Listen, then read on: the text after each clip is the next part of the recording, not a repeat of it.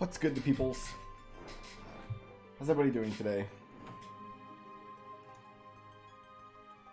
I have not done a stream like this in a very, very long time, so forgive me if I forget how to do any of this. Still pushing some buttons on my end. Alright. Get Twitch chat on stream. Get my Powerade going. Okay. So first order of business is, since last time I streamed, which was many months ago now, the floor in this room, it used to be carpet. It was the last room in our house with carpet. Carpet's terrible, and you should not have carpet in a house. But right behind this invisible wall here is our bathroom. And we had a blockage, and sewage seeped up through the floor and drenched the carpet in this room. And it was so awful, we had to tear up the carpet and throw it away. Unfortunately, when we did that, we didn't have the funds to put down new flooring, so I don't actually have a floor in this room right now. It's just the foundation of the house that I'm sitting on, which makes it very echoey in here. I can alleviate that by throwing blankets all over the floor, which is what I do when I record videos. But for regular streaming, that's just too much work. So my voice sounds really echoey and tinny right now. Nothing I can do but apologize. It's just going to stay that way until we can actually put the new flooring in here. So that's the first order of business. So it's listenable. It doesn't sound like truly awful, because in my D&D streams, which I still do on Twitch every week, this is what my voice sounds like in those. And when I hear it back compared to the other guys on the call, I can hear the major difference. And if I were to play a video that I've recorded with all the blankets and stuff on the floor, you definitely would be able to hear the difference. But it's manageable. As long as you can hear what I'm saying, I'm okay with it. Okay. So why am I streaming to YouTube and not to Twitch? Streaming to Twitch has not been good to me the past couple of years. We've had a very steady decline in viewership. Back in the day, I used to easily be able to get 20, 30 viewers effortlessly. Just turning on the stream, I would get 20 some odd people, and then it would climb from there. But I don't know what happened. They changed their algorithm, or I got way worse at my job, or something happened, and now it's actually difficult to even just get 10 concurrent viewers on Twitch. And I suspect it's a mix of both of those things, but I do suspect partially the algorithm, because back in 2014, 2015, it was actually really easy to go on Twitch and find lots of small to mid-size streamers. And now it's actually very difficult for me to do that. Whenever I go on Twitch and try to browse for streams to watch, it's virtually impossible. I can't ever find anybody good. They always want me to watch the guys with thousands and thousands of viewers. And some of those streams are okay. I do enjoy watching big streams sometimes, but I like the little streams more. And finding quality ones is just impossible anymore. So I think they changed something on their end, which really hurts small streamers like me and other people that I was trying to watch. I don't know if YouTube's any better, but I have more viewers on YouTube than I do on Twitch. So all of my alerts and stuff are still linked to Twitch. I actually don't know much about streaming to YouTube. I'm going to learn as I go. So hopefully over time I'll be able to plug all my alerts and my donation pop-ups and stuff to YouTube instead of Twitch. I know that there's monetization stuff on YouTube that I can activate, like there's paid subscriptions on YouTube. For those of you who subscribe to my Twitch channel might want to switch over. I'm going to lose subscribers on that score because YouTube doesn't have a version of Amazon Prime that people can give me money on. But overall, I think it's just better to stream this to YouTube. I'm going to continue streaming D&D and book club stuff and any other like multiplayer stuff that I want to stream to Twitch, because, and this has always been a problem with my work, is my branding on YouTube and Twitch are very different. If you watch my YouTube videos, I speak with one kind of demeanor, and if you watch my Twitch videos, I speak with a different kind of demeanor. The most notable thing is I don't swear on YouTube. in my YouTube videos, and I'm going to endeavor to not swear during these streams for those reasons. But on Twitch, when I do multiplayer stuff with other guys, and I don't really care about the viewership so much as just having multiplayer fun and streaming it. Like if I were to do a Let's Racing Time or something, or when we do book club later this month, or when I do D&D on Sundays, and people are going to throw around the F word and the Q word, I'll keep putting that stuff on Twitch. So my Twitch channel's not going away, I just won't be doing this project on Twitch, I don't think. So that answers that question, why I'm on YouTube right now and not Twitch.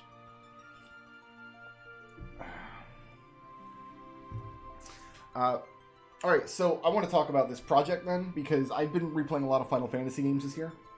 And usually when I replay a Final Fantasy game, usually I do it on stream. I'll stream a Final Fantasy game I haven't played in a while, and once I'm done with it, I'm kind of done with it. Like, okay, it was fun to go through that game, but now I'm kind of bored with it.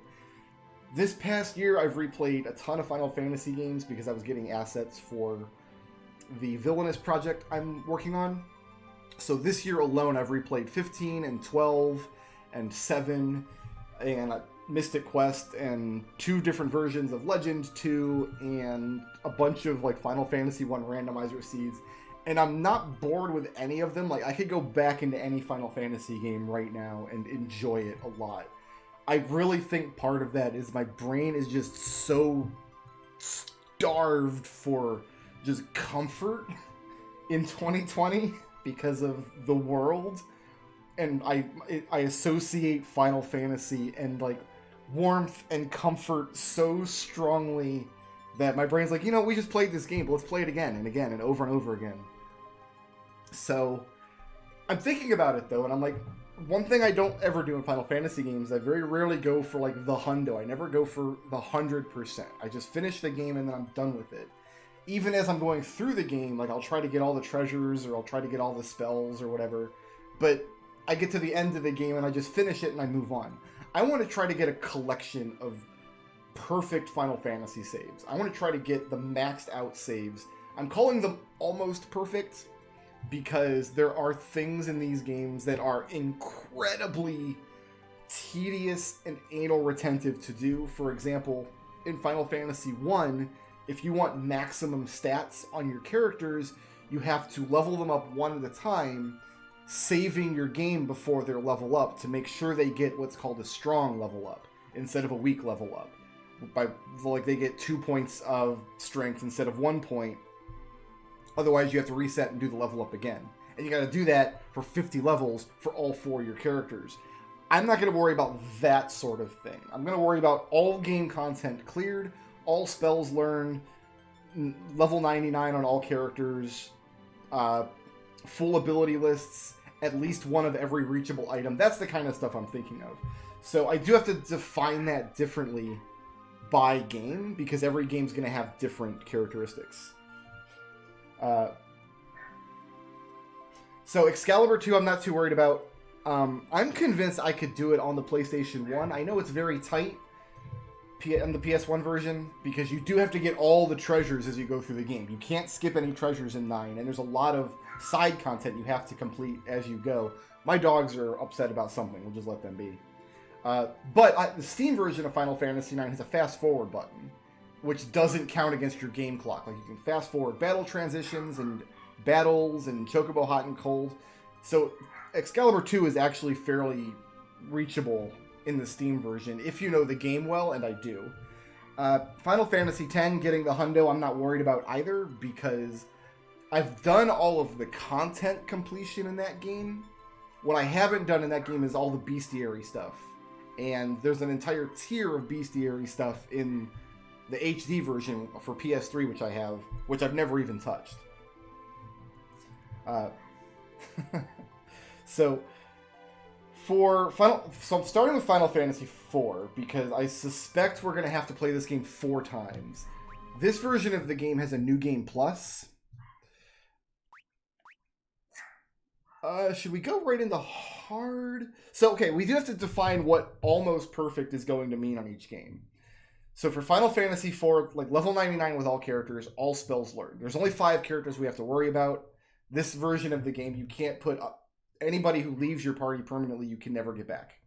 So those 5 characters, get them to level 99, get all of their spells and things, which is going to be trivial because characters in this game learn spells as they level up. But this game has an augment system. When a character leaves the party, they leave you items so you can teach their abilities to other characters. And the more augments you give a character, the more they leave behind when they leave the party for good. So you get these augments as you go and assign them to characters, and it's a resource that gets used up. If I give Rydia an augment, she has that ability for the rest of the game, but I can't undo that choice. And then there's a New Game Plus option. When you restart the game from the beginning after completing it, you get to keep your augment selections, but you get a new batch of augments going through the game. So you can get augments a couple of times. And you can do this twice. You can play the game up to 3 times. So the third playthrough of this game is where we're going to max out everything. And when we get to that playthrough, we want to make sure that all of the characters have as many of the augments as possible. So, I'm really not worried about any game being a brutal slog because the beginning of this project is going to be a lot of playing through the games, through the stories to get to the end. But we're going to reach a point where it's going to be like, okay, every day I'm going to sit down to stream and we'll just make some progress on a couple of games.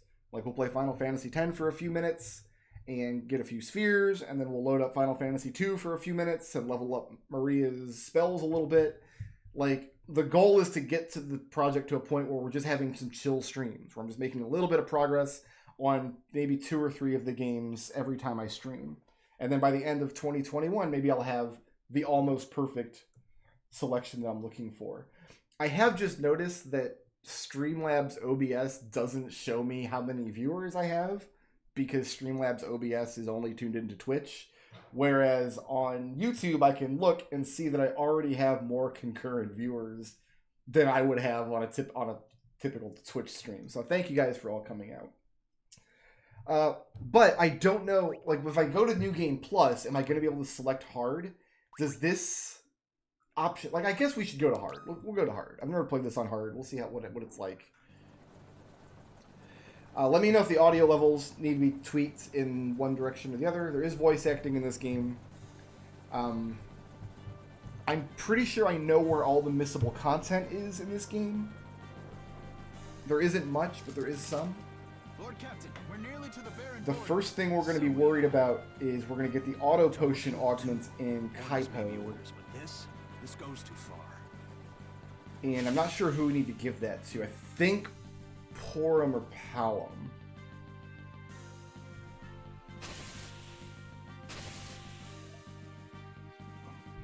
So we're going to have to play Final Fantasy IV at least 4 times over the course of this project because this version of the game has to be played 3 times to max it out.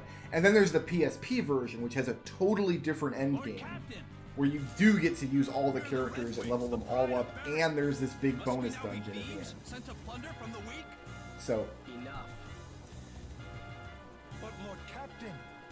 should be a good time. So I'm going to go ahead and get my Listen to me. We did no chat more back than what up our here. kingdom's peace and prosperity required us to do.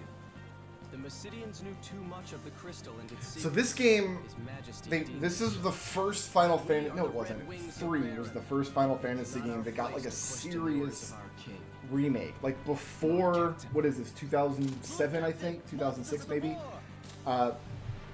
They had done like Dawn of Souls kind of stuff and the advanced games where they kind of gave the game a fresh coat of paint. But Final Fantasy III was the first game that got like a serious actual remake to the point where it was a different game. And then 4 came out after that. And these games came out on the DS, so they have these 3D graphics, but they're like really low poly 3D graphics because they're on the DS. And then the Steam version is a port of, I think, the iOS version of the DS game. And actually, this game just got an update, like, last week, for some reason. I have no idea what they updated. But I saw on the Steam page, hey, we updated this. Is it not? I wonder what it bodes. I am going to try to keep these archived. I think YouTube automatically archives all streams forever. by default. They turn into unlisted videos by default. Because I used to stream on Twitch, but I would stream on YouTube a card saying, hey, I'm live on Twitch, and I would always have to go back and delete those after the fact. But I can manipulate the streams that get archived, so I'm going to try to add these to a playlist, and you guys can watch the playthroughs later. Alright, I'm not worried about reading all the dialogue and things. I've played these games a million times. If you really need story clarification for something, just let me know. I can answer pretty much any question.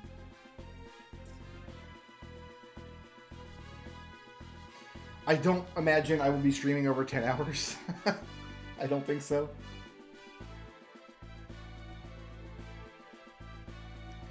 I do remember the Steam version of this game being a little dodgy the first time I played it. But we'll get through it. It'll be fine. The alternative is I find my... You know what? I can't stream DS games, actually. I can stream 3DS games, but not DS games. So it's a moot point, anyway. So that's another thing that I'm... Another reason I'm starting with this game is half of the series I play on emulator. Anything that requires the NES or SNES or Game Boy Advance, my preference is to play on emulator. Not only... primarily because I can't plug those systems into this TV and get a decent picture out of them. The HDMI out options for those systems are very expensive and they're not inclusive. Like, I'd have to do a separate HDMI mod for my NES, my SNES, and my GameCube. And, like, does it count as an almost perfect save? Like, can I put it in the almost perfect save library if I play the game on emulator? That's kind of an undecided question. I'm not sure how I want to go about it. So that's another reason I'm starting with a game that I know for sure, like, this is going to count, because this is an actual, legitimate copy of the game in my library. I can stream from GameCube with the AV out, and it looks... it's not HDMI, I'll put it that way. And I have like an AV to HDMI converter, but it's not terrific. Alright, let's go to settings here. We're going to keep that on wait. I'm going to put this... I'm going to leave that there because we put it on hard mode. We'll keep subtitles on.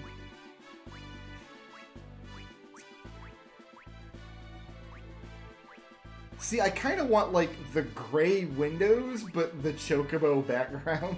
Why can't I mix and match my window design, huh? Let's go with this, like, minty green earthbound checkerboard pattern here. I've been watching a lot of Alex Diner stuff. I like his channel a lot. Although, I've been watching his Final Fantasy VII Let's Play, and we watched the scene, Aerith's murder scene. And after the scene, he's like, yeah, that scene does nothing for me. I'm like, what? How is that possible? Okay, so we got a map overlay in this game, which is nice. One of the things you want to do for the completion of this game is get all the maps, which I think should be trivial.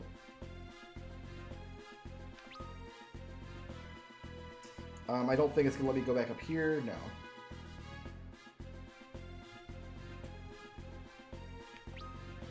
You can lurk. Lurking is fine. I have no problem with lurkers. I'm a professional lurker myself. I like how when you stop walking, the map kind of solidifies a little more. That's pretty good.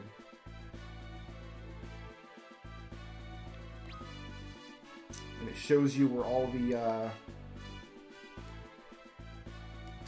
treasures are, which is nice.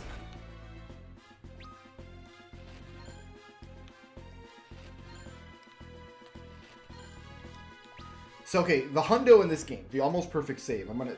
Oh, what's the inventory look like? Is there an inventory limit in this game? I actually don't know the answer to that. If there's no inventory limit, I'm gonna want to end the game with at least one of each item. If there is an inventory limit, I'm gonna want as many unique items as I can put into the big chocobo. So, rare drops that are unique, I will try to get, and then keep in a fat chocobo, but I'm actually not sure. Like, some enemies have rare drops that you can get in other ways, and I'm not worried about those. In the PSP version of the game, I'm going to try to go for 5 adamant armors, which is going to require stealing a lot of sirens. This guy's not going to let me through yet, right? I can't. Like, the button just doesn't work because this dude's standing here. I don't think this area counts as map completion, but we are going to just run through all the maps just in case it does. But most of it's guarded off anyway, so... And I can always come back here later.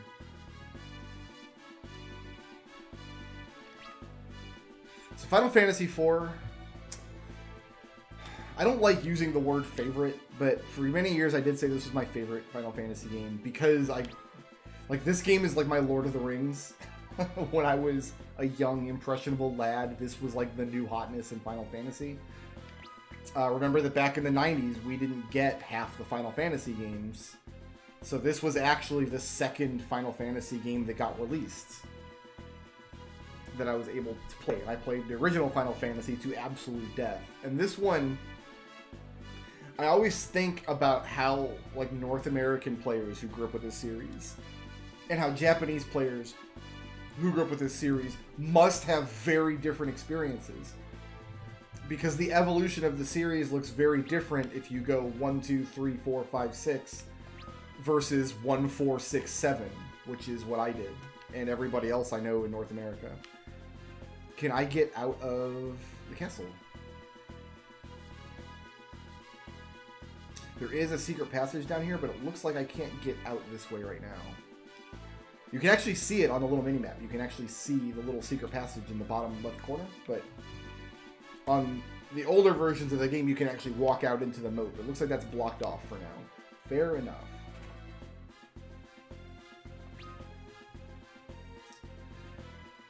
But yeah, this game is such a huge leap over Final Fantasy 1 that, taken as a sequel to Final Fantasy 1, was mind-blowing back in the day. But of course, Japanese players saw the evolution of the series. That said, Final Fantasy IV is a regression in gameplay in some ways. It's a far simpler game when it comes to, like, your character abilities and what options they have and how they expand those options than 2 or 3 were. But it also introduces ATB, which is a huge change just in the flow of combat. So maybe it's a wash. I don't know. I'm not Japanese. I didn't get to see this the series evolve properly.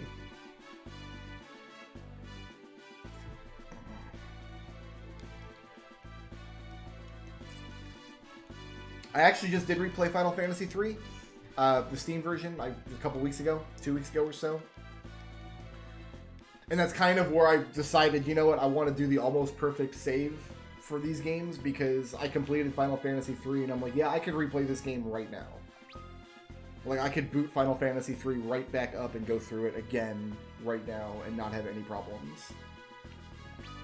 And there's nothing actually up here. God knows what Sid was actually doing up here. I guess he was polishing the Baronian sigil on the floor. So over the course of this project, we will play pretty much every, at least main series Final Fantasy game, and then probably a bunch of the side series ones. We'll see. We'll see how it goes. Many decisions have to be made. Alright, I gotta... Oh, there's this side quest. 4 or 5 stages into this side quest where this naming way guy kind of changes his name. Yeah, let me go ahead and try a new name. This is a good gag, actually, because it takes me to the screen, but I don't think it'll actually let me change his name. Oh, it will. Emoticons are not allowed. In the DS version, it didn't actually let me change his name. Maybe this version's different.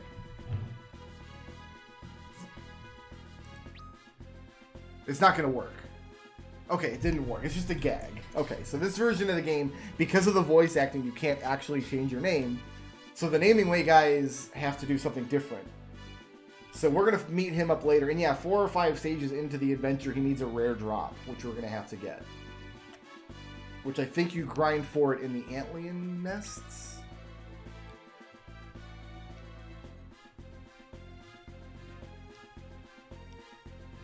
Yeah, I played 7 Remake. I'll be playing it again for this project at some point. The Almost Perfect save. I'm not sure if YouTube chat will let somebody post a link, but Buttface, if you want to try to post a link to it, to that article. It's not that I didn't hate it, but I'm extremely skeptical Your Majesty. that they're going to be able to do the story justice in the direction I think they're going with it. I love how they frame the 2 moons in the background there. The strong, just king I once knew. A little bit of foreshadowing that was not in the original game. Is a crystal worth all this? I mean, if somebody's going to get banned by YouTube chat, it should probably be Buttface. What need could be so great? King's orders. I don't want to actually talk about 7 Remake right now. I don't want to spoil it. It's still kind of a new game. Maybe people are going to play through it. Eventually, I will play through it on this channel again, because I have to go through that game a second time anyway, because I've got to do hard mode. I haven't done hard mode yet. Won't you tell me what happened? So First you're sent off to Mysidia, and now to hunt some. the gameplay, I liked playing the game a lot. I thought it was a lot of fun to just sit down and play it. I don't regret playing through it. No, it's nothing. You're still here, but I didn't see the link. In Mysidia, we stole a crystal from people who had done no wrong. That's another thing, is on Twitch I have like a little Twitch bot that goes in and posts links to my blog for me. Let's see if it'll let me post it. You're a good man, Cecil. It let me post it. Maybe I have to make you a mod. A coward who cannot even defy orders he knows he ought not follow. Add moderator. Let's try that. Cecil of the Red Wings is many things, but he. So you should be a mod now. And you can post all of your Pornhub links and things. Oh, you have a little wrench by your name now. That's cool. The king is sending you to Mist to slay. I have no idea how streaming on YouTube works. It's like I've got to relearn all of this stuff. So all my alerts and stuff work. Like I could go into OBS and hit the button. But they're all plugged into Twitch and not YouTube, and I don't know enough about streaming to YouTube yet to actually make those work for YouTube. Presumably I can. Presumably I can plug it in so, like, if I get a new subscriber on YouTube, it'll pop the thing up, and I can do, like, the paid subscription thing, which works, like, because subscription means one thing on YouTube, but another thing on Twitch.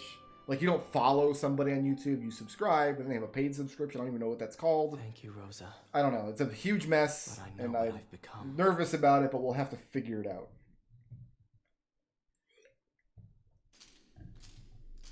I got the PS4. I guess the PS4 version of 7 Remake is the only one that's out, so that's the one that I played.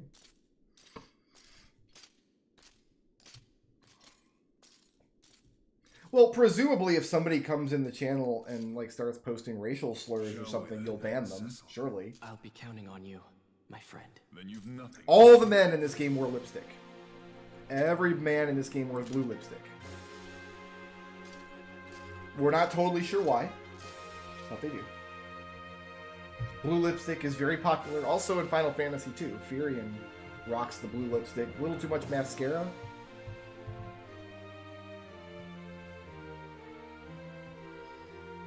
Rosa just wears lingerie in this game. Like, she's just wearing a nightie and a cape. A nightie and a cape and go-go boots. I think she's got go-go boots on.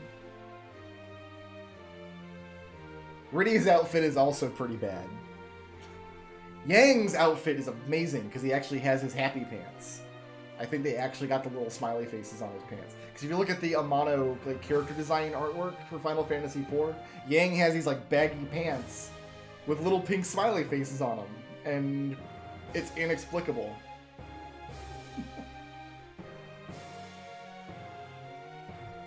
I think I've read that people are kind of feeling like 16 is a lot closer to being done than, say, 15 was when they first announced it. And I think there must be truth to that because they showed us gameplay footage in the reveal trailer. So I would not be surprised to see 16 come out by the end of 2020. 2021. I think that's optimistic, but I wouldn't be surprised. I loved seeing gameplay footage, like the actual gameplay, even if it was like pre-made gameplay footage, like it wasn't actually somebody playing the game, if it was just like the in-character model. Like, I loved seeing that. I think it took a lot of courage for them to put actual, like, this is what the dude looks like fighting monsters. It's not just a movie file we're playing. All right. Oh, first things first.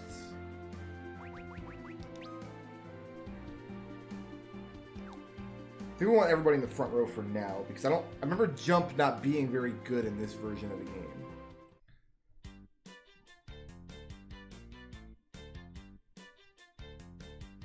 There should be a carrot.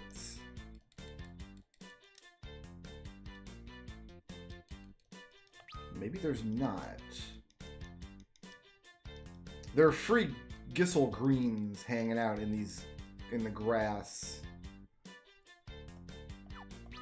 In the original versions of this. Maybe there's not in this game.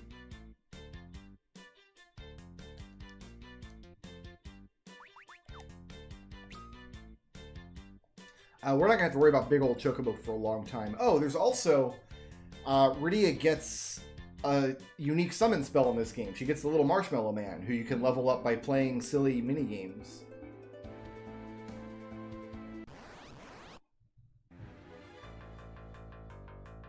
So I wonder what hard mode actually does.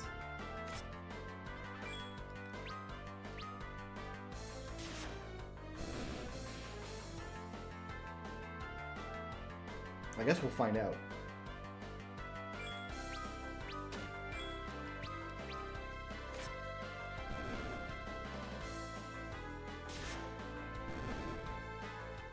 Yeah, I'm stoked for 16 because I really just like the look of the setting. I'm really excited to explore that setting. Like, charitably, the last Final Fantasy game we've had that's been like a purely medieval setting is 9. That was 20 years ago. And even 9, I would put an asterisk on that. Like, I don't think 9 was purely like a medieval setting. It's more of like a Renaissance era setting. It's not like a Game of Thrones kind of setting. So we have to keep our eye out for wherever the naming way ended up.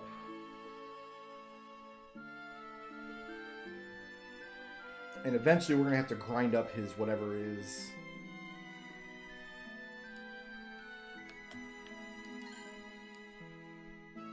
I do like that we get a little pop-up when there's a treasure nearby. I think there's just the 2 down there.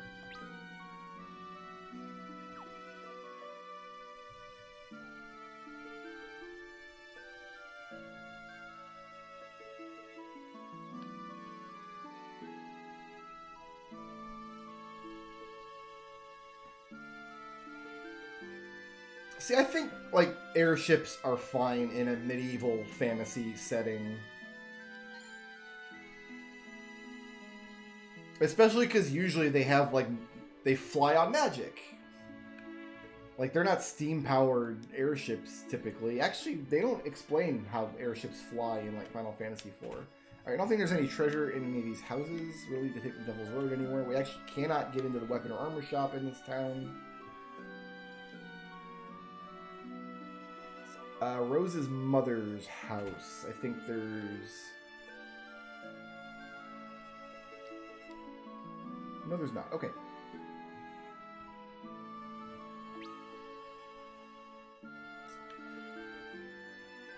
There is stuff we can get in here.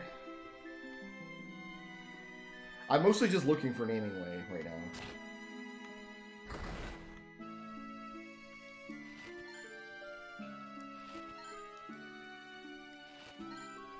So, open question is there an inventory limit? If so, what is it? and how many unique items. So, okay, in that case, if it's not possible to keep one of every item in the game, which might be the case, because there might be a limit in this inventory and then a limit in the Fat Chocobo inventory. If that's the case, I'm going to want to keep as many unique items that I can't get any other way. For like an item that you can't get in a store or by an enemy drop, something you can only get from like a one-time treasure chest. Keep as many of those items as possible.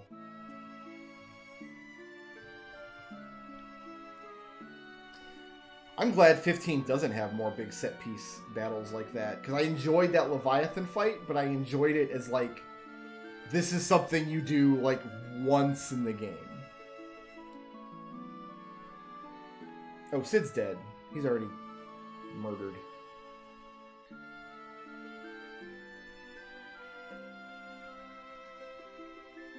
I guess you kind of do it 3 times, because you do Titan and Leviathan and then Arden at the end.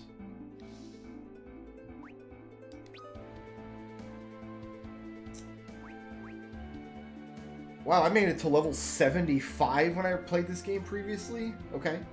So I looked up how stats work in this game. Characters have set stats until level 72. After that, they gain stats based on what active augments they have. What that means is, for example, in this save, I probably gave Rydia, like, Fast Talker and Bard Song, which increases, whenever she levels up, gives her, like, +1 to, say, Intelligence and +1 to Spirit. I think that's... because there's 2 ways you can go about it. Actually, there's 3 ways you could go about it. Number 1, I could say at the end of the 3rd playthrough, everybody has to have all max stats, which is going to involve, in that 3rd playthrough, giving people augments I might not want them to use. Which might be possible because they'll have extra copies of augments to go around from the first 2 playthroughs.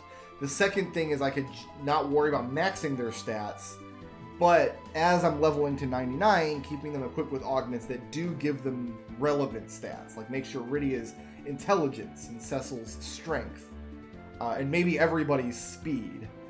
And then the third option is to just not worry about anything and just give them augments they're going to use and just accept that at level 72, their stats are going to be whatever they are.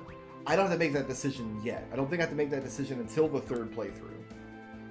So I'm not worried about it right now. I am going to save over that game, though. Farewell, old slot.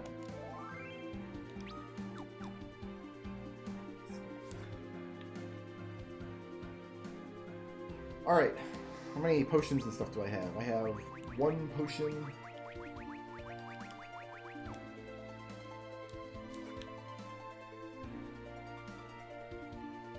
Let's go see how hard mode is.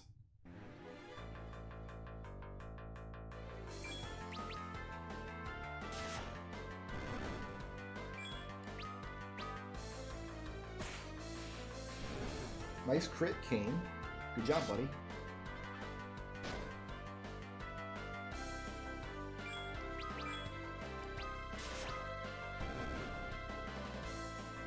There is like a weird input lag. A little bit. It's noticeable.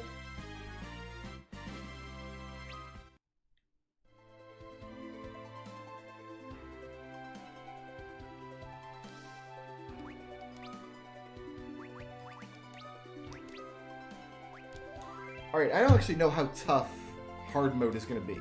We're going to find out. What I'm going to do is loot the cave and then come back out and save, so if the Mist Dragon kills me, I don't have to loot the cave a second time.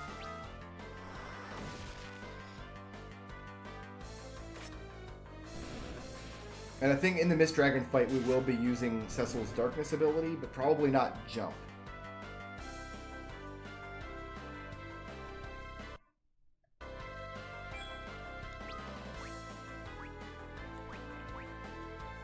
Kane's getting petrified. Interesting. The menu looks the way it does because it was optimized for the iOS touchscreen.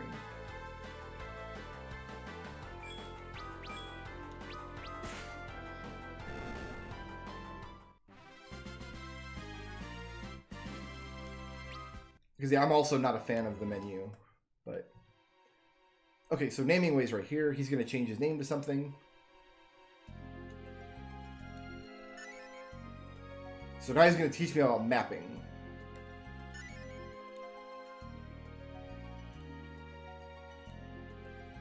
And we get a treasure every time we complete a full map, which is really cool.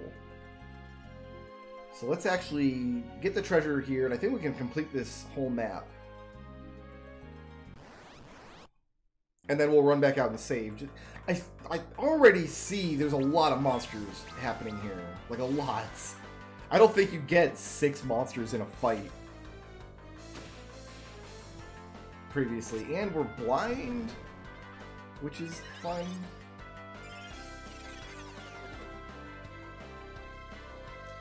This is the Steam version of the 3D remake of Final Fantasy IV, and we're slowed. I think hard mode has teeth, guys.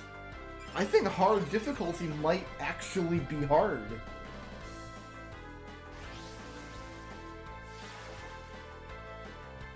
There's 6 monsters in this fight, and they're already throwing a bunch of status ailments at me. I might be having to run back to Baron and grab some eye drops before we do anything else.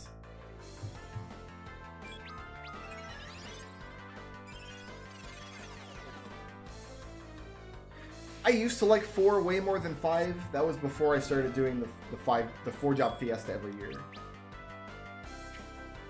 It actually does show me his accuracy. I should take a look and see what his actual accuracy is when he's attacking while blind.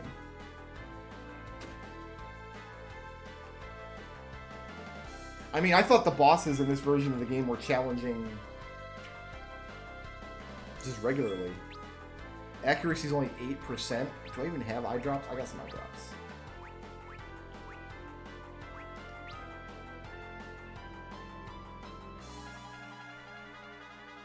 Part of why the 3D version was so difficult the first time I played it is because I had played the original version to death, inside and out. And so many of the bosses are changed over what they can do in the original that it just completely caught me off guard. Like, none of the old strategies work.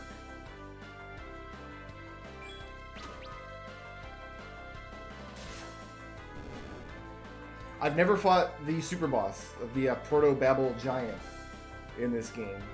I don't think we have to do it until our 3rd playthrough, but I would like to, because I enjoy solving super bosses in Final Fantasy games.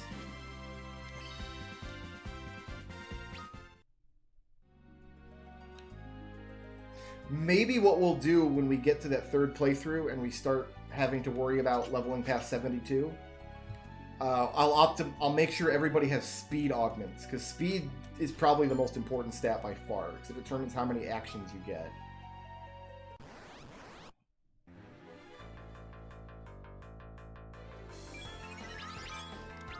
But I've never actually done a New Game Plus playthrough of this. Every time I played this version, I've started from scratch. So,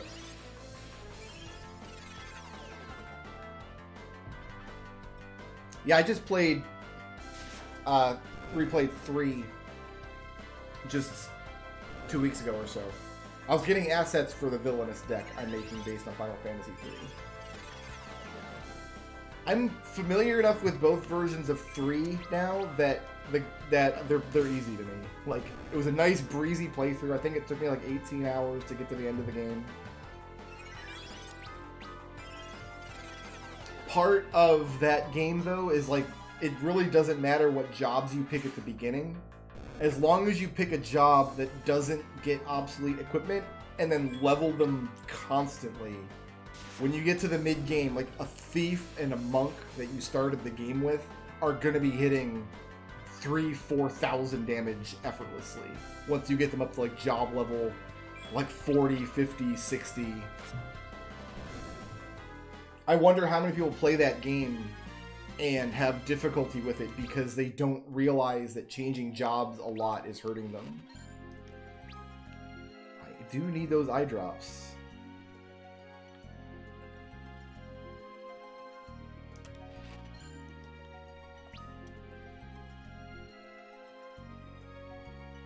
Thief is really good in both versions of Final Fantasy III. In the original version, it wasn't a starting job. You got it in your second batch of jobs, and you got it... There's a town called Amur, about halfway through the story or so, maybe a little less than halfway. But you get a lot of really good thief equipment in that town, and it coincides, like, you get it just before a dungeon where there's a lot of locked doors. Like, it's the game signposting, hey, use a thief here. And it turns out they're really good. In the 3D version, you can start the game with a thief. So by the time you get to that dungeon where you get all that good thief equipment and you're going to the dungeon where you want to have a thief, they're amazing. They're really good. So I think if I go any further north, I will get in a fight with the Mist Dragon, which I don't want to do just yet. Until I get to a point where I'm comfortable with the game's difficulty, when it's not an unknown issue,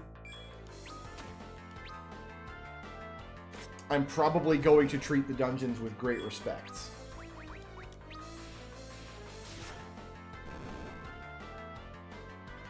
Yeah, I've never bought a magic key in Final Fantasy III because thieves are... Well, I guess in the Famicom version you kind of have to because you don't get thieves early. I think you can buy 4 keys in the Famicom version and open all the doors you need to open.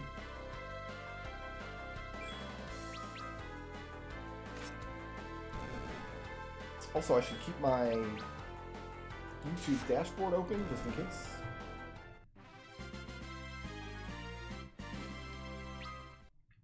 But yeah, that's what I did is I set a thief and a monk early in the game and just left them and just leveled them up. And those are both really amazing jobs.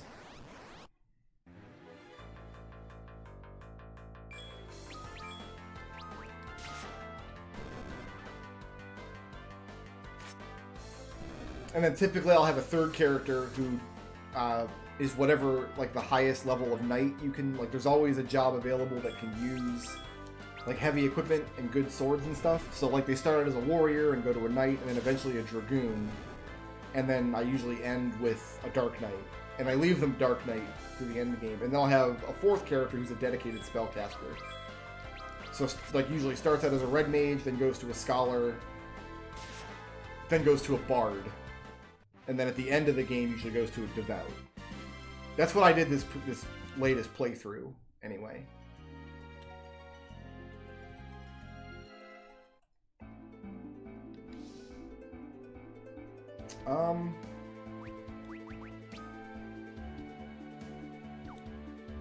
Everybody has different little thoughts, right? There we go. I like the little thought bubbles you get. That's a neat little... We're just gonna leave Cecil in the lead, though. Cecil's the boy. I gotta go buy, like, eye drops and stuff. I never had to do that. I'm convinced that that's what hard mode is. It adds more enemies, and maybe they have access to more effects.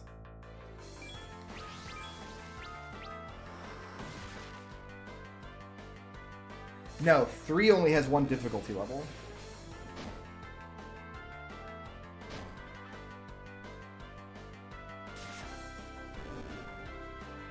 I didn't know this had a hard mode until just now. Well, I don't know. Maybe I'll go to boot up 3 and then it'll say, hey, you want to play hard mode? I guess I don't know.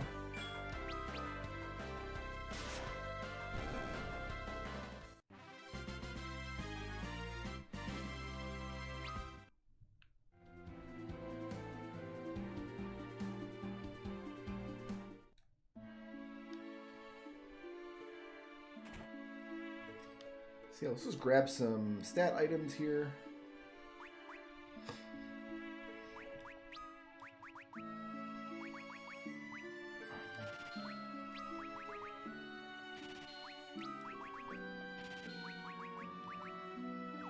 Is there a way to access the bestiary in this game? Because if so, we're going to want to fight at least one of every... Again, we don't worry about that until the 3rd playthrough, though. But we're going to want a complete bestiary for sure. There is a missable monster I know for sure coming up when we get attacked in Kaipo.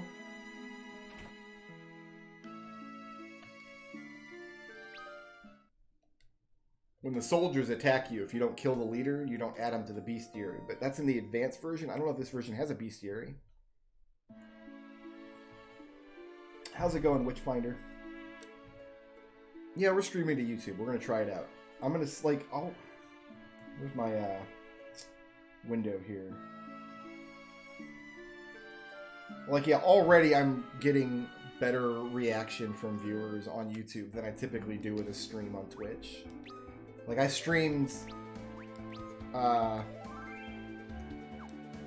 started doing a second Fiesta run of with viewer selected jobs this year, and I did one stream of that and then aborted the run because I was streaming to like 5 people, and all 5 of them are here right now hanging out, and God bless them, but streaming to 5 people is really demoralizing. So much prefer to stream to like 20 some people if I can.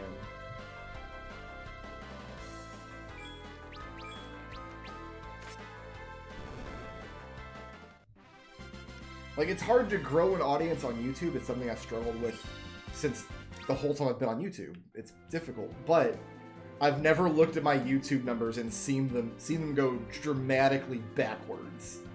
Like, I've never logged on to YouTube and be like, oh, I've only got like 2 new subscribers this month instead of the 20 or 30 I usually get, or whatever.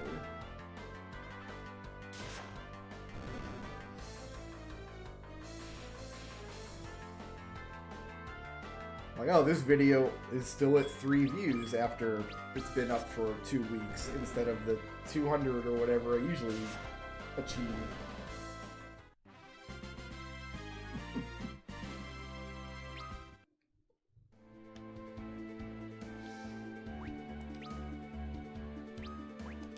I think everybody who streams has like their own threshold for how many viewers is nice, because I know I've got a lot of buddies who stream, and I'm not talking down to them, but they don't have as large an audience as I do, and I have a very small audience. So it's common to see them say stuff like Buttface, saying like, it's okay to stream to 1 or 2 people. And yeah, it would be if I had already not spent years acclimated streaming to 24 people. You know, like it's really hard to... For me, the difficulty is, if you've got 24 people watching, you've got a semi-active chat that you can talk to. You can have a conversation with chat if you've got 10 or 12 people in there, or 20... What do we have now? 21? Like 20? Yeah, we got like 21 people. Like, I can have an active conversation with people here. If you've only got 1 or 2 people, you can't really do that. You either have to talk to yourself, which is always awkward, or you just have to talk to the one person in your chat who's being really active, which is also kind of awkward. What's good, Lone Fox? I don't know when we'll get to 6 in this series. I want to play as many Final Fantasy games and get as close to an almost perfect save as I can without driving myself crazy. 6 is one of the ones I'm worried about the most. For 2 reasons. 1, completing Gao's Rage List in 6 is madness. It's not so stupid that I won't do it, but it is pretty difficult and very... Like, it requires you to know not only what rages you're looking for, but also what battle formations are found in what areas of the game. And a lot of areas in that game you can't go back to after you've completed them. So I think in 6 it's literally impossible to get a full rage list if you're not careful.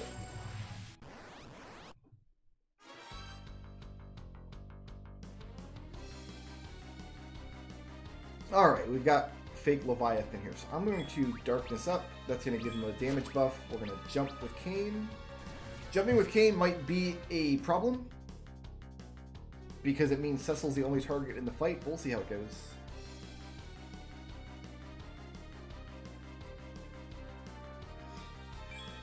So we should be doing extra damage now.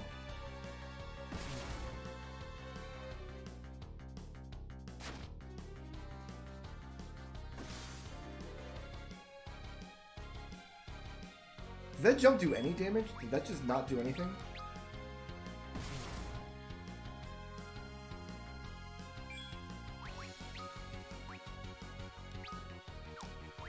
What can I re-equip? Okay, just arms. I can't re-equip everything.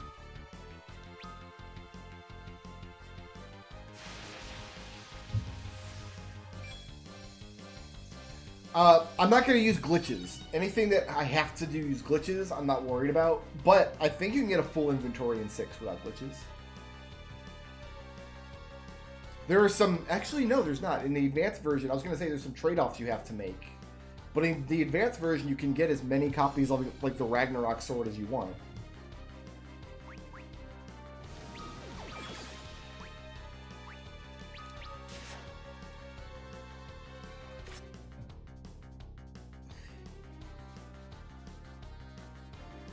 You don't just need a list of monsters to get a rage list in 6. You need a list of monster formations.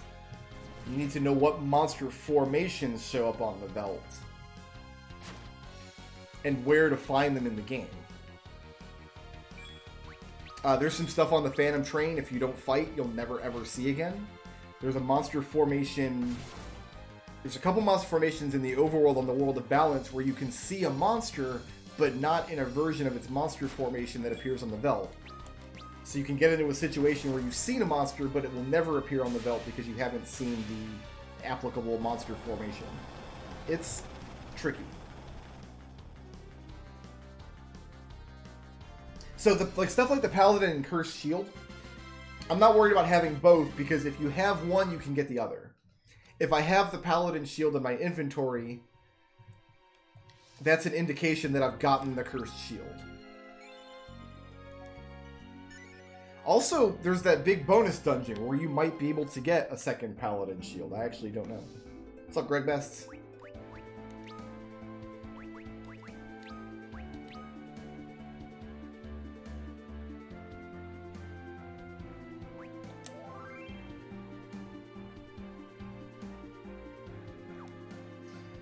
I have completed Gao's Rage List once already. I've done it before. So I kind of know where some of the pitfalls are. And I have in my archive somewhere a really good GameFAQs document where somebody already did the work on making a list of the monster formations you need. So when the time comes, I'll just have that document available. So This is what we were sent to do? He wished this village torched. But why? because you guys brought a Cornelian Signet. Oh, so dramatic.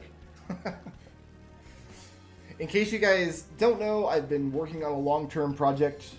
There's a board game called Disney Villainous, which is a really great board game. It's asymmetrical, which means every player has different rules they're playing by and a different goal they're trying to reach. And the version of the game you can buy in stores has like popular Disney villains. Like you can play as Jafar, Ursula, and Scar, etc. And I've been doing a homebrew mod on Steam, on Tabletop Simulator, for Final Fantasy villains. And I'm about to release the 7th to like the public mod, and I've got tons more in the works. His Majesty sent us to eliminate. So there's like a whole Final Fantasy villainous game now. No. Foul work to be sure. We'll need to kill the There were a lot of fake walkthroughs and stuff back in the day. Kane! It's her or us, Cecil. She's a child! That kind of thing doesn't perpetuate as much anymore. Betray him? Any man who'd wish for this is no king of mine. Yeah, Torgo, I have a really great script that I wrote for that video, and I have all the assets that I need. I just never put the rest of it together. So that project was going to turn into like a video essay, and man, video, it's... I always get these great ideas for video essays I want to do, and then I never end up making them. Because I always, as I start working on them, I start second-guessing myself, and that's what happened with that Suikoden one. But I still have all the assets I need in the form of like a save file library for the Suikoden games. We take her with us. Come, it's not safe here. Take my hand. No! We've no time. Use force if you must. Stay away! Wait! I'm not worried about the burnout. I'm like, I don't know.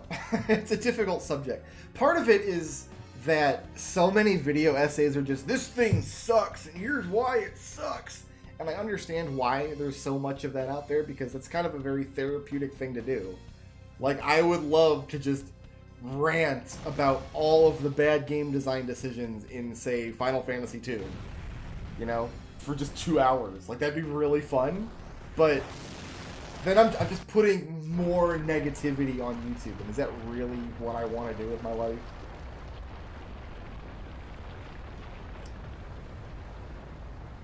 I've gone the other way, too. Like, I've got another draft that I was thinking about doing for Final Fantasy X too, because I go the other way on that game.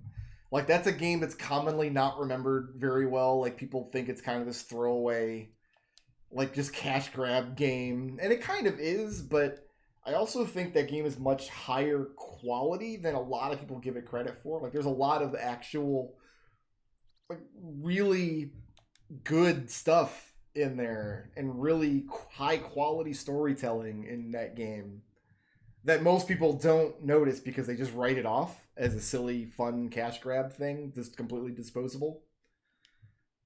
But I haven't completed that script either, so who knows? Alright, so Kain is dead. Oh, wait a minute. I've already messed up because I didn't unequip Kain. So already I have to reload that. Yeah, let's quit. Oh, it quits all the way out, not quit the title. We're just all the way at blue screen of death. Cool. See, I gameplay wise, I definitely enjoy 10-2 way more. Like, it's not even a contest. 10's gameplay is very plotting, which can be good, but no, I think 10-2 is the better game by pretty much every metric.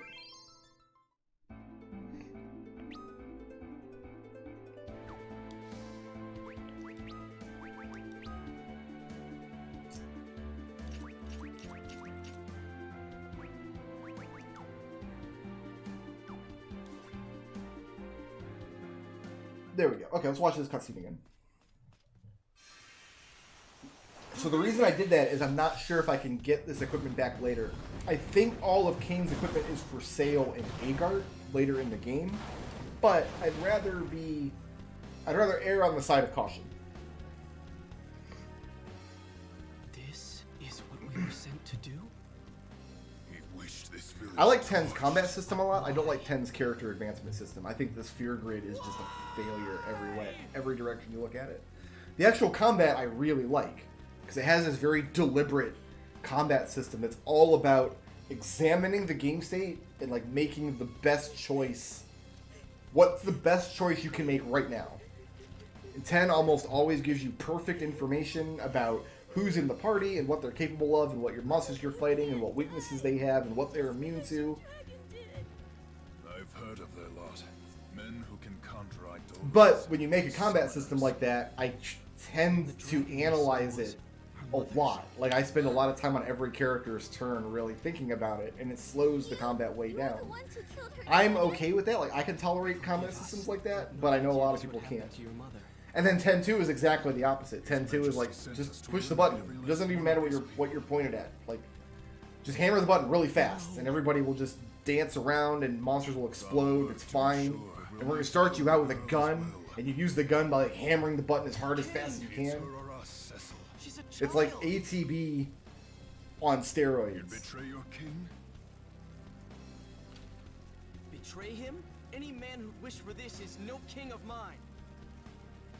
If you play 10-2, make sure you get the HD collection, where they come like 10 and 10-2 come packed together, because that version of 10-2 has a Pokemon system that I've never played with, but is apparently a lot of fun, and it has the mystery dungeon minigame. And that's not even a minigame, it's almost like getting a third game in the collection.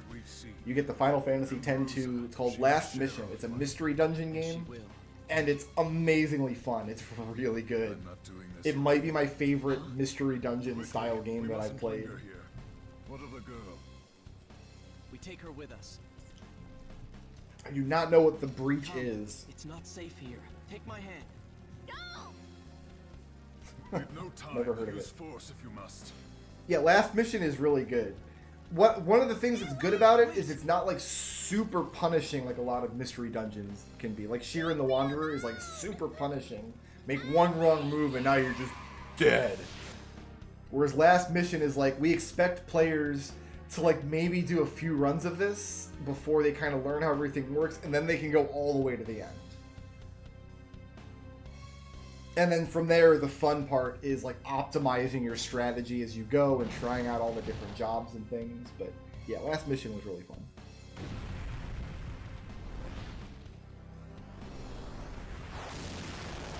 Just wanted to see Titan again. Just have Titan do his thing. I did, Witchfinder. Somebody posted it to Discord. It looks really bad, actually. Like, they posted a screenshot, and to my eyes, the screenshot looked worse than the Super Nintendo version of the game, which is the one I had played.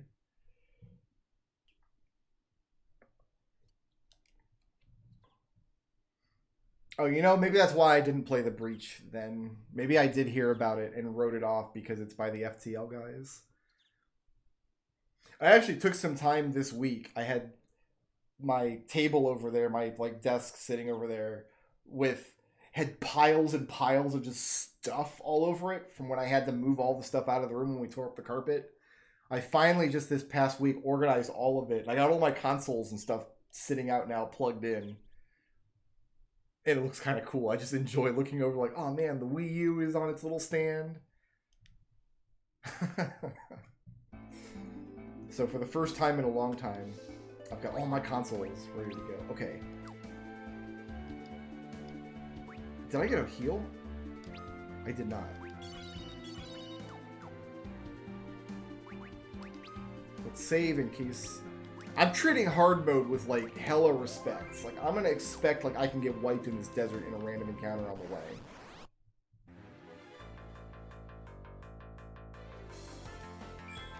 We'll see.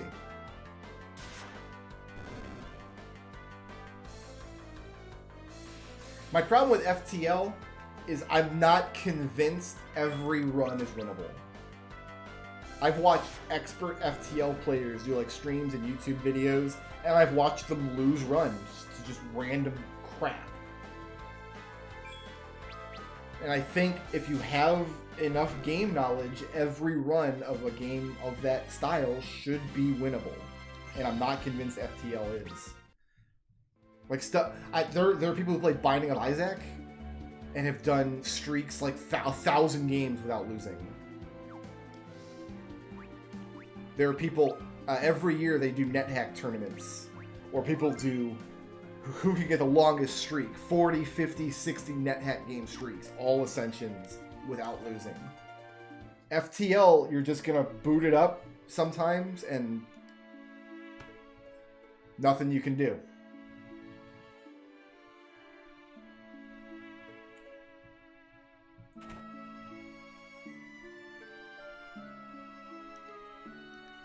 Like, my roguelite of choice is Risk of Rain. Every Risk of Rain run is winnable if you play well enough.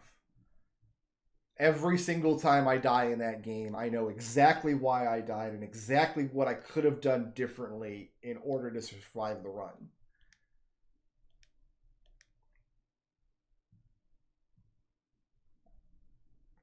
The exact opposite of FTL. I don't know. Maybe I'll check it out. Not anytime in the near future, because I've got Final Fantasy games to play.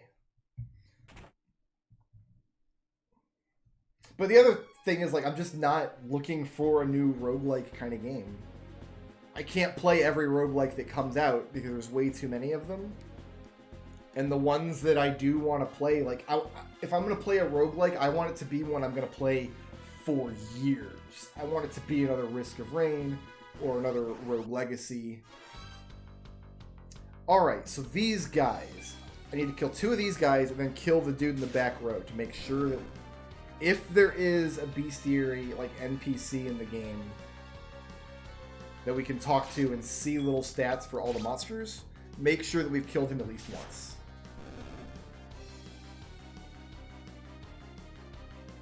So I'm not over roguelikes or roguelites. It's just, in my life, I've got NetHack and I've got Risk of Rain. And there's just not room for many beyond that. I've been really jonesing to do a NetHack run here recently. I've been playing a lot of Minecraft lately. And when I play Minecraft, I play... did he get confused because we killed the general? I think he got confused because he doesn't know what to do now because we killed the boss. He's confused, dude. That's hilarious. Get pooped on, man.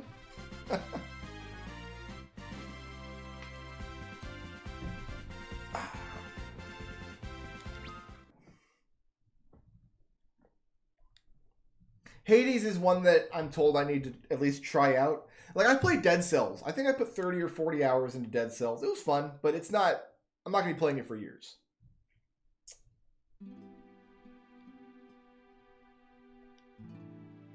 I guess her full name is Rydia Summoner.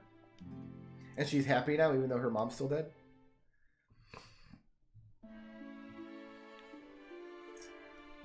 And her thoughts... He looks so sad. Even though his mom didn't just die. Okay. So we're going to get our first augment here. And I actually had... on my blog many, many years ago, which I have open right now because I posted the link, I had put down a list of where augments were going to go to make sure my final party had the useful stuff. Yeah, we need to give auto potion to Porum.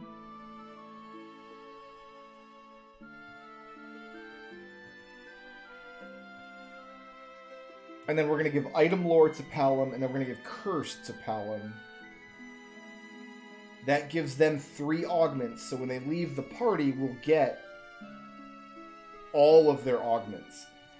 Before they leave the party, Edward is going to leave the party, and there's augments we cannot get from Edward yet, because we don't have anything to give him. So, okay, I'm going to follow my own list for the first playthrough.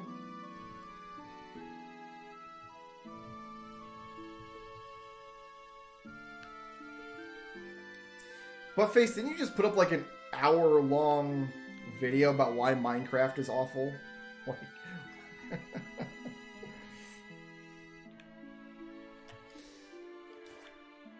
Riddy's going to need some equipment here, I think. We're going to be on the lookout for the new naming way, too.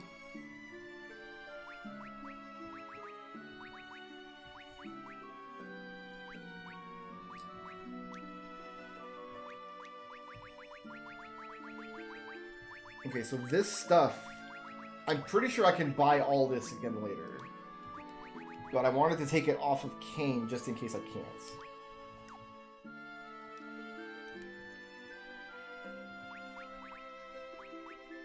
But we are going to want one of everything in the inventory at the end of the game. But stuff like this, like clothing, leather clothing, if it turns out this game has a hard inventory limit, if I can only carry so much stuff and I can't have one of everything, it's okay that we don't have, say, one leather clothing anywhere in our inventory, because we can always come here and buy one. Like, we always have access to one. For now, we are going to want this. Just to put on her head.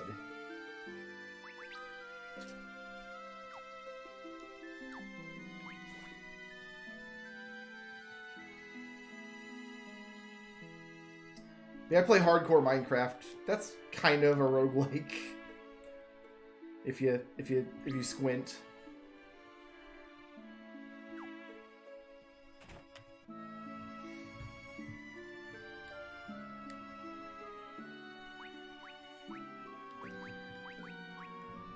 She has a rod. I think that's what we want, because she can use that as an item. And I think what we can do...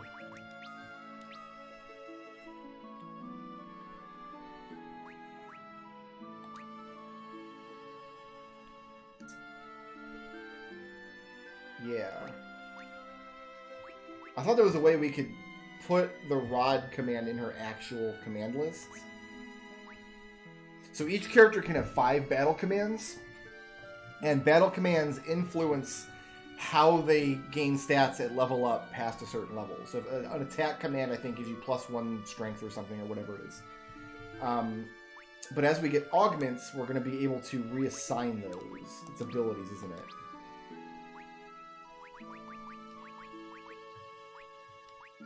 We're probably not going to use auto battle at all. But yeah, we can put individual items in her lists to simplify things.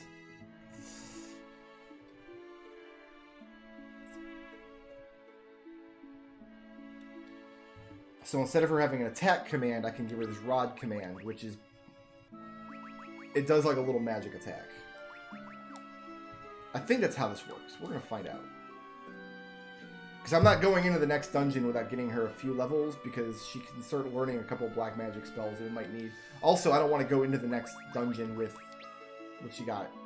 Oh no, they start her with a bunch of magic points. Alright. Magic.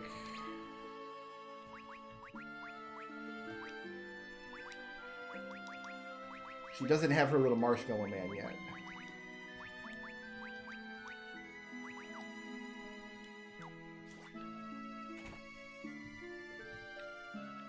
Here's Mapping Way.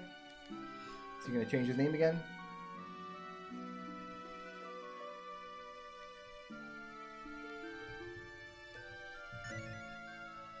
Living Way the Vagrant.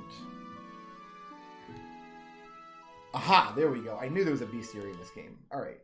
And... 4% complete, and here's one of these guys...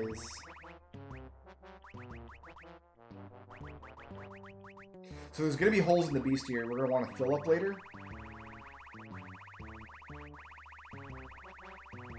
Maybe I'll...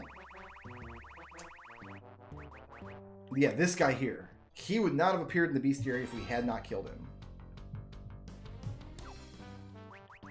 Nice. So there's, like, the Tower of Zot, the Tower of Babel, you cannot revisit after you leave, and the Giant of Babel. Is there any other place, or is that it? Those are the only places you can't go back to. So we're going to make sure we fight all the monsters in those places.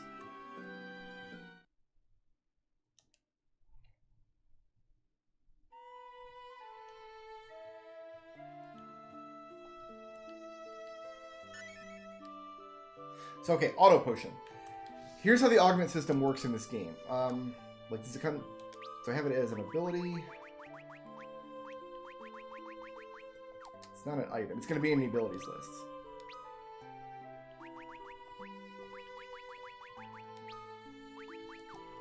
I have to teach the ability first.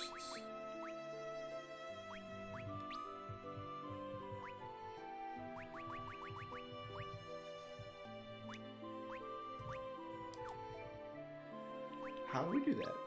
Is there going to be like a tutorial that explains its status, maybe?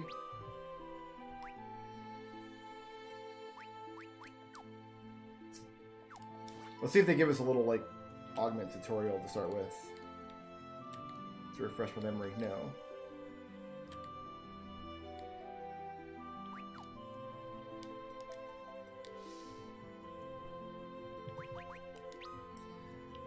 Okay.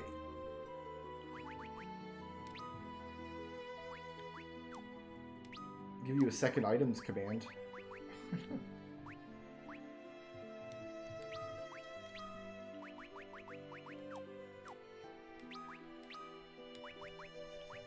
Can I just unequip stuff? I can if I want to.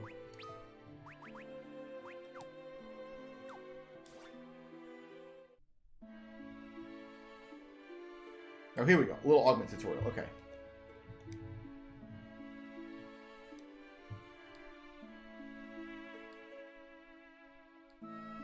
It actually didn't appear in my key items list. I didn't see it. Oh, maybe it did. And my eyes glazed over it because I thought I was looking at the Carnelian Signet, which of course I was not. Yeah, okay, so I've got this. I can give this to anybody. With Auto Potion equipped in the abilities lists, like if I go to Rydia and make one of these slots Auto Potion, every time she takes damage, she'll use a potion on herself. That sounds good, but I don't want to actually use it. some of the characters in this game join your party and then leave, and when they leave, they leave permanently. You don't get to keep all your characters. When characters leave the party for good, they give you one of their augments. Each character that leaves has 3 augments. You get 1 automatically. You get the other 2 only if you've given them augments. So this item here, later in the game, there's a character I want to get all of their augments. In order to get them, I'll have to give them this auto potion augment. So even though I would kind of like to have this, it's more important that I get those augments from those characters later. I don't know if that explanation made sense. Hopefully it did. What level does she start with? She's at level 7. You know what we'll do? We'll go out, we'll fight some monsters in the overworld as we just kind of fill in our map.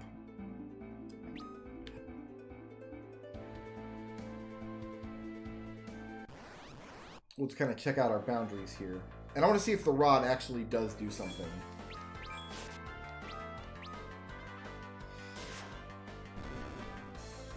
If not, she's got ice magic she can use. Yeah, she can cast this Mage Arrows spell. Which isn't super strong, but...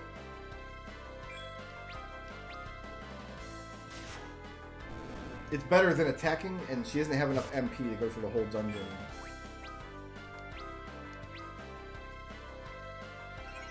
Casting.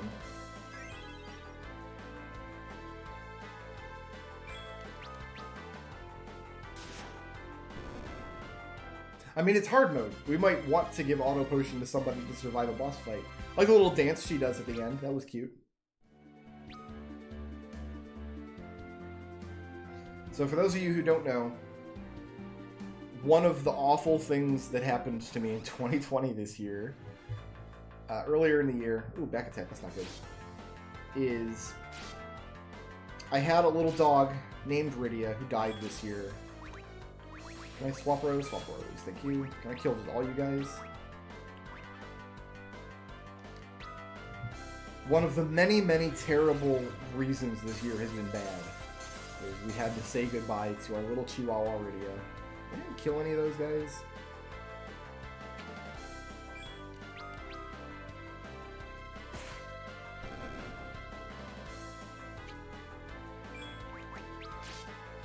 We're already dead.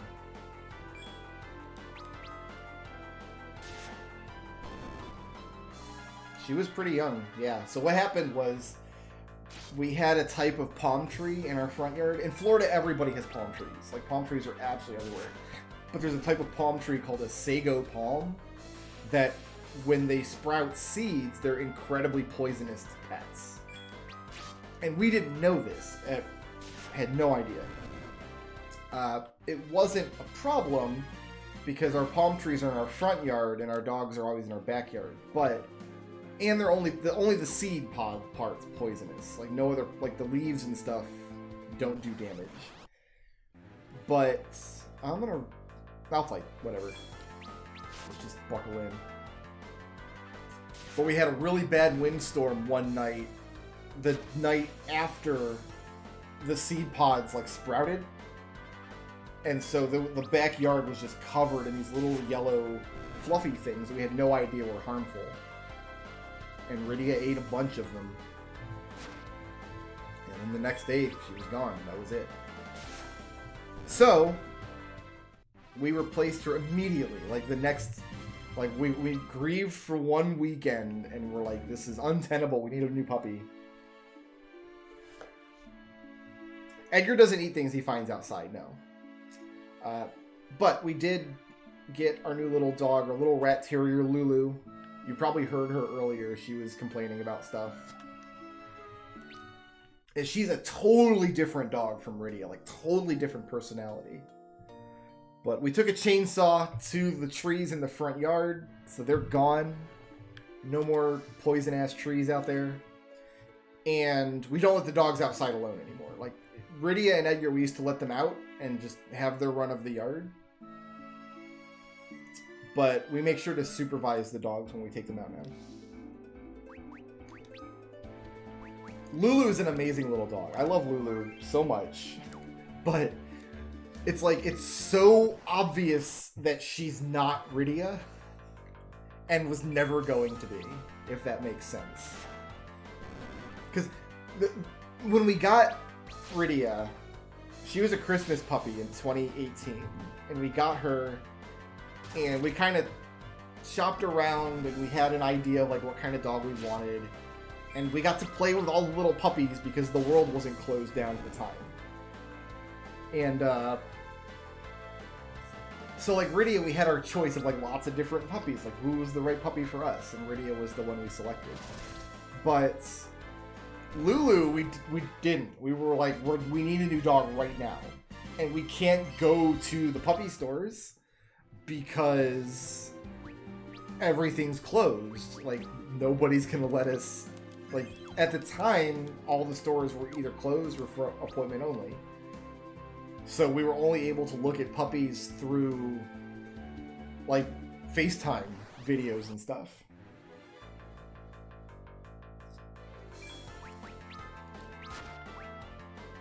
Let's kill the Hund legs there.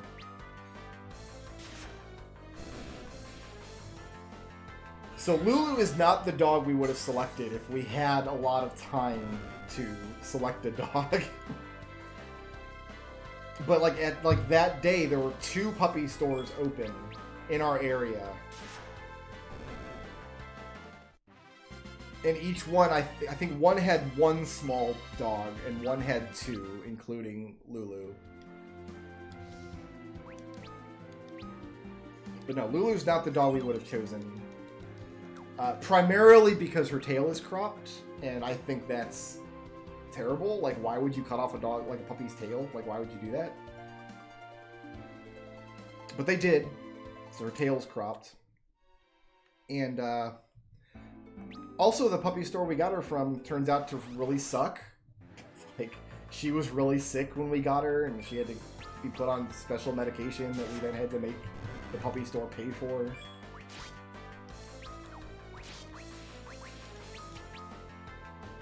And we've never had any luck trying to adopt a dog.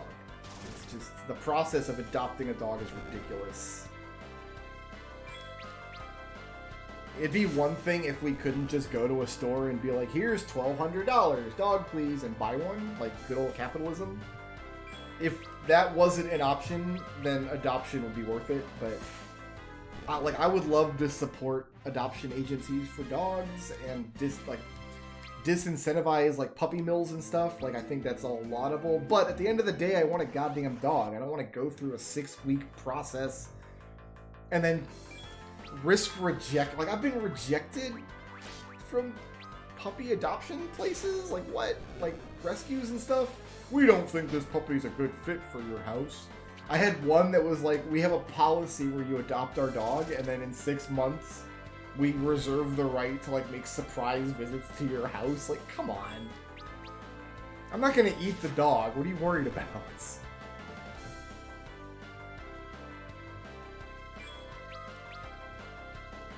Like, the agency we spoke to the weekend that Rydia died, there was an agency I spoke to, like, hey, I'm interested in, you've got like a Chihuahua puppies in your rescue. I was interested in adopting one. And we sent them all the information, and they had us fill out like this adoption form. Like, we had to fill in an application. They're like, we want to know where the puppy's going to be living. I'm like, well, you know, in the house, and she'll have a crate. She'll have like a little carrier area. Like, she has her little cage, like a 6-foot square, I don't know, area where she can hang out during the day. But we don't think you're a good fit. For a puppy that doesn't have a personality yet, like, we're not a good fit. And then the puppy store, we're like, here, we're going to give you this pile of money, and then you give us the puppy. And they're like, cool. And then that's where we got Lulu. I see, I have cat allergies, so cat's not even in the cards for me.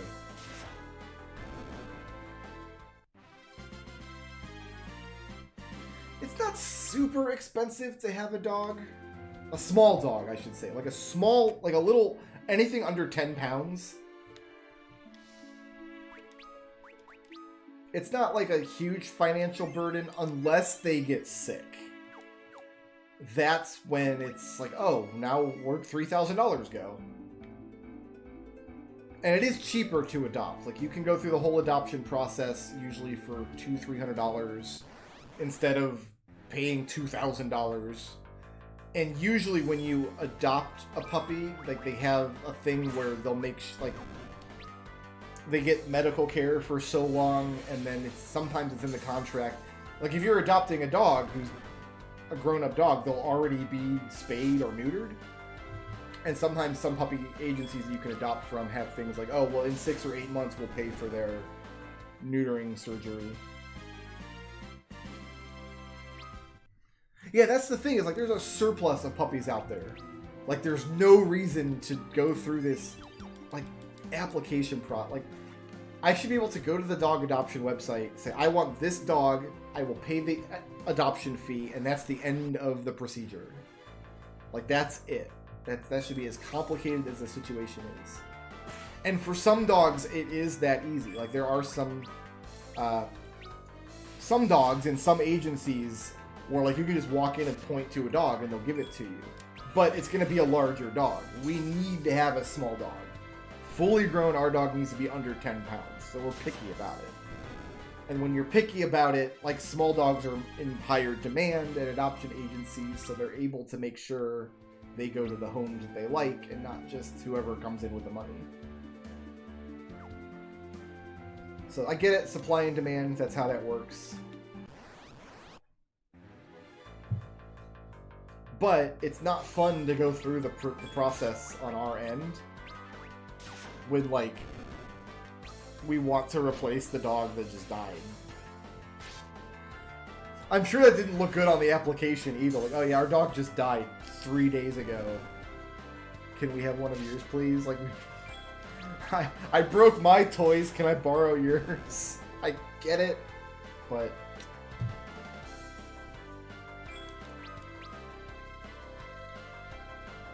But yeah, the places that are like, we reserve the right to, like, make surprise visits to your house, like, no, no, no.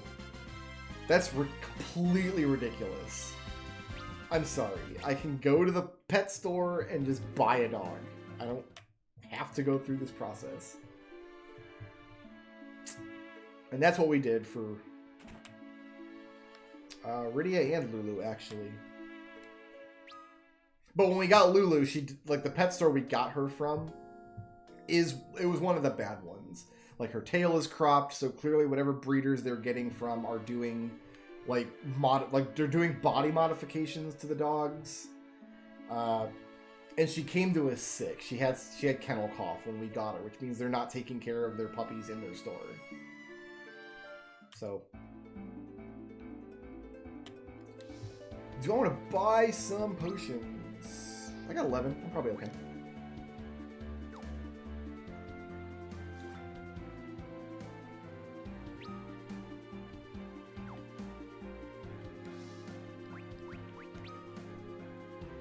I think we're going to want to get Tella in the party before we loot this first floor, because Cecil can't kill anything in here, and Rudy doesn't have a lot of magic points. Oh, she does have more magic points in this version, actually. They gave her... Excellent. They gave her more magic points. Let's loot first, then.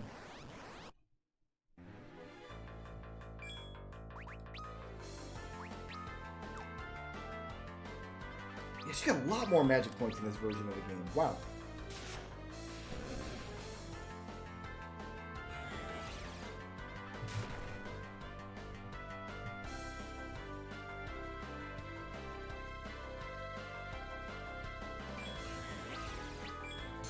I wonder if I can do split damage now.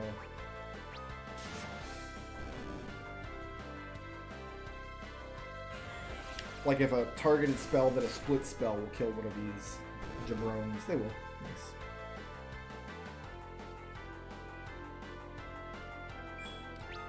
We're going to make sure to adopt our next puppy, though. When Edgar dies, we want to get another Chihuahua puppy. And we'll go through the adoption process, because we'll have the time to do it.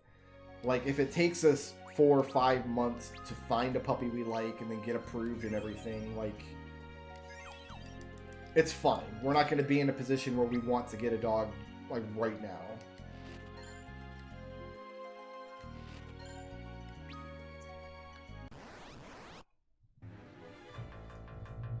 Peace out, Buttface. Thanks for dropping by, man.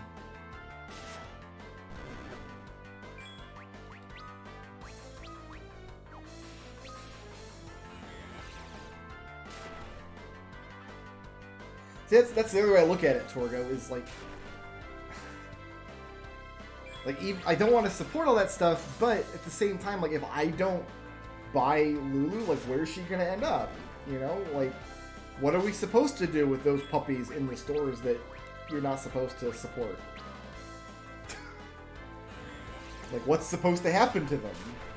I don't know what the other side of that equation is. Like, what's the other side of that argument? Don't support puppy stores that do this. Okay, but what happens to their dogs if they don't get good homes because nobody's allowed to buy them? We got a silver armlet dropped. That's nice. I think that must be a rare drop. 'Cause that's something you're not supposed to be able to buy. No, she had one. Never mind.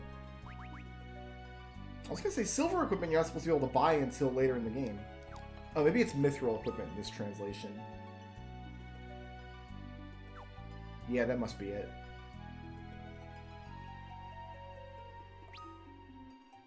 Oh, okay, so we do have to make sure we get all the little nooks and crannies on these maps. I recall getting to like 90% map completion sometimes and then having to go look for like the last speck somewhere.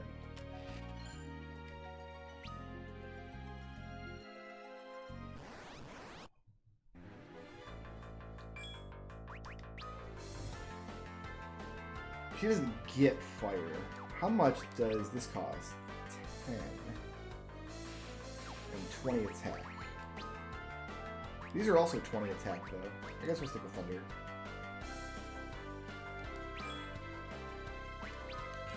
These guys I think we have to kill in one hit, otherwise they'll heal themselves. I'm gonna use Darkness here.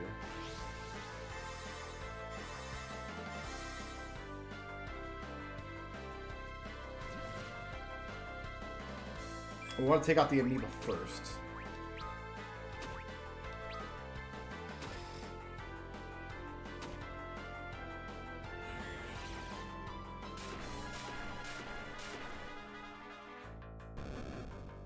Anyway, Lulu has a good home now, and she's awesome. She's an excellent little puppy. It's just... I think the expectation at the time was like, oh, like, we're gonna get Lulu, and she's gonna make us not sad. Like, she's gonna help make us less sad that Rydia is dead. And that's not what happened at all. Because she's so different in so many ways. She made us happier for sure. Like, we were happier having the new puppy in the house, but she didn't make us less sad at the same time. She didn't replace Rydia. It's nice to know that Darkness can't. It doesn't make you commit suicide. I was worried about that at the end of that fight.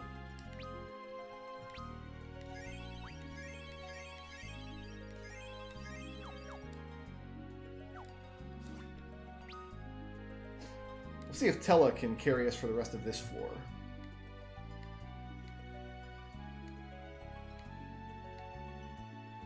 So Tella actually does have augments we want, but we'll have the opportunity to give him more augments later. So we don't have to worry about giving him anything right now.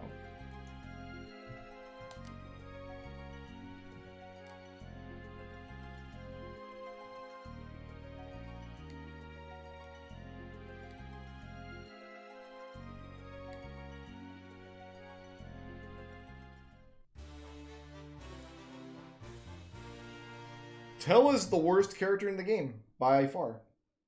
I actually don't know if that's true about this version of the game. Does he still level down in this version? I actually don't know.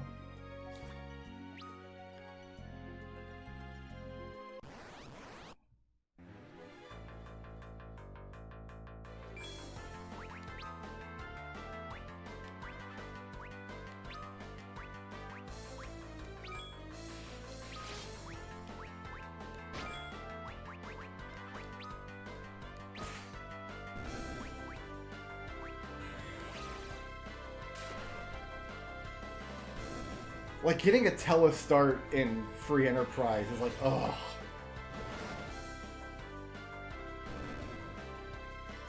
That's just not true. Tella's not better than Yang by any measure. Yang is one of my favorite characters. I love Yang. Especially in Free Enterprise. I love getting Yang in Free Enterprise.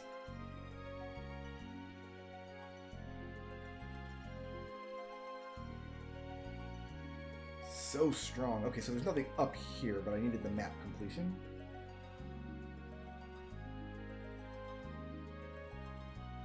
The problem in Free Enterprise is you need characters to be good enough for like endgame stuff, and Tella's just not. He doesn't have enough magic points for any endgame stuff. He never gets more than, let's say if that's true in this version. Like he's got 90 magic points and he will never get more. There's storyline reasons why he's not allowed to have more than 90.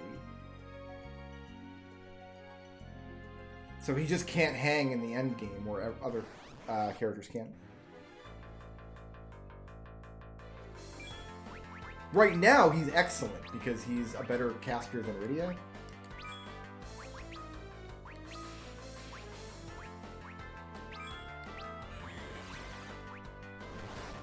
And later in the game, when we get him back, he'll be bad, but we don't notice how bad he is because he will be the only caster in the party. Like, there's a point in the game where he's our only white and black magic user.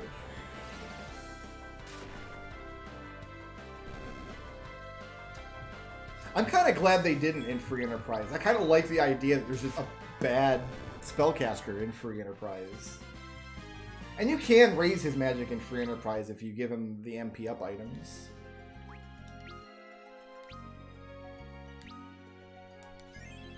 Alright, so Rydia's cached. We're going to loot the rest of this floor.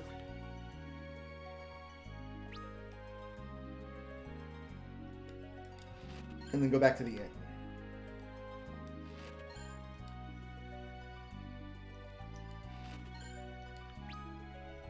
And maybe that's an option now. I actually haven't done a Free Enterprise run in a while.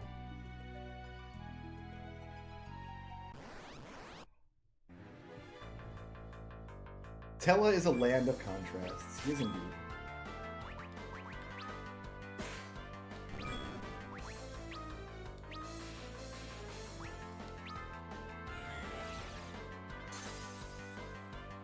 And he's slow. Being slow is a killer. It makes Sid very bad too. Like having a character who's very, very slow is just awful.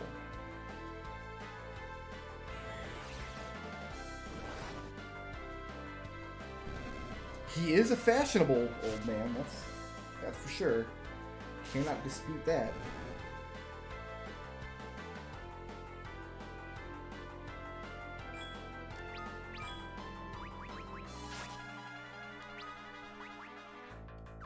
We're not gonna need thunder for this guy.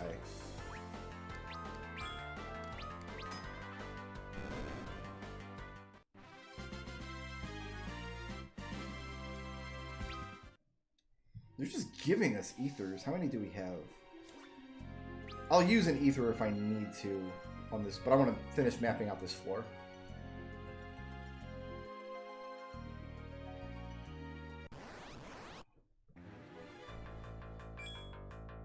I like how all the characters look in this version, actually.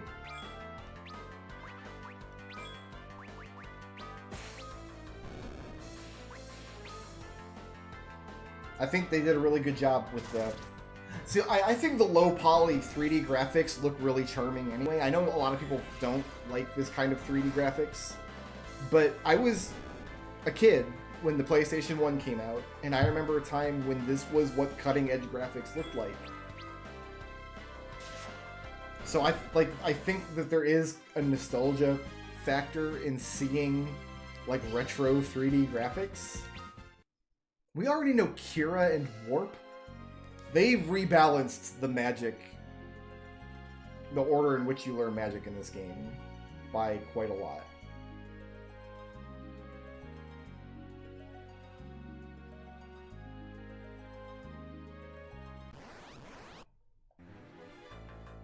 So these graphics weren't cutting edge when they came out, but they were... This was what DS graphics looked like. Like, this would have been considered pretty okay looking graphics on the DS, which was kind of a low powerful... It wasn't a high powered console at the time. Because it was a handheld, and it just... This is what stuff looked like on it. It was fine.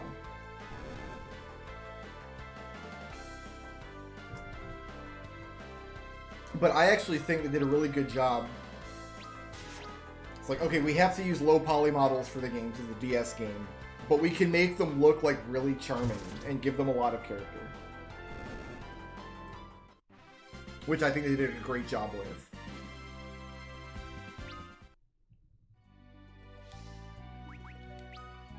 Do you also have a rod? You have a staff.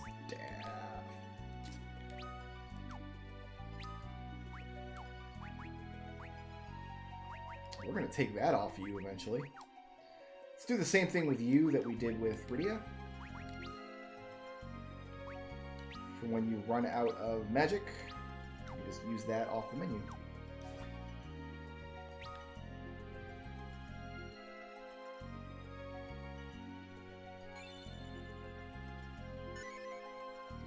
Nice. Alright, I want to go back to the inn and get a refill. Like I said, I don't know how hard mode is going to end up being, so I'm going to really treat it with respect until I get comfortable.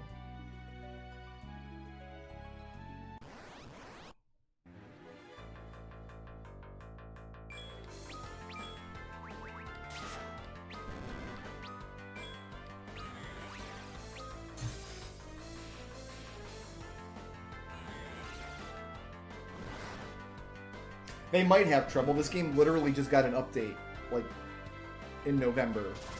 I saw it on the Steam thing, like, this game is updating. I'm like, really? Why? Did they change the menus and stuff to look better, like they did with Chrono Trigger? No, they didn't, but...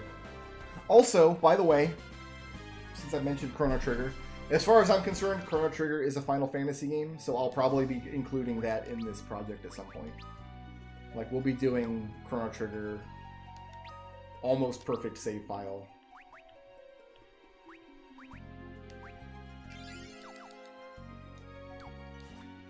As part of this project.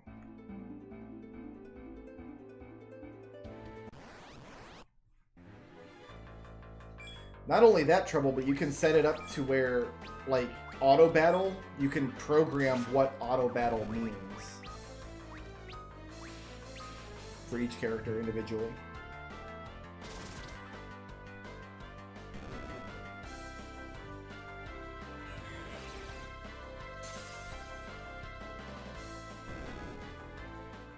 Yeah, like right now, Tella is an amazing character because of what kind of stats are we looking at here? 9 intellect versus 26. So yeah, it's just that Rydia has no stats whatsoever yet.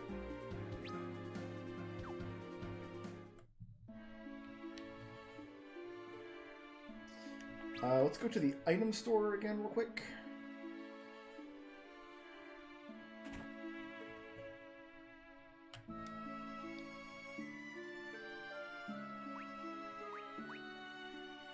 Is there anything I don't have anything of? An emergency exit. I'm going to carry 2 of these at all times, just in case we do get boxed into a dungeon and I want to make a quick egress. And get a couple of Maiden's Kisses.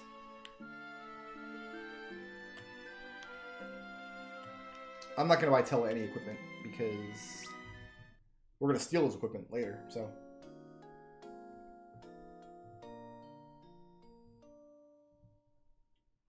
I don't know, Cody. I don't actually know.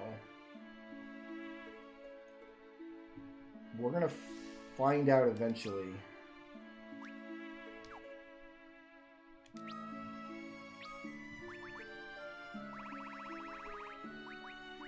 Like, it says this is the bottom of the inventory, but...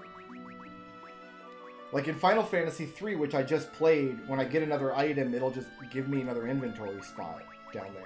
So I actually just don't know what the haps is with that. We'll find out. If there's no inventory limit, then the almost perfect save is going to have at least one of every item. If there is an inventory limit, we will pack the inventory and the Fat Chocobo with as many unique items as I can.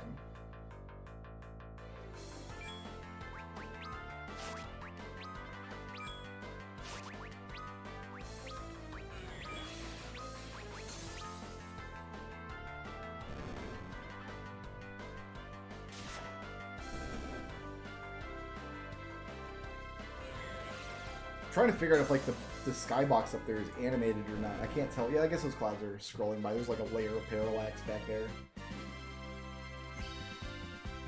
Yep, his strength, his stats do go down as he levels. Neat. What a jerk.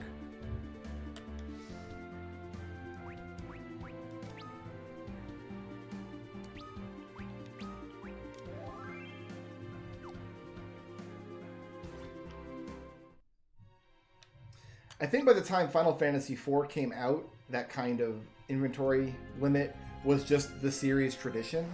Like, I totally get why the inventory had limits in 1 and 2.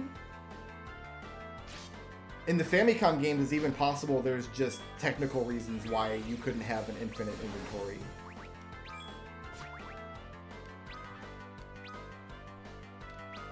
Like, it's totally possible you just can't carry, like, I don't know, the programming doesn't work or whatever. And then, so Final Fantasy IV, they didn't think that much about the system because it was already tradition at that point. Oh, like, we've solved the inventory problem by having the fat chocobo. You can store stuff. And then it wasn't until 5 when they're just like, let's just make... Like, in 5 and 6, it's not that the inventory doesn't have a limit. It's that the inventory limit, I think it's 255 items. There just aren't that many unique items in the game. So you can carry one of everything before the bits roll over. So you do have an inventory limit, it's just the limit is larger than the number of unique items, and they don't allow you to have multiple stacks of items. You can't carry more than 99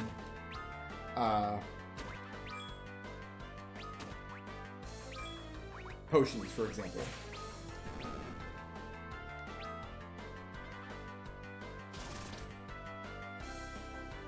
Actually, that'd be a way to test it. If I can carry multiple stacks of potions in this game, that's probably an indication that there is an inventory limit.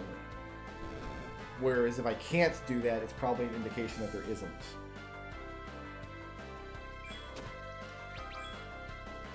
You just don't get the item. In Final Fantasy VI, if you have 99 of something and you pick up another one, it's just wasted. And that's the same in 5 and 7 and 9. 9 for sure, because there's treasure boxes that give you like 60 high potions. 8, I think...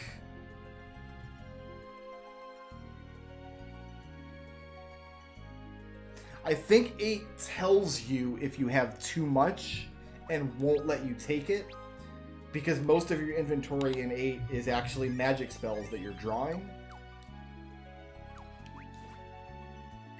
So I think in 8 it'll say, hey, you can't stock any more of these, and then it gives you the opportunity to get rid of some, or transmute them, or whatever you want to do with them.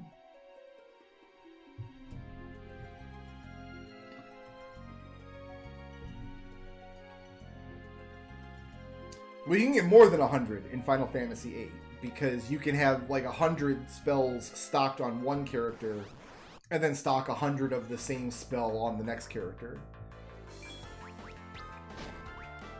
And I think you can even have multiple stacks in your main spell inventory, if I'm not misremembering.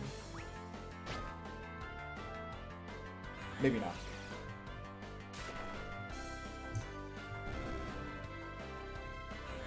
I'm not going to be doing a lot of glitches through this series. I'm not going to be doing any intentional glitches. There are games where the glitches are unavoidable, but like I'm not going to try to... I'm not going to worry about like glitching items into my inventory that I can't get otherwise. Like in Final Fantasy I Dawn of Souls has items that you literally cannot get because of the way that the dungeon generation works. And you can only get them by glitching. As far as I'm concerned, those items just don't exist. Like, they're in the game's code, but there's no legitimate way to obtain them, so I'm just not going to worry about getting them. Vanish X Zone doesn't work on the version of 6 that I'm going to play anyway, I don't think. I'm pretty sure that doesn't work in Final Fantasy VI Advance.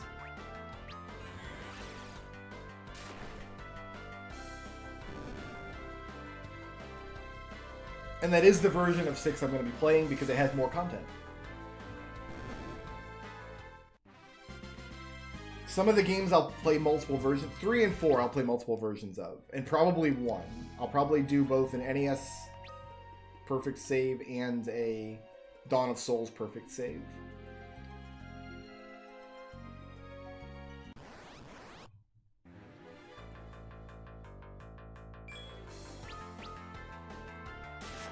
I think it's more fun to fight the bosses in 6 anyway. Like,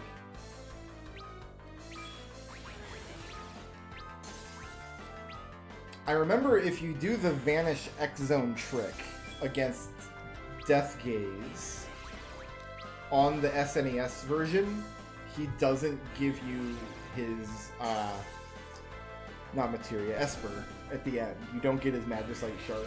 I think it's Bahamut, you just miss out on it. Because something about killing the monster in that way doesn't trigger his proper death animation, which doesn't flag him as dead, even though you can't encounter him anymore, and doesn't give you the like little Magicite cutscene. It's pretty funny. I don't want to use Kira. Maybe I do, actually. I was probably going to cast 3 Cure spells there anyway.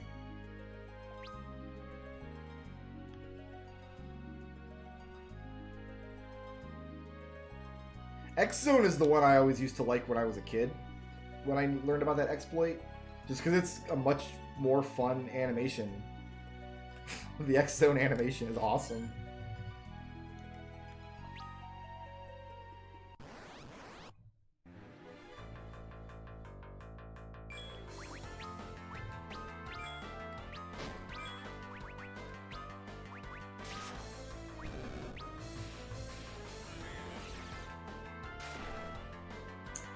I'm gonna learn how YouTube streaming works. I don't know anything about YouTube streaming right now, but I wanted to get the alerts set up properly, and I'll turn on the subscription monetization thing so people can subscribe if they want. I don't know how donation integration works on YouTube. I'm gonna have to learn all of that from scratch. So the other half of this map we get on the other side of the save point, as I recall. Tella's gonna let us stay in his tent.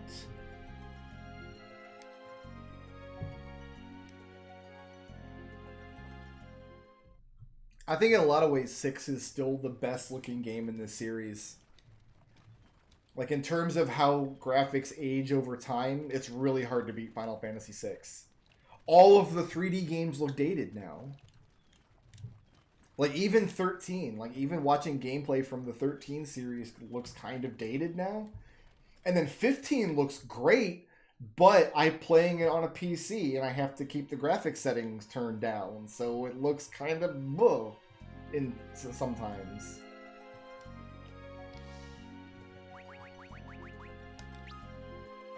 I guess 7 Remake looks amazing no matter how you slice it, but we'll see how those graphics age over time. I don't know, actually 7 Remake, the graphics are great, but like some of the character designs, like all of the characters' eyes look a little weird to me. Like they have these weird, like just glassy chunks in their face. I get that they have to emphasize the character's eyes because like having Mako eyes is a big point of the story. So seeing character eyes and making them like a visual focal point of the character design overall was the right move, but it looks a little Uncanny Valley-ish in 7.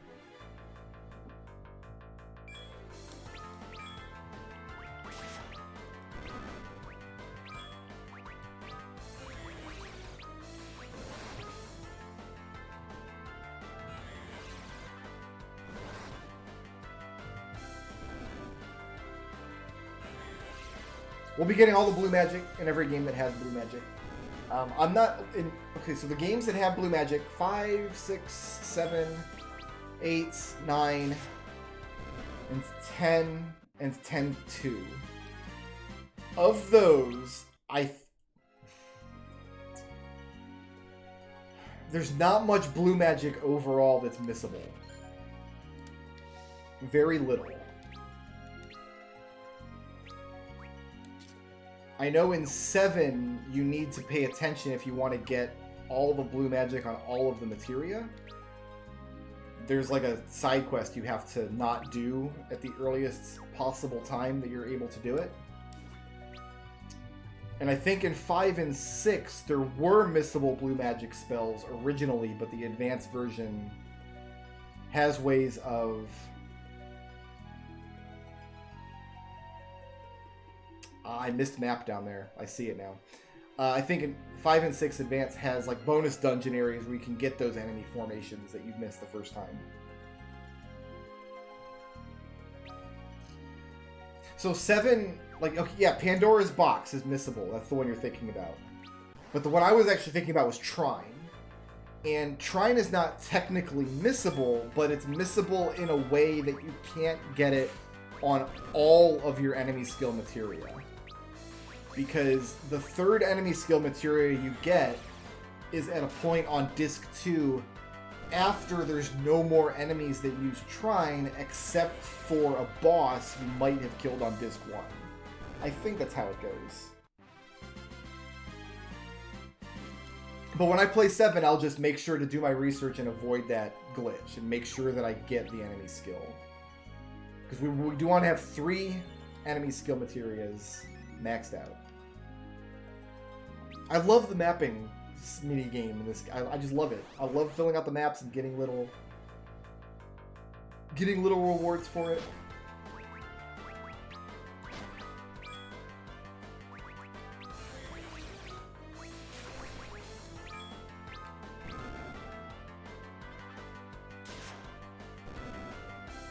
No, so enemy skill, the way it works is you learn an enemy skill on the materia you have equipped, but each individual instance of enemy skill learns it separately. So you can learn Beta from the Midgar Zolom on the first enemy skill you find, but then the second time you find an enemy skill materia, it won't already have Beta unlocked. You'll have to go back and get it again. There's actually 4 enemy skill materias in the game, I guess in case you miss one. I'm not going to, when I play 7, I'm not going to worry about filling up the 4th because you can only equip 3 anyway. But for at least part of the game, I'll probably just have a character that has multiple copies of enemy skill equipped, so all of them learn the ability at the same time.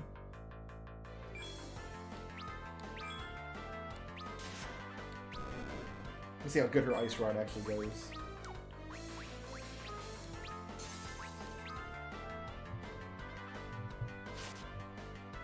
I think I'll be happy with 1 mastered materia, 1 copy of each mastered materia. I think would be fine in 7.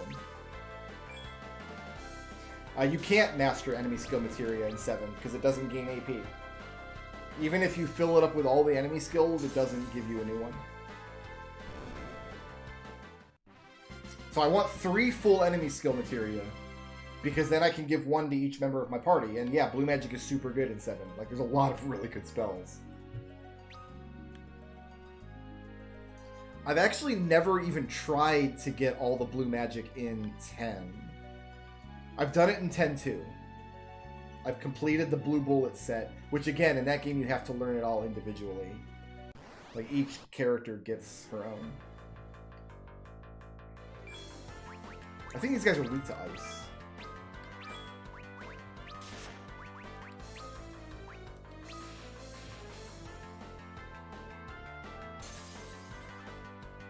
Yes, ma'am.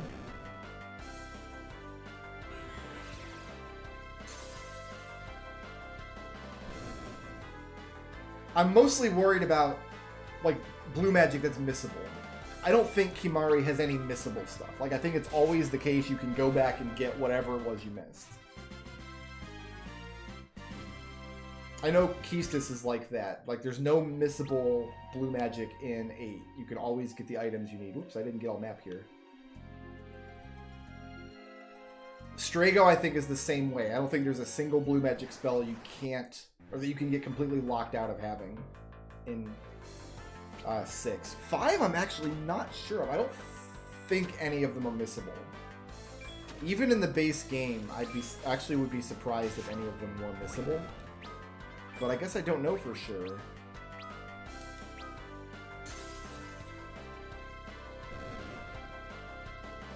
Oh yeah, we'll do Yasmat.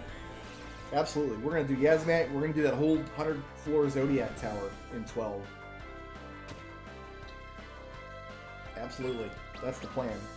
12 is going to be a huge grind because a lot of that game involves like hunting down the rare game and completely filling out the bestiary. Like there's a lot involved in a full clear 12.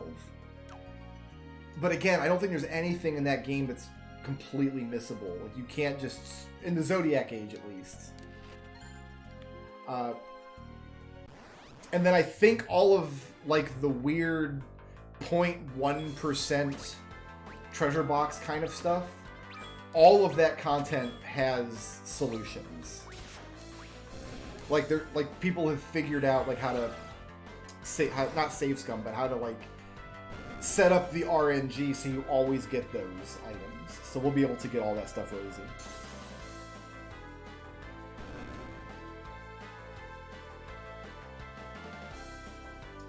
You can't actually, because if you kill Hedon in Final Fantasy VI and then go back to Thamasa, Gung-Ho is in town and he goes, "Hey, Hedon came back." So the boss just respawns if you kill him and without seeing Grand Train.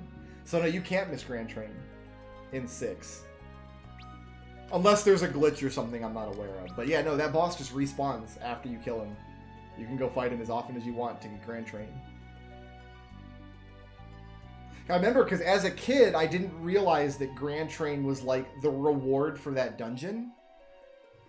Like I knew I did the dungeon because it's part of Strago's story, but I didn't like put 2 and 2 together. Like that's the reward of the dungeon is getting this spell.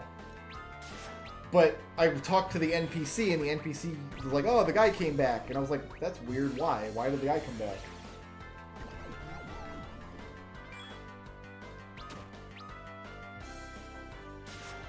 I am full of toads back here.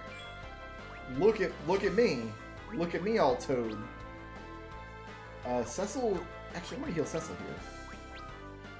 Let's take... Yeah, he's about to die. Let's take this seriously. Oh, and you don't know Toad. Well, I got these. It's okay.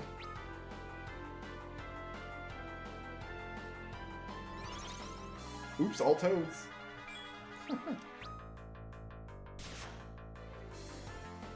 So it is possible they change that in 6 Advanced, but I don't think so. All right, so we're just doing this, right?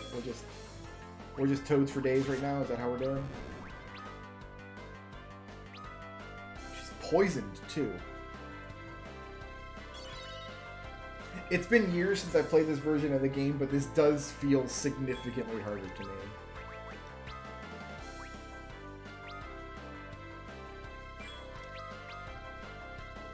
Like, I think hard mode actually did make it harder. Oh, the toad's so adorable, though!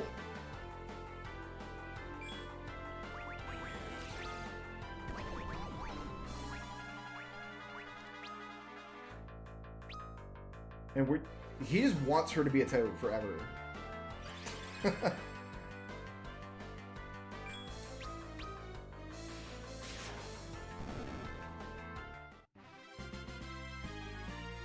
That little toad dance is pretty good.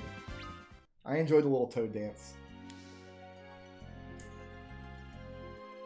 I don't know, Witchfinder, maybe.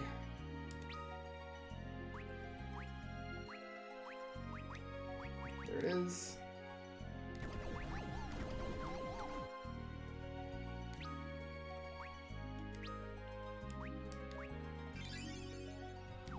The only Legend game I played to completion is 2. No, I played 3 on stream once. So I don't know. That's a interesting question. We'll find out. The first part of it is going to be playing through the story of a lot of the games. Like, that's going to be the first part. We're going to use Darkness now that I know that I can't just one-shot these turds.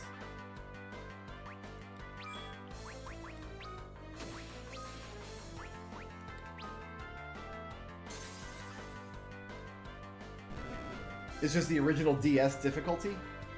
I don't think I noticed that the Steam version was easier than the DS version. My nose is itchy.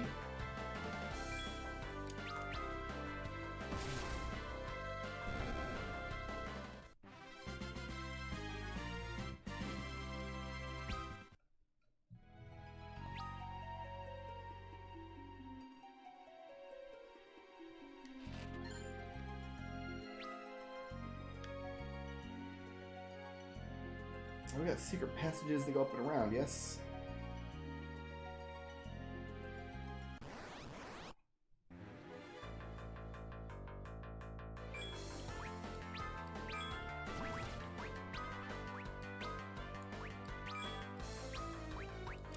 So I guess I am glad I'm playing on hard mode then.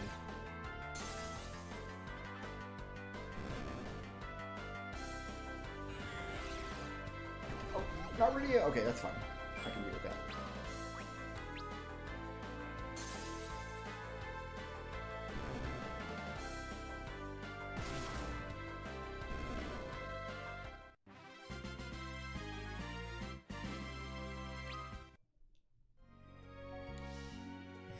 Actually, one piece of research I didn't do.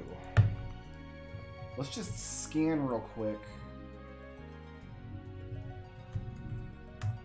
I know the wiki has a pretty good page that just lists the missable content in every single game.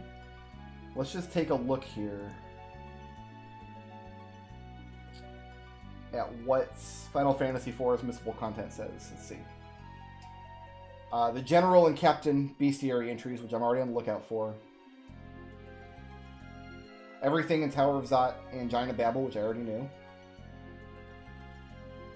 Calcabrina. Okay, so we want to make sure the Calcabrina transforms, because it's going to have a Bestiary entry.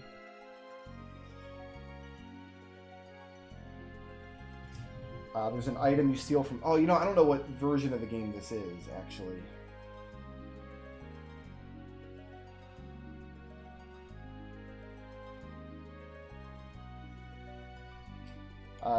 The knife, the kitchen knife from Yang's wife, I knew that.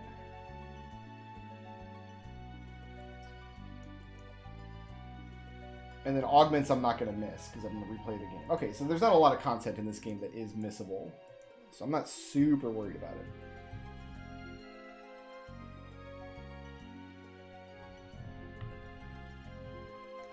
The DS version of the game isn't, like, unbearably hard. It's just the difficulty is so different than the version I was used to. I messed this up. Didn't fix... I'll fix you now. Like, for example, the fight against Barbarisha, or Valvalis, or whatever you want to call her. In the original game, it's all about, like, she petrifies you, and then you have to break her spin so you can damage her. In this version, she has a counterattack that she uses lightning magic on your party. And it's like, I didn't have any clue how to deal with that up front. It's not what I was used to. I had to relearn the boss fight from the ground up.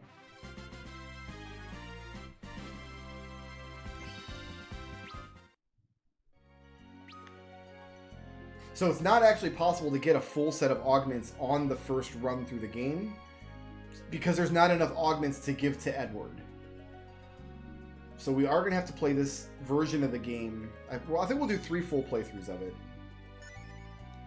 And then after that, they don't let you do more playthroughs. Like, twice is all the restarting they let you do.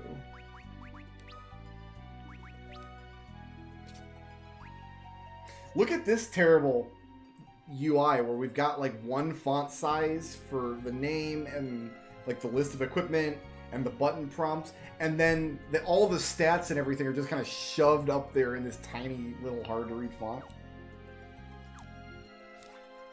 So my understanding is the bonus boss, to trigger him, we need to steal an item from Zeromus. And I'm thinking I won't even worry about the bonus boss until the 3rd playthrough anyway.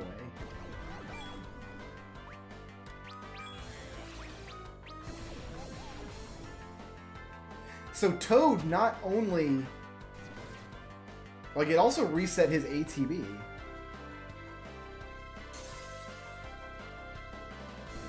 Which I'm not super enthused about.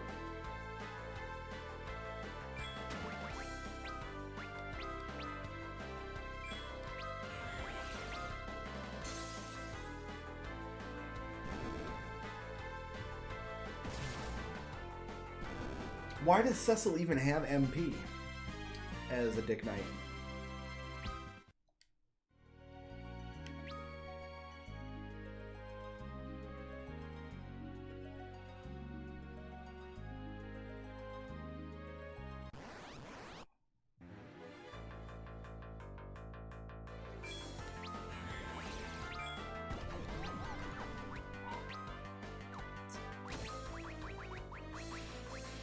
My last Maiden's Kiss. I can buy these though, so I'm not worried about wasting them.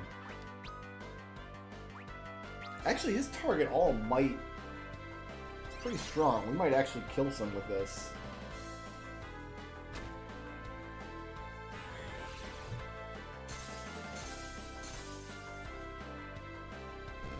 Oh, we do. Nice. Good to know.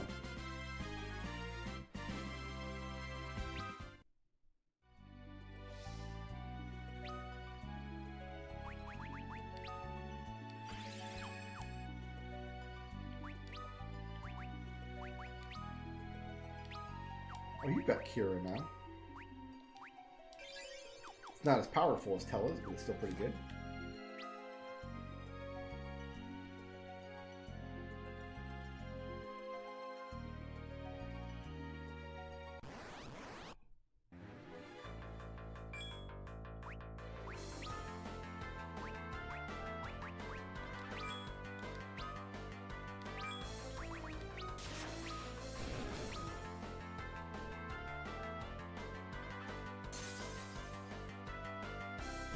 We might get to a place where we use auto battle in this game, but not just yet.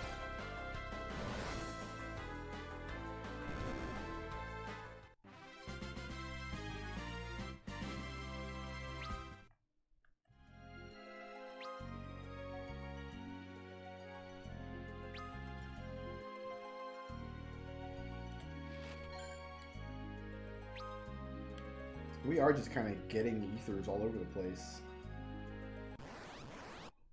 A lot more of those in the game than I thought. Oh, that didn't. I pushed the wrong button. I wanted to push the auto battle button. Oh, it's because the button prompts are for Xbox and not. Yeah, okay. I deserve that. I deserved every piece of that. Ice Rod still counts as a weakness even if she just attacks with it. That's kind of good. Nice to know. There we go.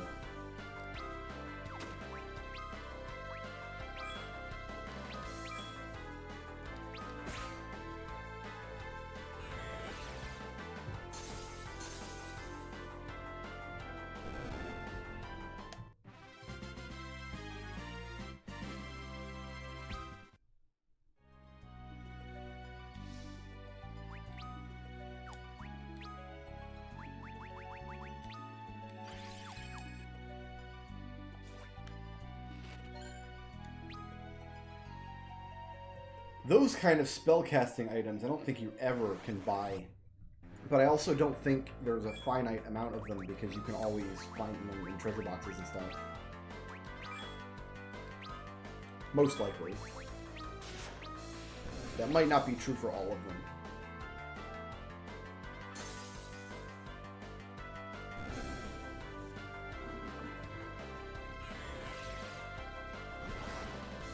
I think 5 would be okay in this style, but not 6.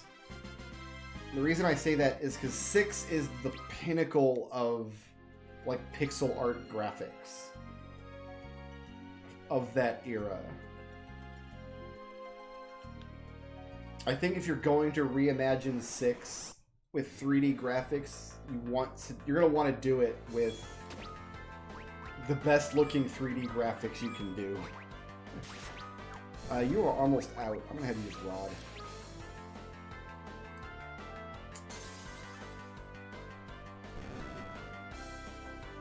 I don't know, maybe it'd be fine, but I think it would be weird to look at Final Fantasy VI and not see like the best style or the best fidelity of graphics possible with the medium. If you're gonna redo 6, like keep it as a 2D game, but do like HD hand-drawn graphics for the whole game. That's the correct way to do 6, right? Rather than do a 3D game at all.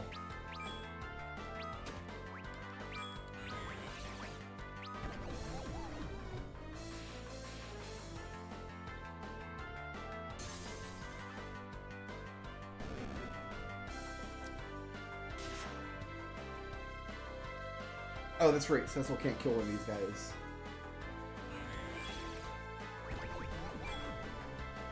Yeah, if you get targeted by Toad and it's your turn, It resets your ATB. You just lose your turn. So Toad is actually double bad in this version.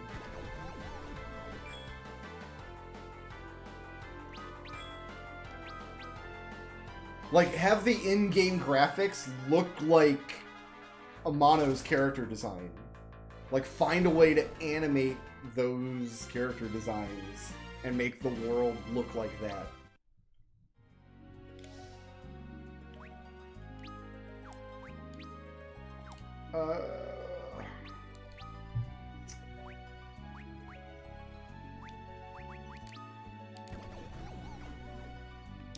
That sounds horrifying.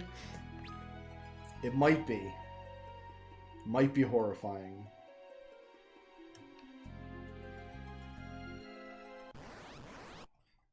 It would definitely be unique, that's for sure.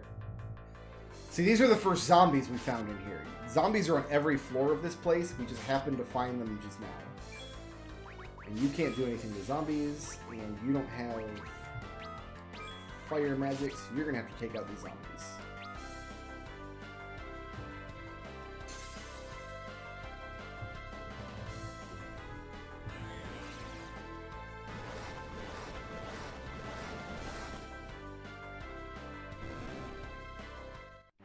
And now Tella's almost tapped all magic points. Oh good, his stamina went down. Cool.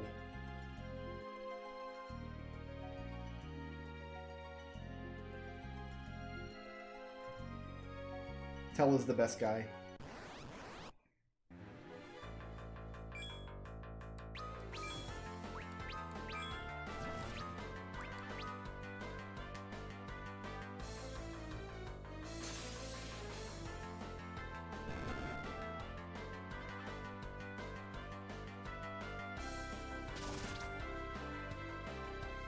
See, yeah, even his mage arrows are just way better just because he has higher intellect. And intellect does influence how much damage your spellcasting items do.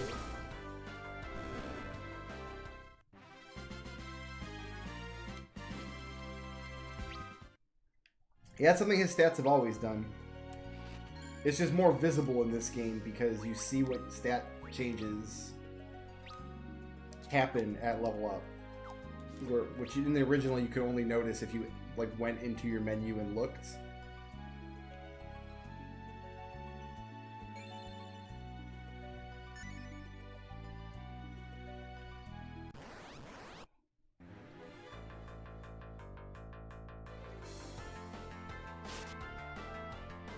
This is the second time I've been ambushed by zombies. I'm not happy about it. If we see more zombies, we're gonna have to run. Because this is Tella's last fire spell.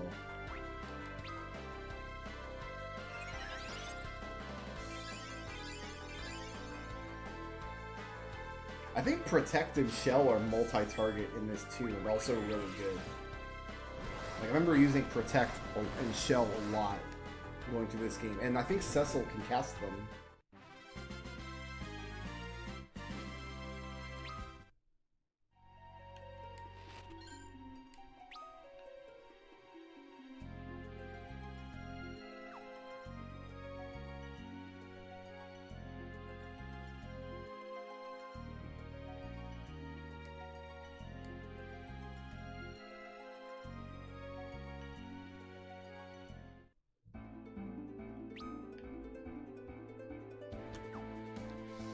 I don't think I've got slow yet.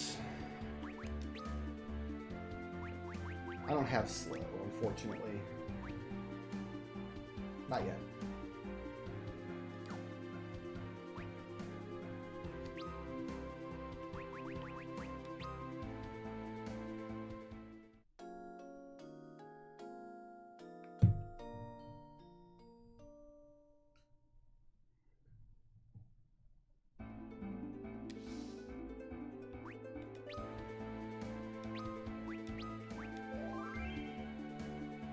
Rydia already has more MIPS than Tella does, because his never goes up. So we don't have a map to fill out here because we're just going to hop down the waterfall.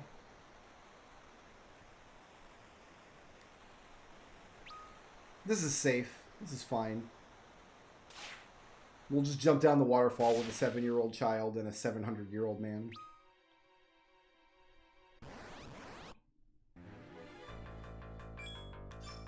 Oh, God damn it.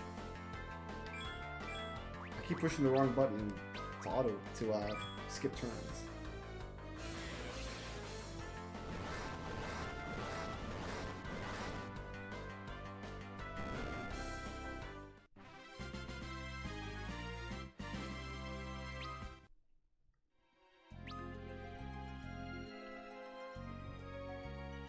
Chrono Cross is not a Final Fantasy game, no. Only Chrono Trigger.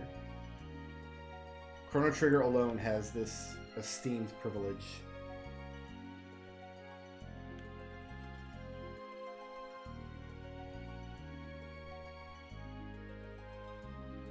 Actually, I want to go down first.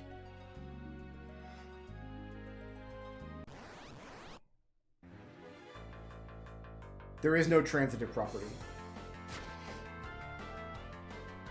Similarly, Final Fantasy Legends might be a Final Fantasy game, but Saga Frontier is definitely not.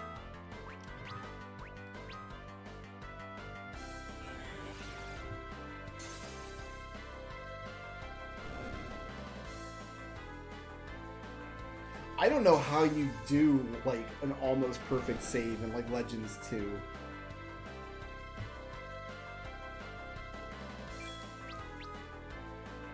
Because there's really no collecting anything in those games. Like, you have harsh inventory limits, and you can't really ever, like, maximize your characters at all.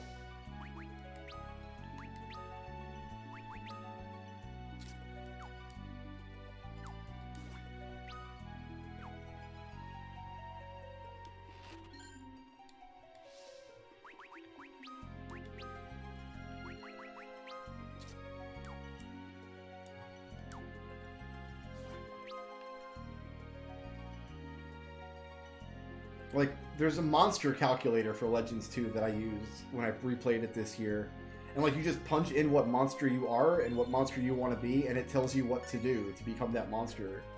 And once you are the best monster, like, there's nothing else you can do with a monster. Like, you're done.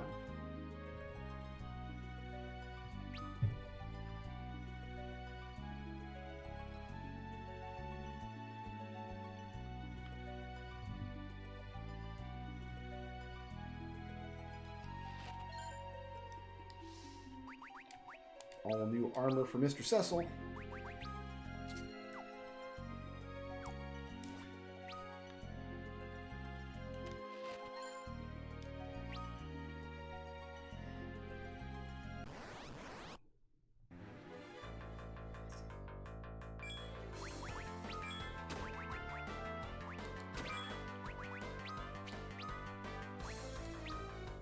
Red boys like fire.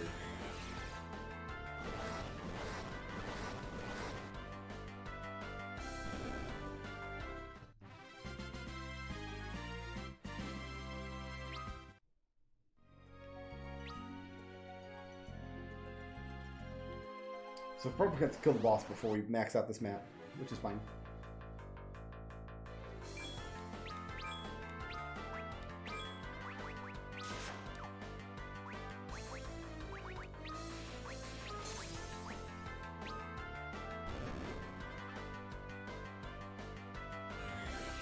And every model in this game is adorable. They did such a really good job of making everything look really charming. And that's really what's missing from, like, the 5 and 6 remakes. Like, the iOS graphics. Like, yeah, they redrew the graphics. Like, even if they weren't ugly, like, they don't look like anything. They're just, hey, redraw this sprite in a higher resolution. Okay, I did that. And then it... I don't know, there's a lot more to making, like, low quality, like, pixel graphics or low poly 3D graphics look good than just making them functional.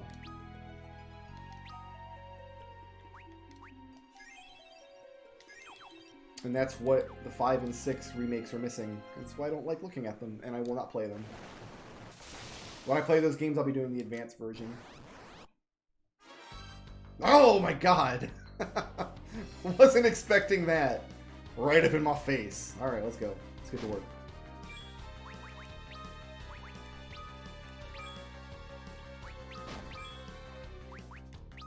I wonder if it can be poisoned.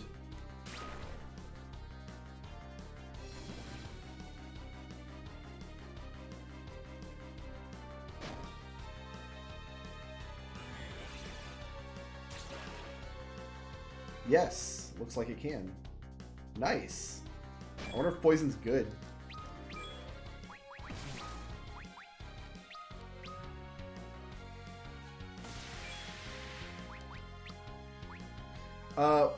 We definitely want Thunder, not Chocobo here. Because they're both attack 20, but Thunder is its weakness. So I think Thunder is the way to be.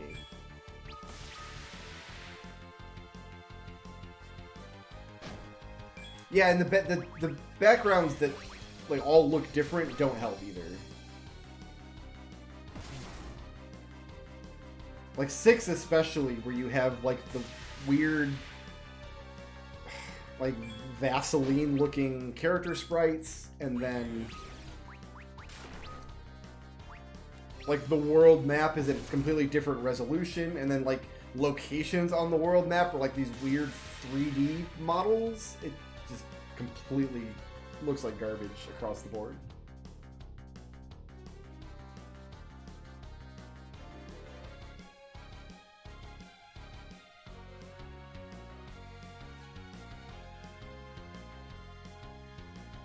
Alright, Tella, can we get back to killing this monster now? So poison worked, but I don't think it's going to do a lot of work for us over the fight. Like, I think we'll probably get like 200 damage out of it over the course of the fight.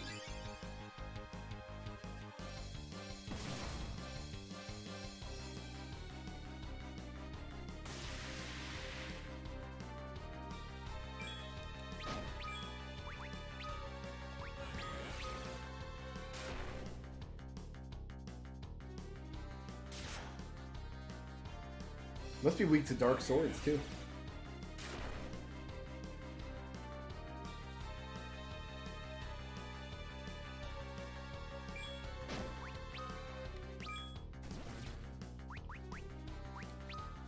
I'll tell her to do a cure here. See if her summon magic does... Like, it says attack power 20, which means it should have the same attack power as Thunder, but it doesn't hit a weakness. So if it does more damage than Thunder, it means it's using like a different damage algorithm or something.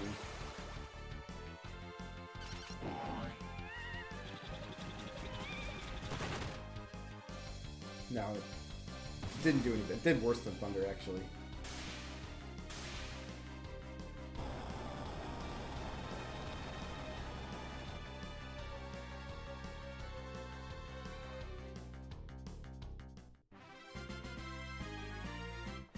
Oh man, grinding up like the rare summon spells in the PSP version, that's gonna be fun.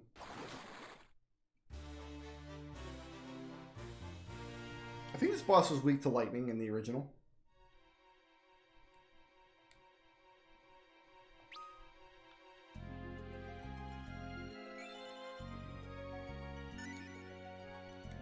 Wow, those are nice to have. Well, I guess you could have gotten those before this fight, and then it kind of probably trivializes the fight. Alright, it's time to strip the old man naked.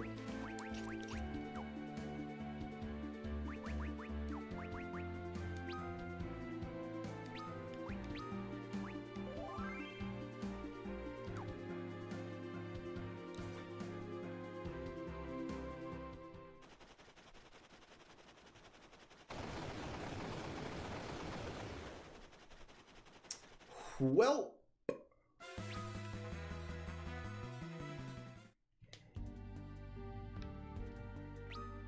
let's go do the scene and then we'll loot the place. What's the next augment I'm gonna get? Item lore after Edward battles the Sahagin. And I want to give that to Palom, I think.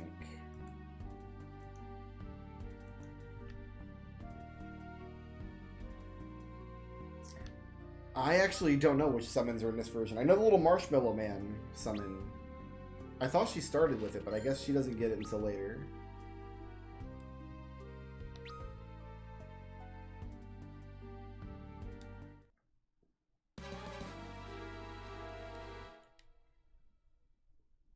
And then we can power up the little marshmallow man by doing the mini games.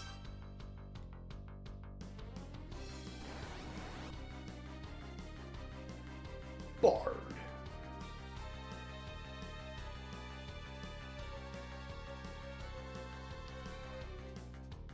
Oh, he's already on auto battle. He's just gonna do his thing.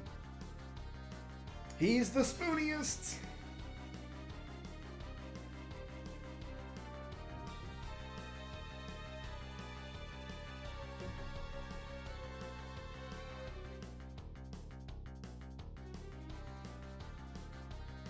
So what actually carries over in New Game Plus in this? Is it just learned augments that carry over? Or do you get some of your stats and equipment and stuff too? Equipment wouldn't make sense, because none of the equipment you have at the end of the game would be... Well, I guess Kane's would. Kane's equipment would be useful.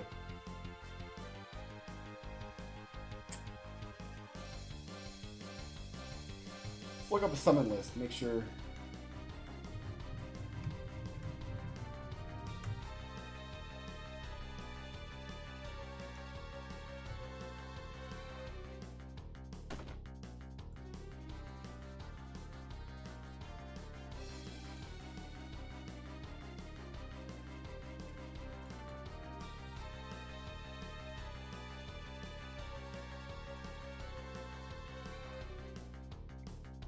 Yes, they are here. Goblin, Cockatrice, Mind Flare, and Bomb. So we will be grabbing all of those. There's life left in you yet. Father. Edward. He is the Prince of Dampian. He disguised himself. And none of them are in as locations to that avoid can't be attention. Forgive me, Father, revisited. for running off with him. Edward.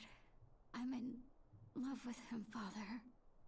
But I could not stay without my father's blessing. I was about to return when... The Red Wings laid siege to us, led by a man named Golbez. Golbez? Yes, a figure clad in armor of deepest night, his strength beyond that of mortal man.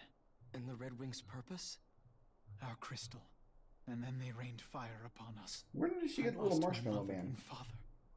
Then Anna tried to shield me from their arrows. You love this man that much?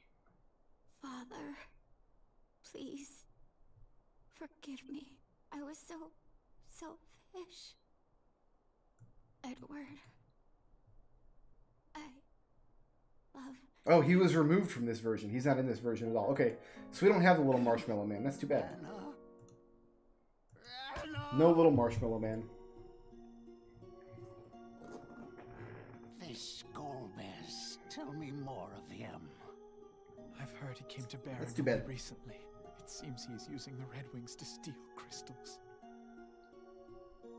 Tears do not bring back the dead, boy. Anna's death must be avenged. I'll find this Golbez. Tella, not alone. She was not your daughter. And not naked. I'll We kill took her all your or clothes die off. by my hand. We took your stick away. That has to be... Like, he came into the party equipped with stuff, and then we took it away from him. Coward. You're a man, aren't you? A grown man. Stop crying. I have. Rydia. You're right. I'm nothing but a coward, just as you say. That's why I'm just going to stay at Anna's side. It doesn't matter. Edward has a swank hat, Nothing though. does. You're not the only one who's grieving. Anna would not wish to see you fawning like a fool. Please. I've desperate need of your help right now. But how could I want to go help loot you? your treasury. That's what I My want. name is Cecil. A friend of mine has taken ill with desert fever in Kaipo and needs a sand pearl if she is to live. And for that, I've need of your aid. You need my aid. I do. Rosa's life depends on it. I beg you. So I think Edward still kind of sucks in this version. He gives you the Bard Song augment, which is amazingly good. As Anna did to me. It's like a full party haste. that you can use east infinitely. dwells a monstrous creature known as an antlion. The pearls you see That's an flow antlion, from huh? the fluid Ugh. the beast secretes as it lays its eggs in the sand. There is no overland route to its den. We must cross the northern shoals to get there. I can't get his item augment, We though, think we can reach the salve creature's command. I cave. can't get it on the It first can bear us playthrough at across the least. surf to I don't have Kaito. any augments that I can give him right now We must hurry. in order to unlock his other augments later. So we'll get Bard Song, but Salve and Hide we're not going to get on the first Farewell. playthrough. My love.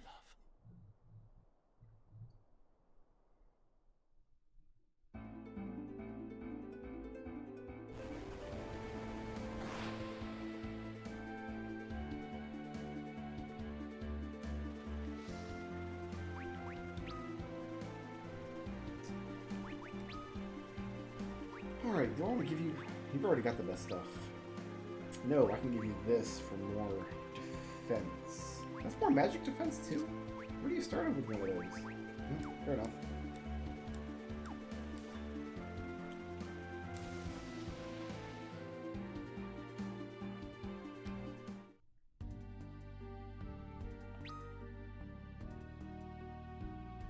Well, here you can see the map and, like, kind of see this little hidden door over here.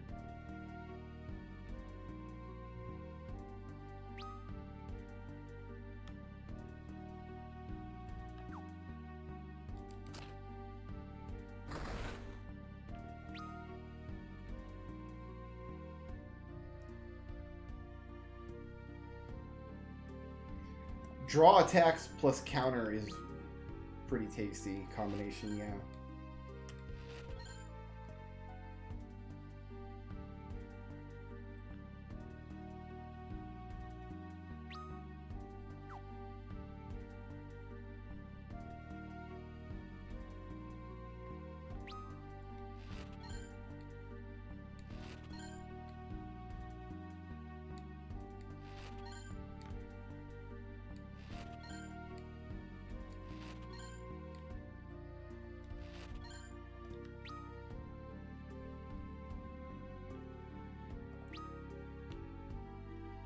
Alright, I think we're good here.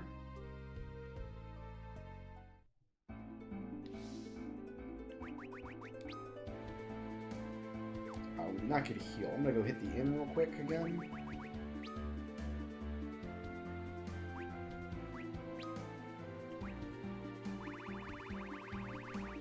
Yeah, I don't think we have an inventory limit. I mean, I think we'd be rubbing up against it if there was an inventory limit in this game.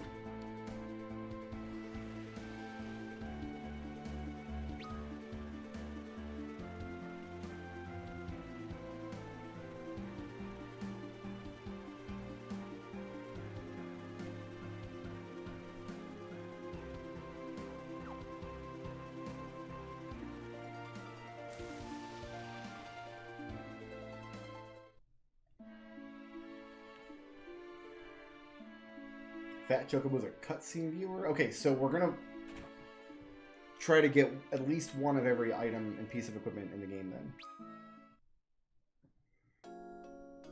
There are no missable shops. Every shop that we find, we can visit at the end of the game. So we can do like a world tour at the end and make sure we have one of everything in the inventory. From every shop at least.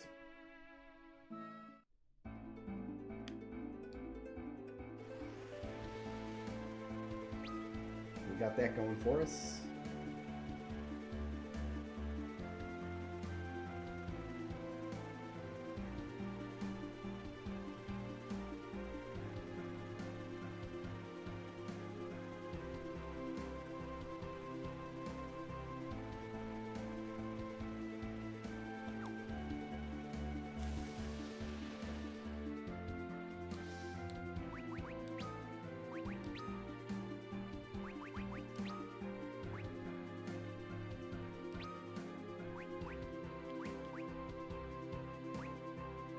Do I just want him using alluring air, perhaps? Not really sure.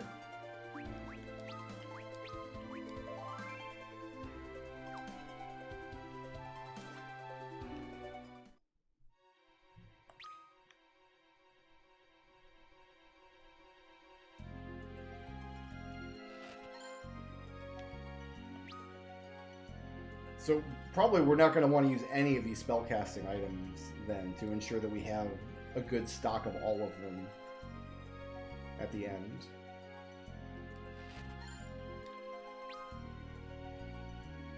I wish the map would just stay on screen though. My goodness. Every time you open a box or go to the menu or whatever.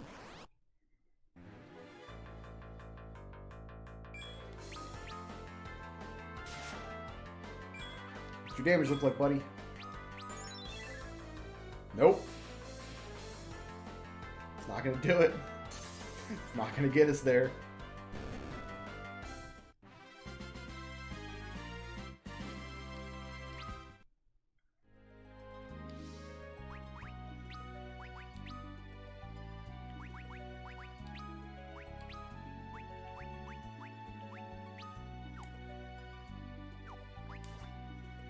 Put Confuse on. See if he can make enemies hurt themselves.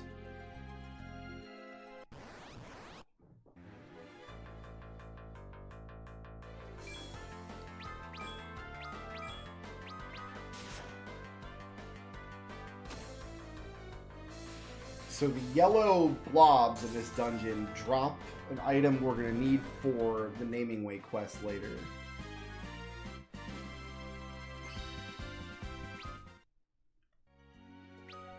I do believe.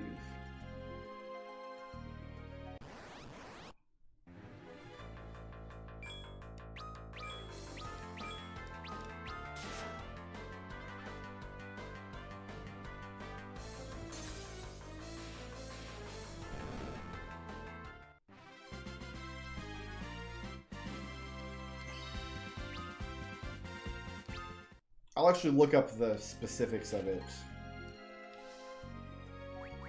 when the time comes.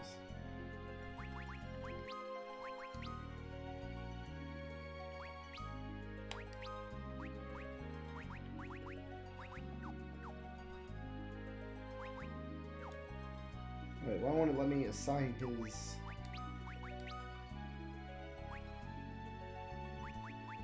Is this a regen or is this a heal? It won't let me assign it to here though. Oh yeah, well here. Okay, I see it. Let's just do that. He can just be a dedicated healer. We're not going to need him to ever attack. And that's going to be better than Confusion ever will. Yep, didn't mean to do that.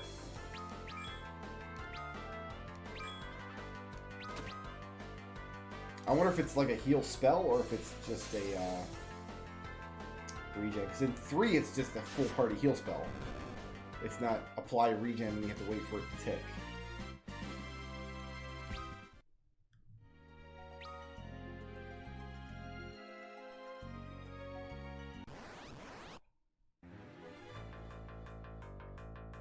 Maybe we'll get lucky and get a goblin spell here.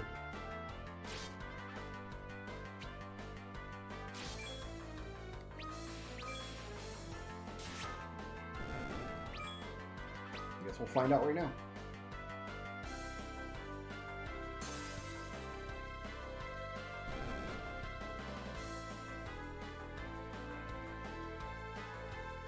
Well, eventually, when he's... There he is.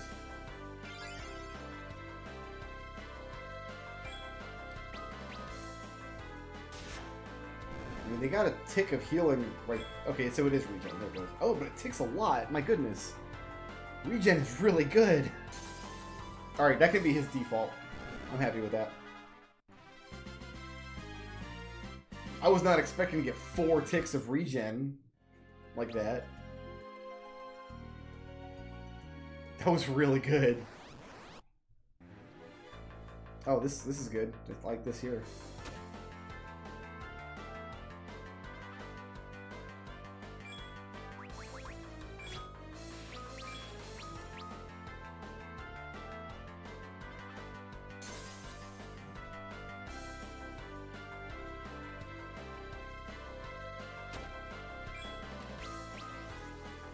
We can probably only get 2 ticks here before Cecil kills this thing. Oh, just 1. Well, okay.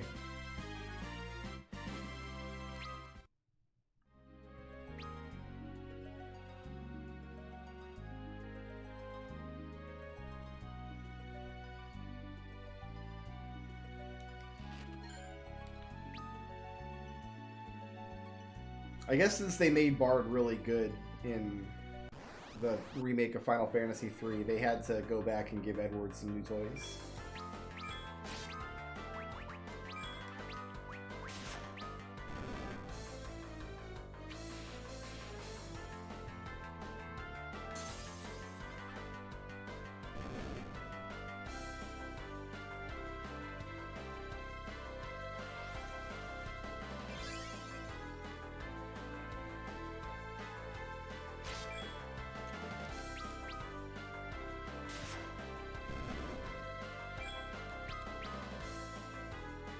I only got one tick that time, total. How come in that one battle it ticked like 4 times in a row? Still better than anything else he can do.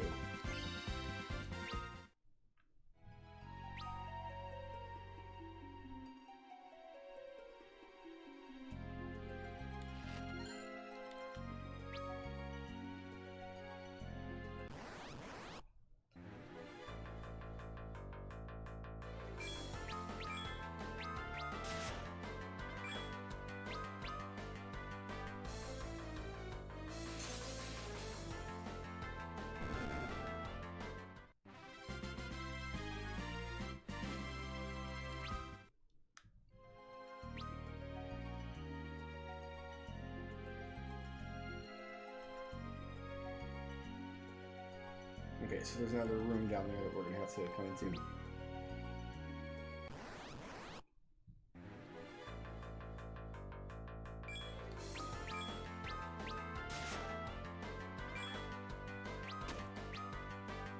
Dead.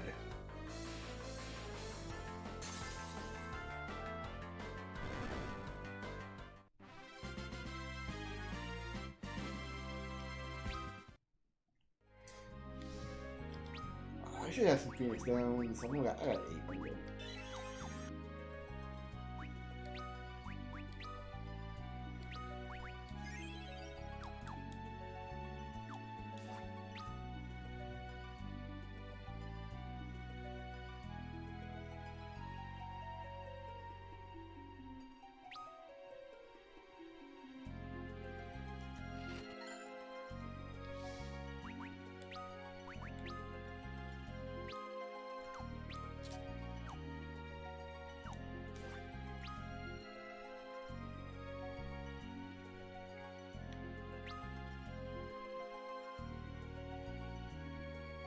They put that little treasure room on the other side of that stairway. They had to move that, I guess.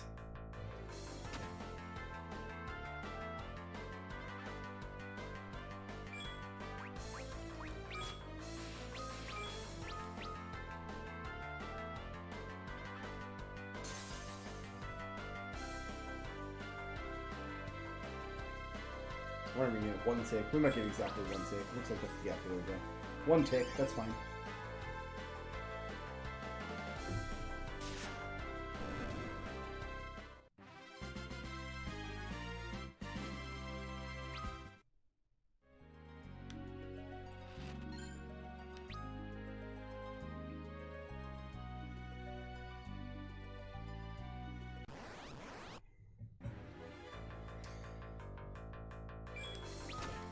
So these guys are gonna want thunder.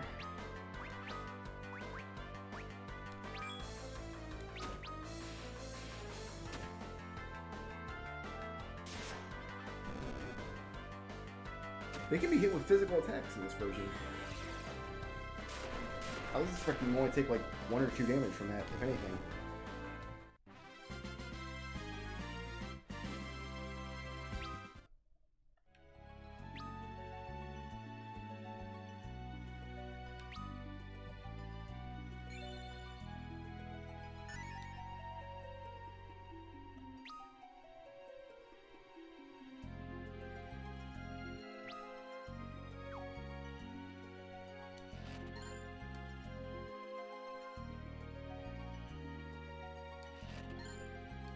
This is a nice little effect here. The sunroof of the cave.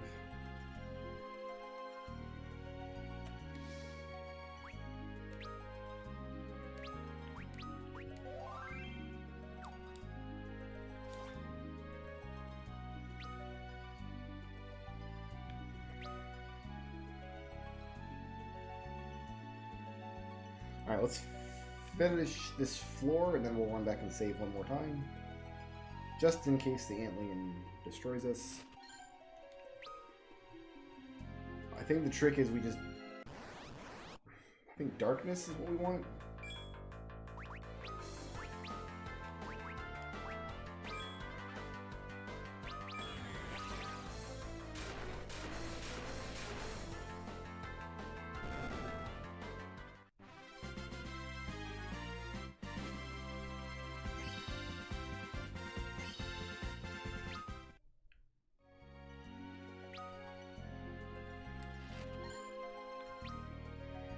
I guess we could slow him with items.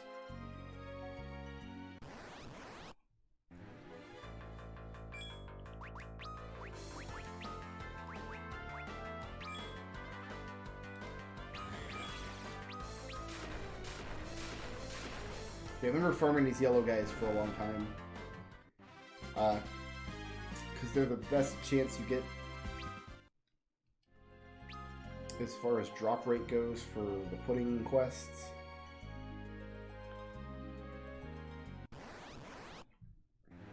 Might be misremembering. Might be something that's changed in this version of the game.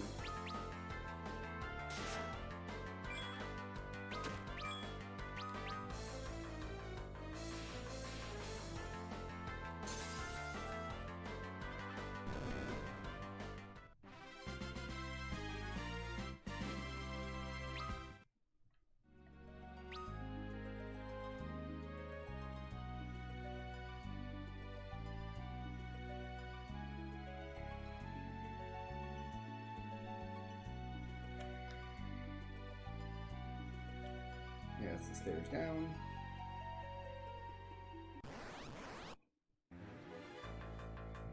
Surprised by puddings.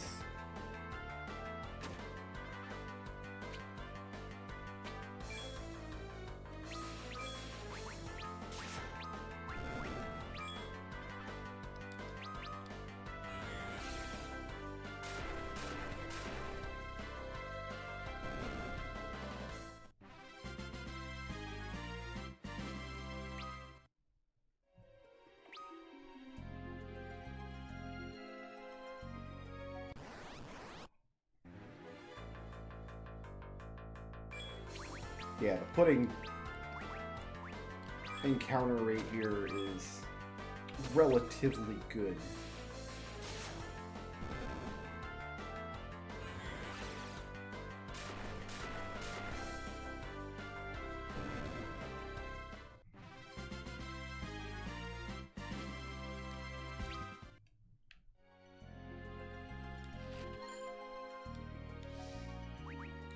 I already have one of these. Oh, there isn't a treasure box here in the original. I guess they give you 2 chances to find this sword in case you missed it in the first chest. But yeah, it's just like an empty little spot. And then the stairs down should be the last of it.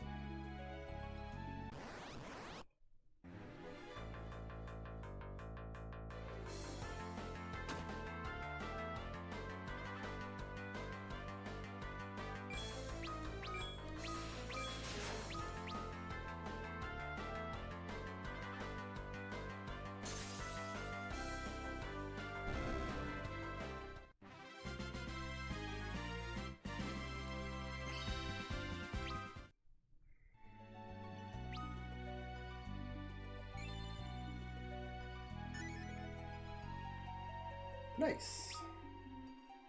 Replace the Phoenix stands I used earlier.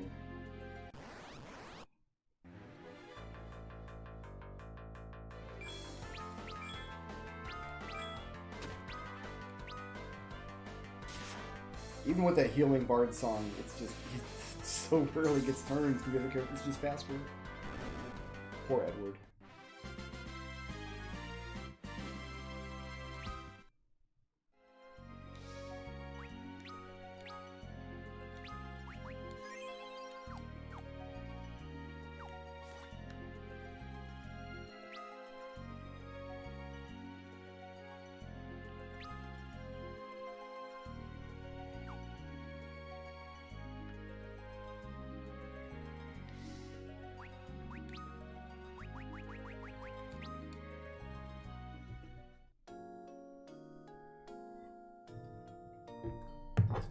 Alright.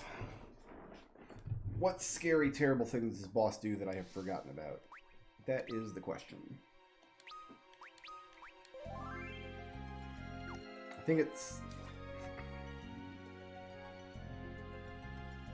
In the original, it countered physical attacks. Is that still the case here? Like, I don't want to hit it with a physical hit, but maybe having darkness would make it worth it? We're about to find out.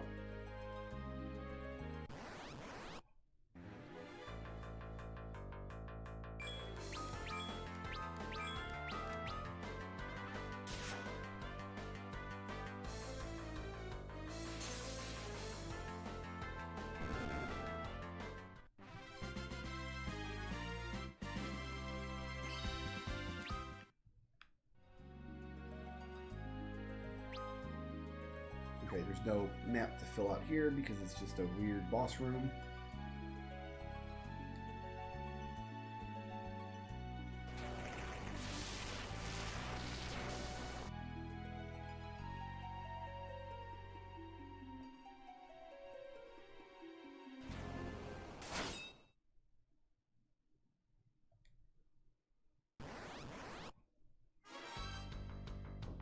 Oh, it's horrifying. Put the bosses right up in your grill. Right up in the grill. Alright, we don't want to try anything here. Let's try poisoning it. Get the regen tick. We get darkness up.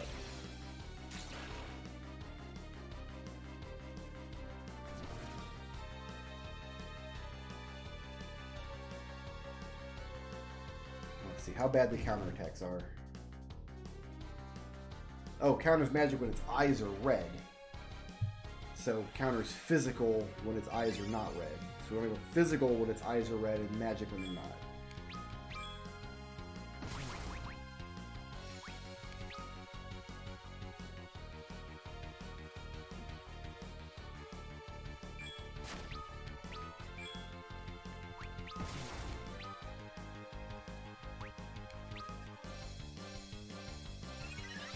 So we're probably going to do most of our damage when its eyes are red.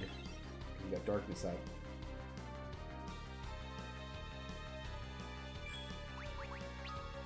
What else we got? Silence. I don't think any of these are going to work.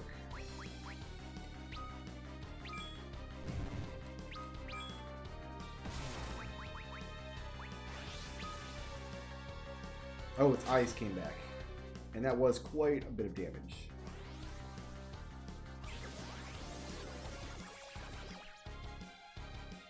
Yeah, okay, no effect.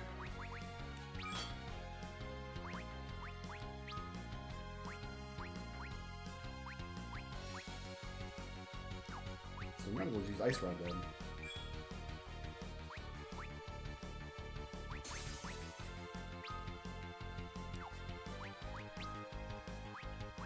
Did our regen, like, wear off, or did it not come out, or what?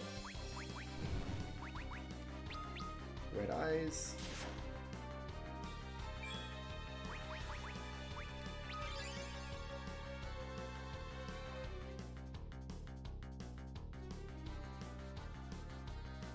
I think we got 4 ticks before my bar even filled up.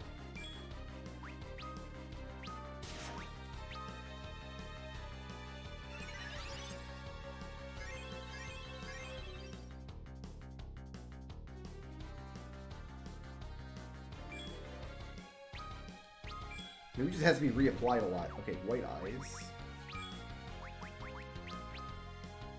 Means Ice Rod.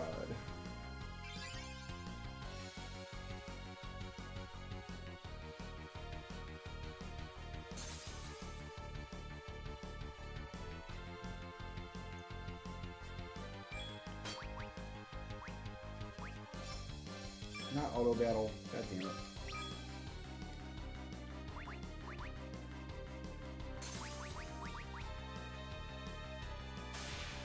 Nice. Okay, that wasn't bad. So the way they changed the gimmick is in the original it only counters physical attacks. So you really only want to damage it with magic attacks, which is really just Radia.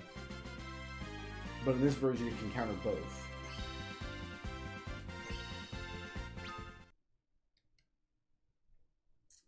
You got it.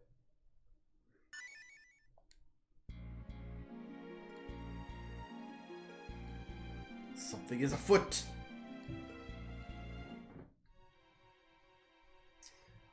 I could warp out of here, but I'm gonna run out. Just on the off chance we get one of the rare drops from jellies or goblins. These friggin' guys here.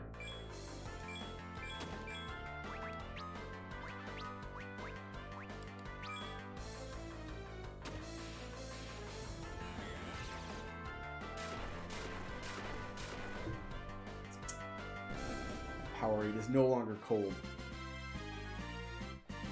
My fridge tends to fill up with like half full bottles of Powerade because once they're not like cold, I don't want to drink them.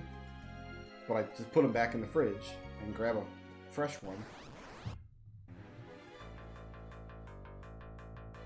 So at any given time, I've got like four opened bottles of like half drunk Powerade in there.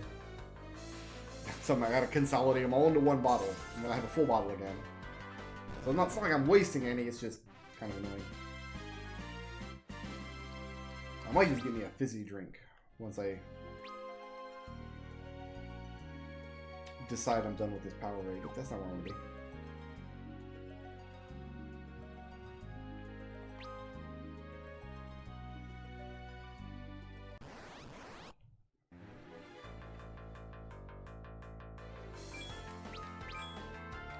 So I think what I'm eventually going to do is we're going to reach a point where I've played through the story of all the games, and I'm just kind of chipping away at the grind in each one. We might get to a point where I might commit to making progress on a couple of different games in a single stream. So we're not just grinding the same thing for hours on end. Like, make a little bit of progress in one, then switch over to another game, make a little bit of progress there.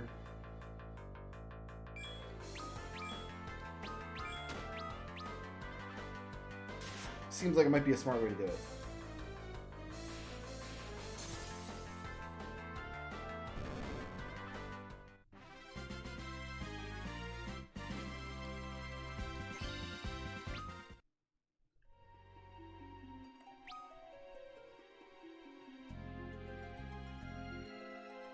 Alright, no rare goblin drops. Goblins are kind of a rarish encounter in that dungeon anyway.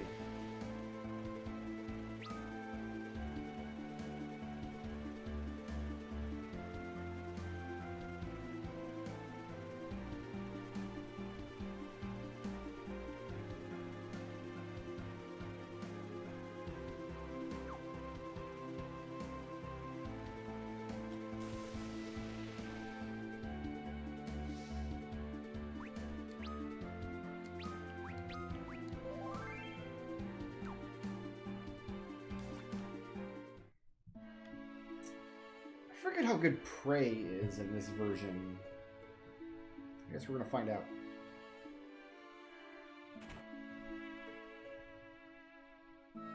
You don't even give her a blanket, they just lay her on this slab of a bed.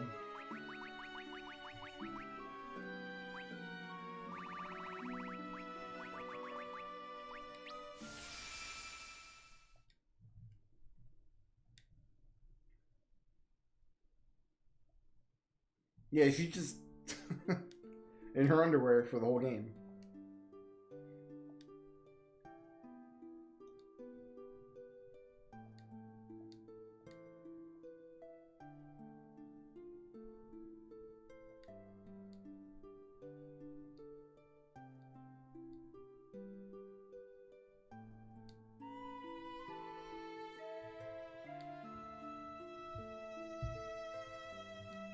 I like how she, at no point during this conversation is she like, oh, we should take this 7-year-old girl with us. This is fine. Like, I'm not going to question this. It's perfectly normal for two grown men to be wandering around with a 7-year-old child who is neither of their biological daughter. In fact, she can melt the mountain for us, is what we need to do. Okay, so she's going to give us... Well, she's not going to, but we're going to get another augment here from fighting this monster. And we're not going to give this one to anybody yet either. We're going to give this one to Palom in a couple of scenes.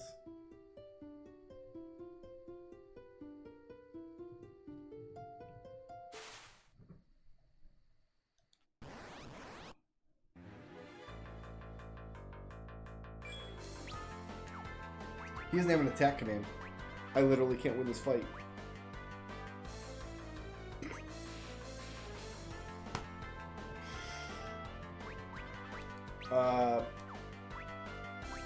So I have ruined everything. I can try to confuse him, maybe. I took his attack command away because why would you want to attack with Edward and then... Well, I can confuse him. Like, we can win this way.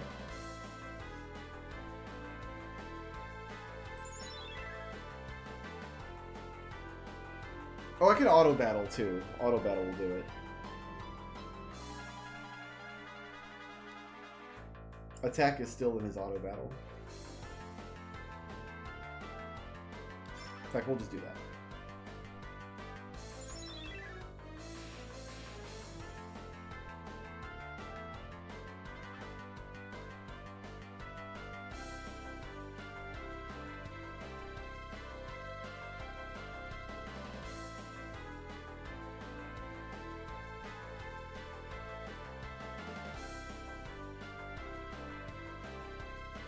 That'd be a dumb way to get a game over here.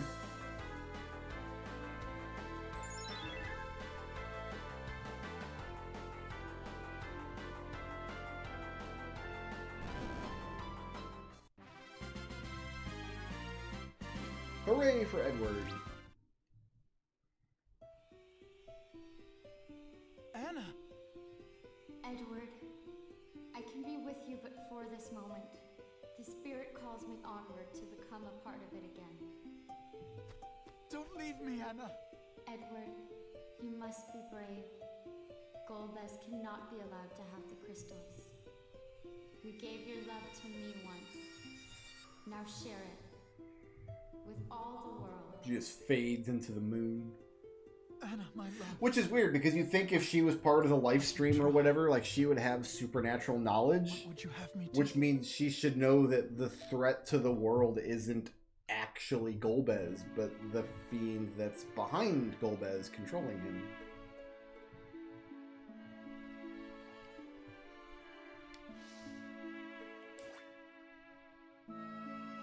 Alright, so if we go out here, we look at the spot where we just saw Anna.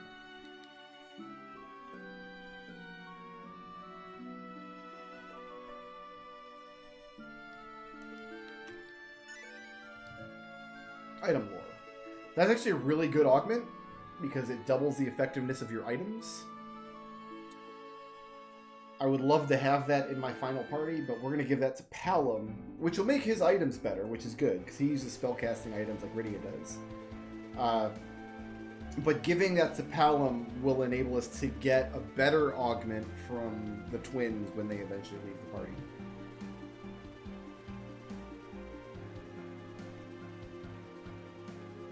Well, that's what I mean, though. Like, it would make... it's only a twist because Anna's a bad spirit. Like... if Anna has, like, knowledge of who Golbez is, it must have come from this, like, weird spiritual self. I don't know. I don't know how the cosmology of this game works. I do want to put Rosetta in the back row.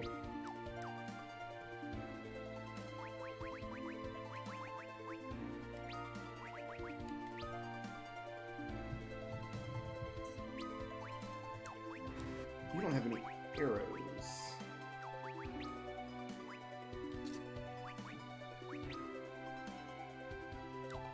Oh, I guess I could give somebody this Gaia gear. I forgot that I grabbed that off of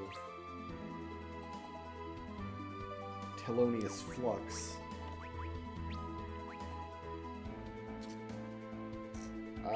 The defense is more necessary than magic defense. Alright, so you're... oops, that's equipment.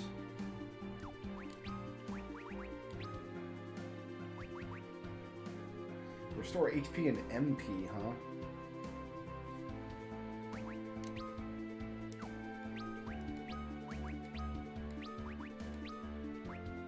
We're gonna do that. Just praise up at the top. I wonder how good it is.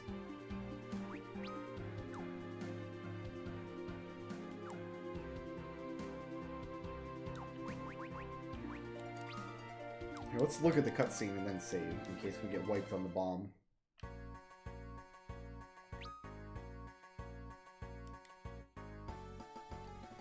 We'll be playing After Years. I suppose I should, at some point. I've never actually played the 3D version of the After Years. I've only played it to completion on the Wii years and years ago. I have the PSP version, but I haven't played it to completion. I don't know if there's differences between the versions or what the deal is. I'll have to research it, because I don't want to play that game more than once, for sure. I think, again, though, the RNG stuff involved in the After Years is solved. Like, I think people know how to get, like, dragon drops without having to grind infinitely for it.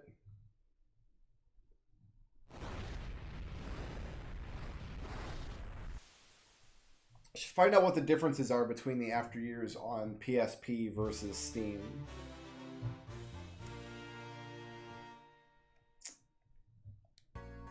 Man, that's a rough game. After Years is real rough. Alright, let's save that. Alright, never mind. Let's kill this guy.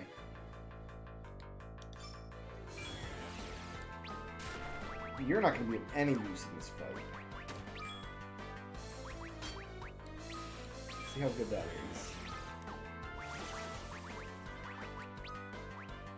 Like, nobody's going to be of any use in this fight. Don't have to confuse them.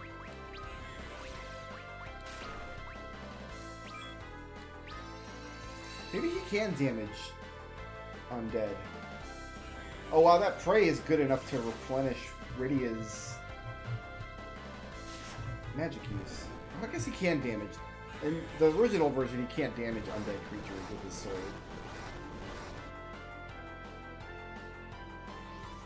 Oh right, the grinning face guys absorb fire.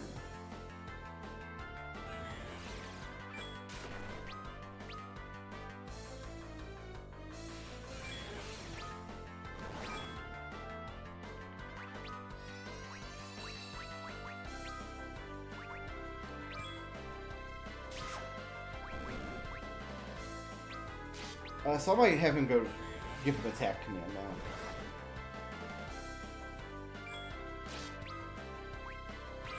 He might need one.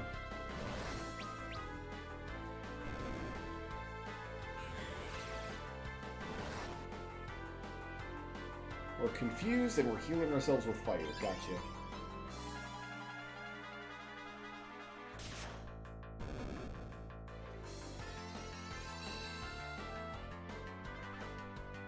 So Prey is pretty freaking good.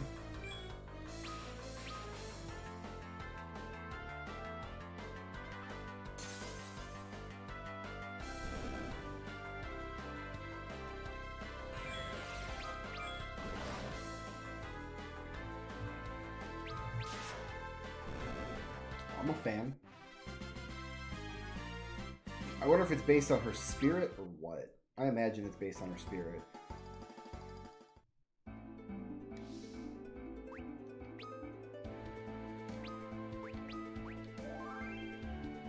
Alright, let's go get a Karate Man.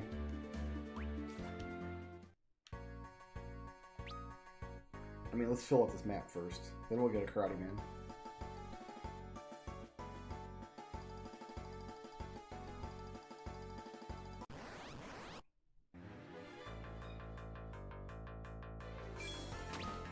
Might have to take my dogs outside in a minute here, too.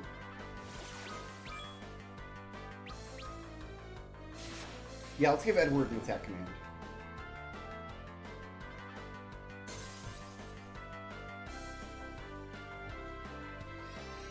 He needs to put out some damage.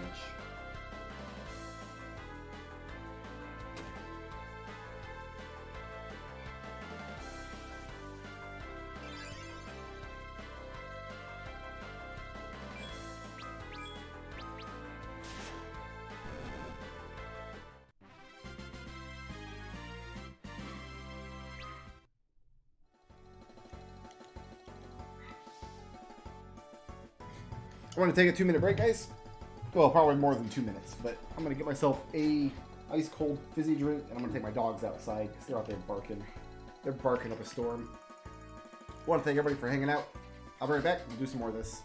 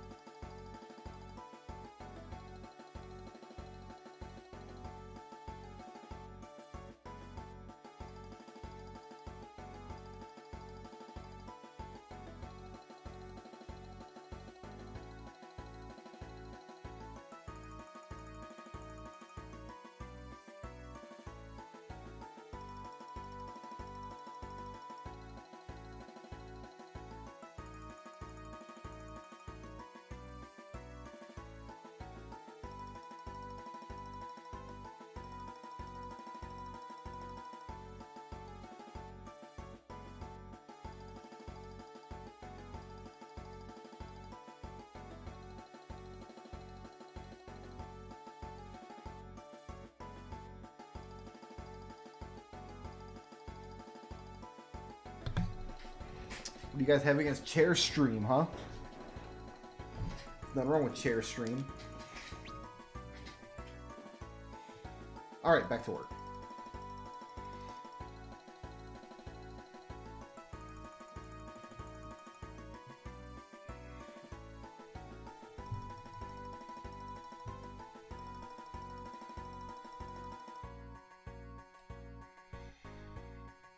I missed a... Oh, it's downstairs. I see it. I missed a pixel.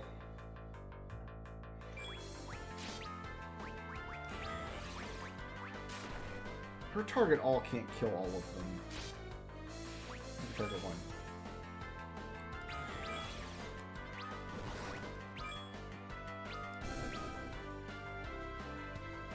Oh, Kira can kill these things too, I bet. And sometimes Prey just doesn't work. Makes sense.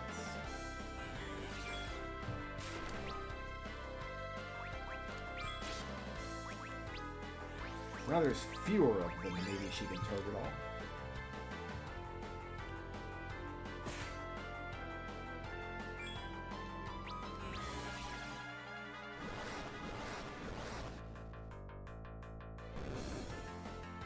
So if there's 3 or less, 3 or fewer of them, she can target all. Let's go ahead and give...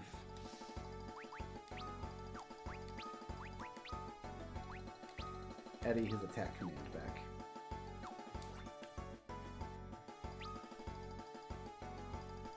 This should just go to a treasure room. Yeah.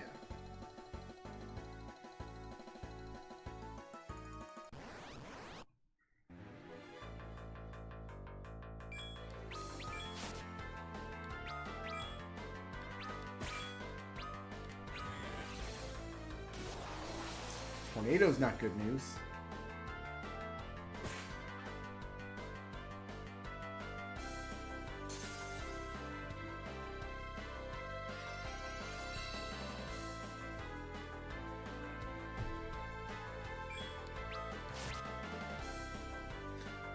Did Brittany and Cecil target different monsters, and if so, why?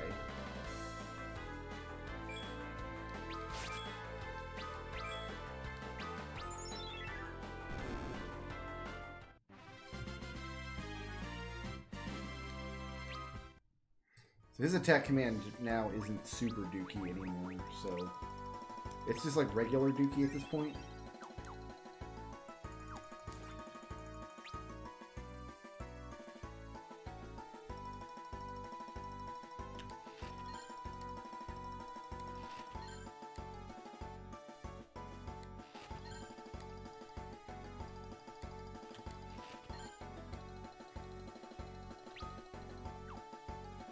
Bridge that goes nowhere. Like, I realize it's broken, so it literally goes nowhere, but even if it was repaired, like, where is it gonna go, you know?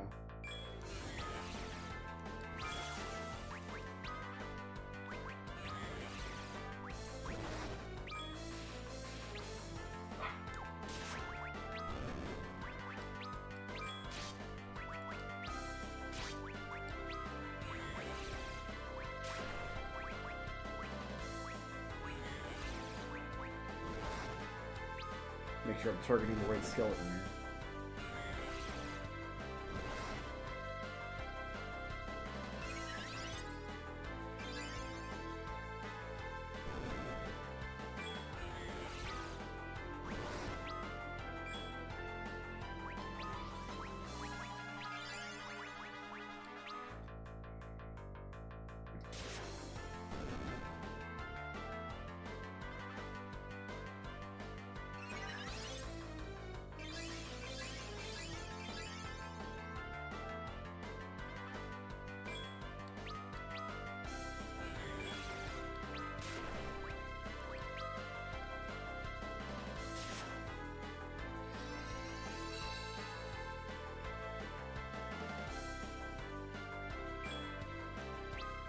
Wonder where Rosa got her purple tiara.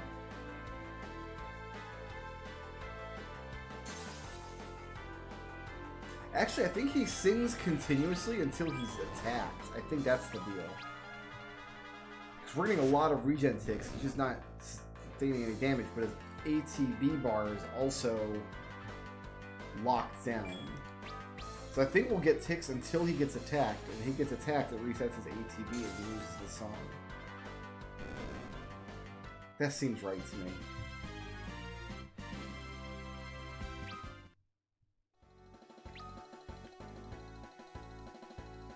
We'll save on the overworld because I'm going to go get a map pixel.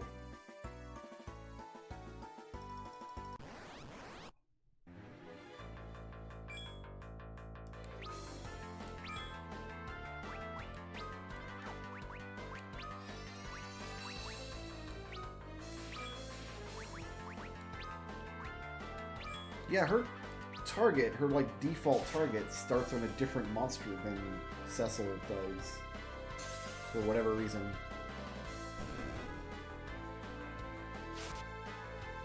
So we've been splitting up our targeting when I haven't intended to.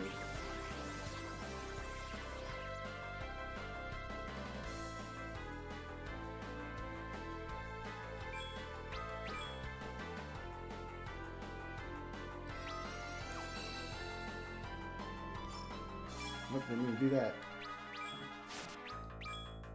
Gotta remember that triangle is my switch targets. Triangle, not square.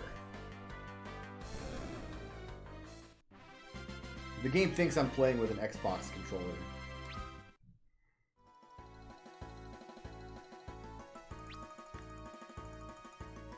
So we get our last pixel down here, and we can run outside and save, so we have to re-loot if the boss kills us.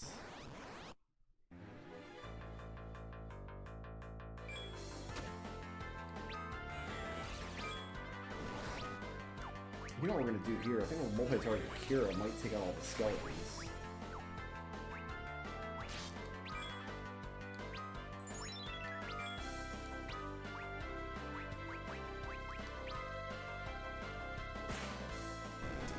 Playing with my PS4 controller. It's just a good default PC gaming controller nowadays.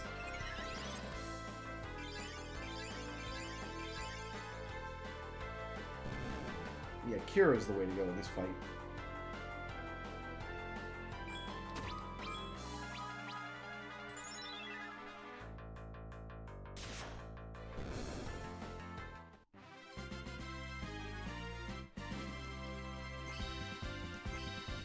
Cecil doesn't sheathe his sword in combat. He just kind of places it on his back. Like, I guess he just had like a magnet on the back of his armor that he attaches his sword to.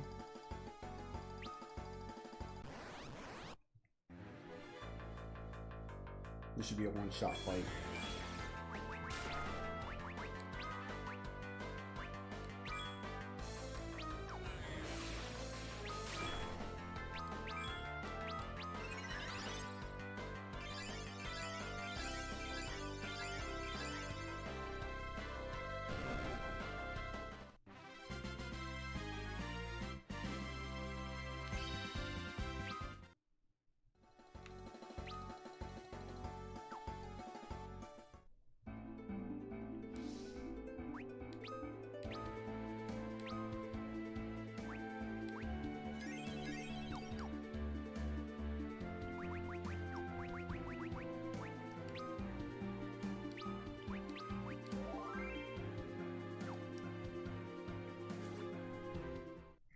Alright, now we can go get us a Karate Man. Or actually, I believe in this translation it's pronounced Karate Man. Hard to know.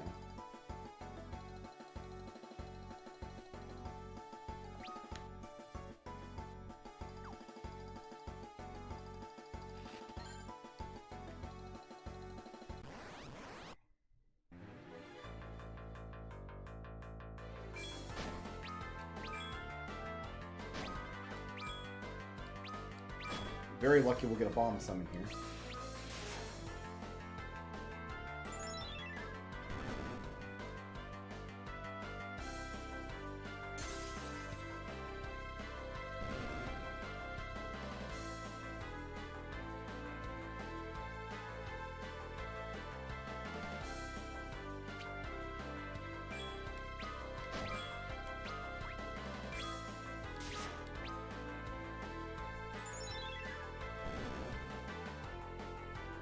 throw Edward a cure real quick. And after this boss, I'm going to want to check the bestiary again and make sure that it actually added various, like... Because when the Mom Bomb dies, it gets replaced with bombs, but I want to make sure that it actually does get added to the bestiary. If we can find the naming way again. We gotta find the naming way again first.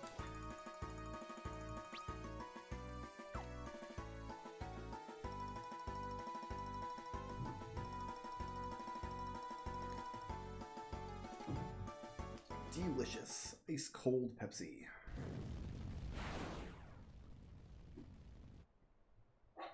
What's Oh, this? the mustache on that Blood man. like that. That's a monk of Fabul. Like how Rydia's eyes were like huge dinner, like just bugging out of her head. Like she's never seen a man with no shirt before.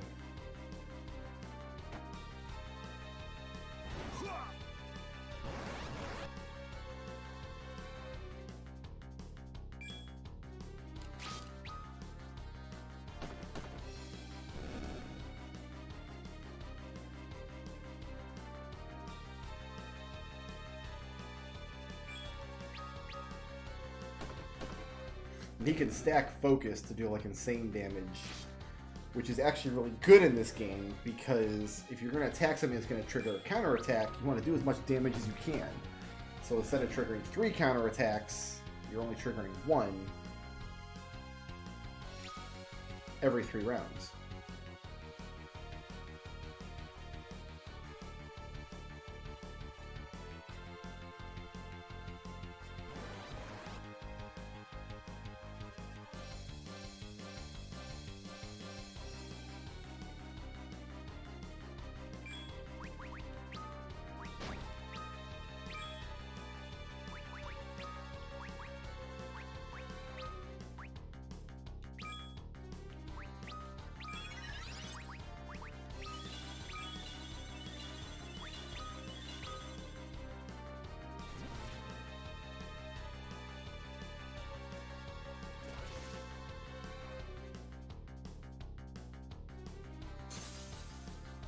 And now Rosa does have slow, which is nice.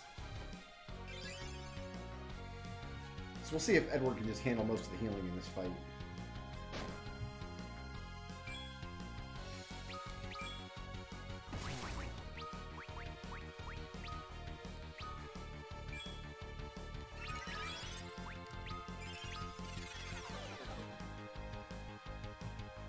I think it's safe to focus twice, and then if you focus a 3rd time, you take damage.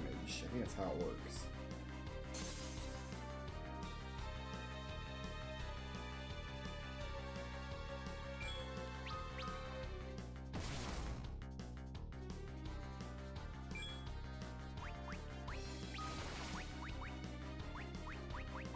Alright, let's slow this version now. Let's see if we can poison it.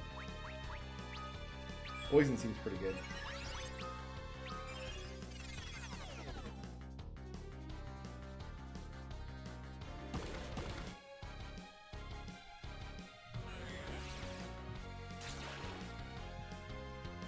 Okay, cannot poison the Mom Bomb.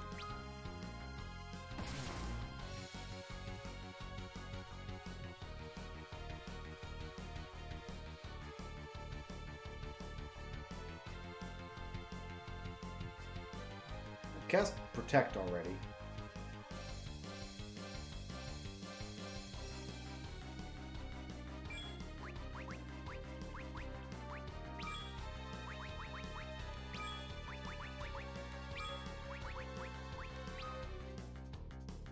And Edward can't defend because he's singing.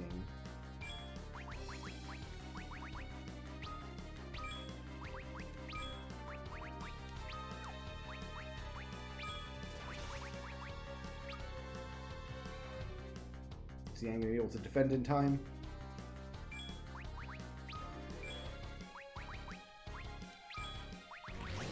Nope.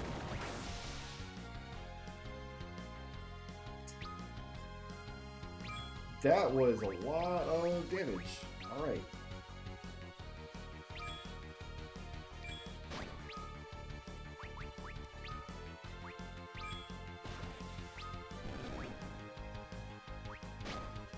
That was a lot of stupid damage. That was with Protect, too.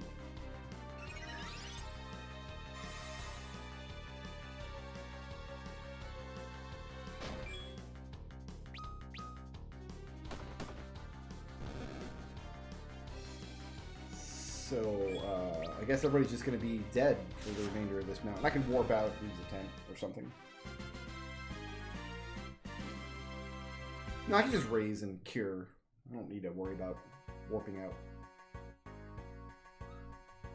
Good old Yang. I know his name is supposed to be pronounced Yang, but I can't get behind Yang. I just can't. Edgar is upset out there. I don't know why. He went outside, he peed all over the place. He came back inside, he got little crunchy bites. I don't know why he's mad now.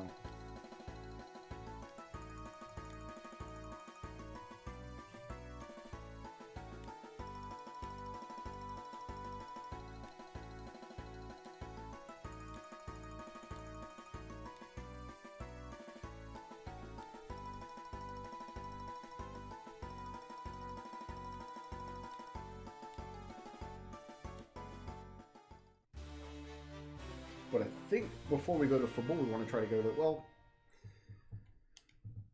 there's a Chocobo forest that has a treasure in it. The treasure is just Gissel greens, but the first Chocobo forest we went to didn't have any. Oh, she can't afford raise. We're very dead. Alright, let's do this.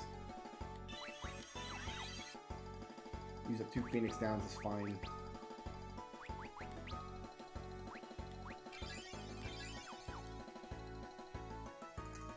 Alright.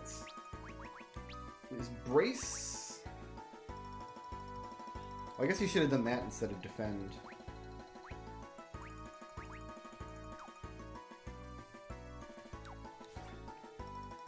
Well, he's not the one that had to worry about it.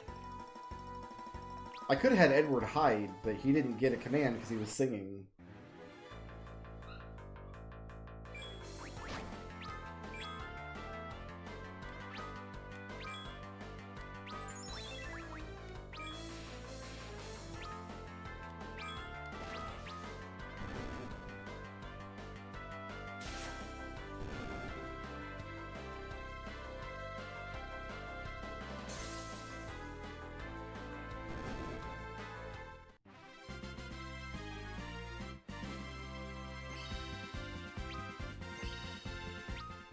I can turn everybody into a pig now. So they better behave.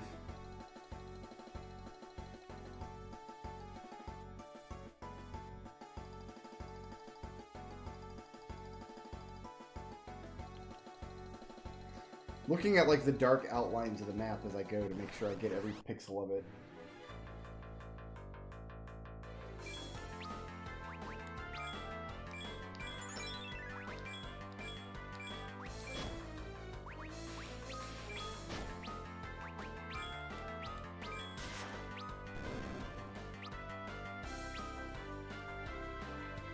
That kick actually takes a little while to come out. It's probably not worth switching over to him just to do it. And again, he has MP for some reason, even though he can never cast magic.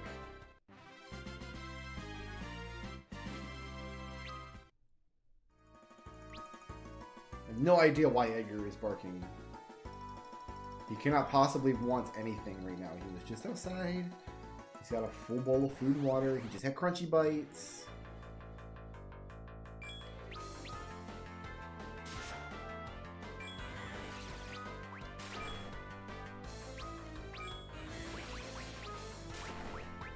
Go ahead and use up your MIPS. We're going to use a tent outside anyway.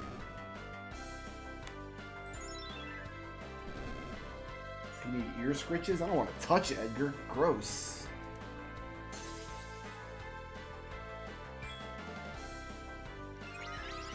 I don't think any of the augments grant abilities that cost MP to use. No.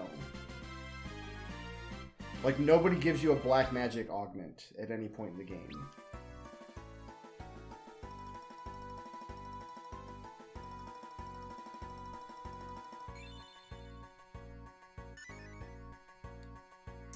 Bomb Co. Alright, let's use a tent. So Rosa has MIPS for the journey to Karate Land.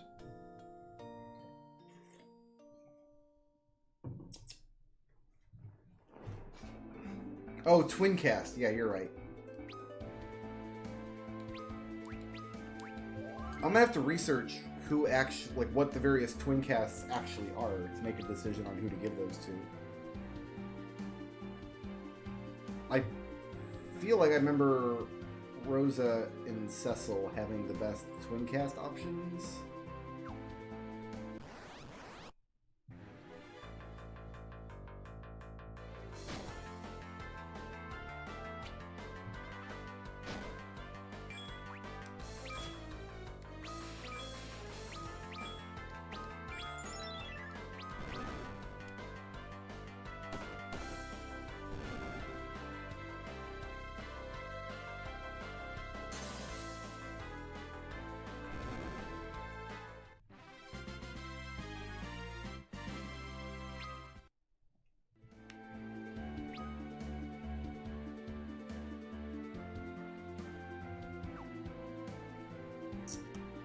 Okay, we need to unequip Rosa here. Mysidia.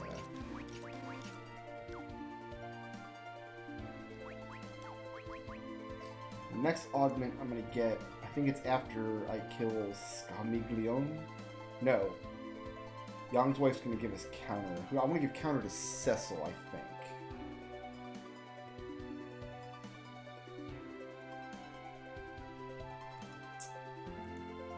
Yeah, Cecil's gonna get counter. And he'll get it here soon. Actually, if I give an augment to Cecil as a Dark Knight, does he keep it as a Paladin? Maybe I should wait, just in case he doesn't.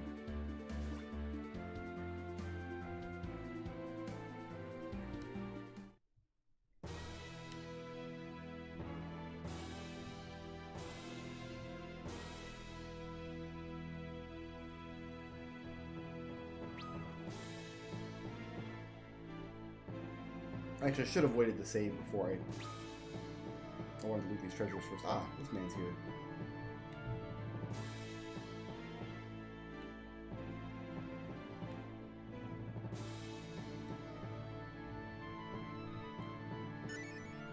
Recording Wave, the journalist.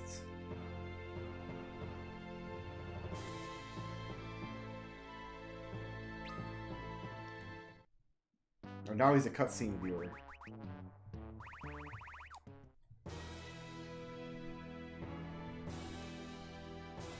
And I gotta go to the Chocobo Forest if I want to see the bestiary, which I kind of do, actually. Because I want to see if Mom Bomb got added, or if Mom Bomb exploding means she doesn't get added.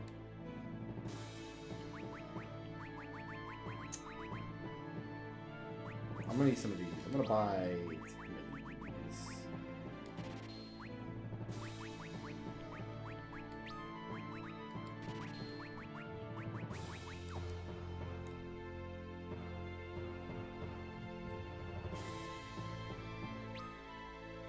I don't think it's worth buying equipment here. I mean, Edward and Yang are not going to be around for a long time, but let's see what we got.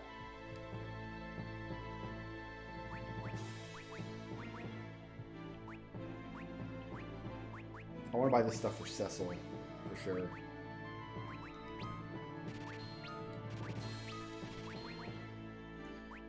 Five attack power.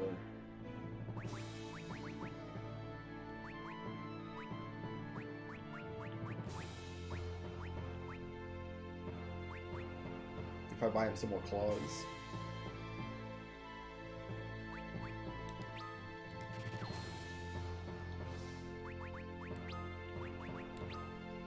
We'll have him in the inventory now. Oh, he didn't come with any.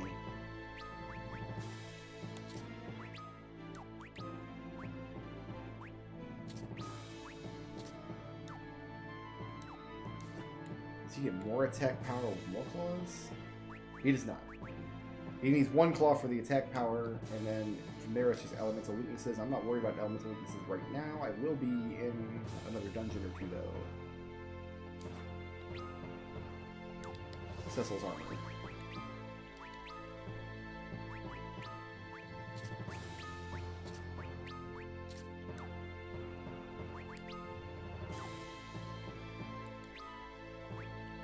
Unequip the girls.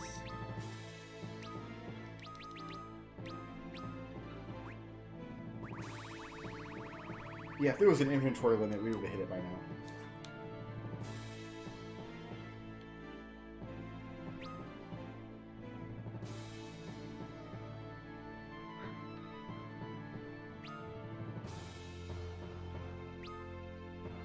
There are treasures I can get in each of these towers.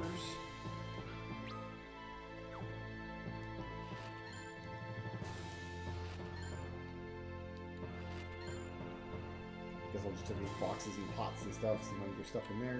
Oh, we'll see a little exclamation point if there is, though. So I just have kind of to press up against them. I don't have to check each one individually.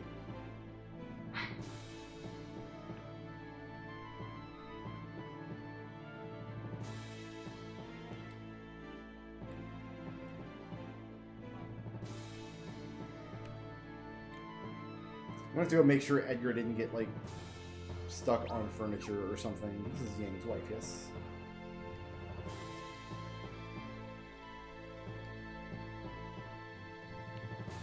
And up the other tower, I think there's a treasure or two I can grab.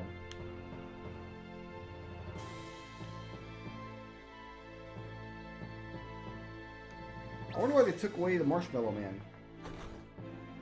Radia's little special summon guy.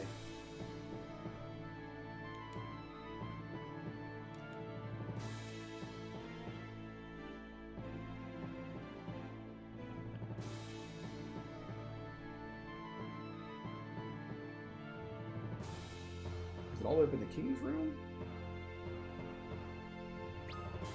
Yes.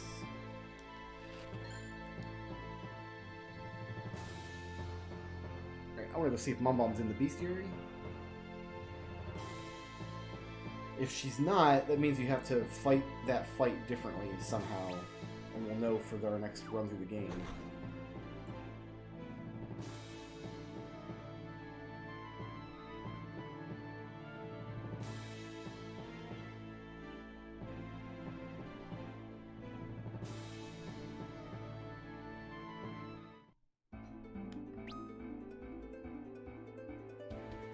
Get a couple more squares of world map too. I mean, getting the world map once we get an airship is just going to be trivial, so.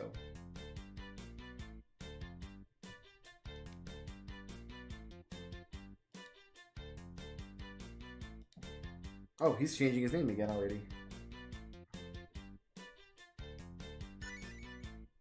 Camping Way the Outdoorsman.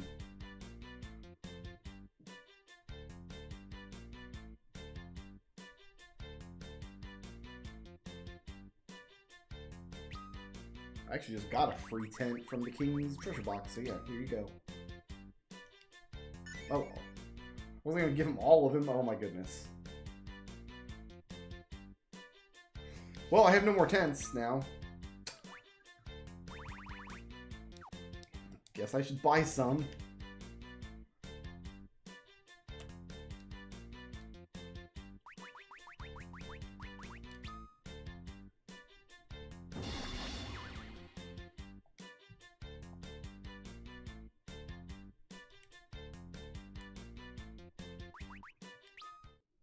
No fat chocobo music. Alright, we need to go down here to the bosses. Yeah, Mom is here.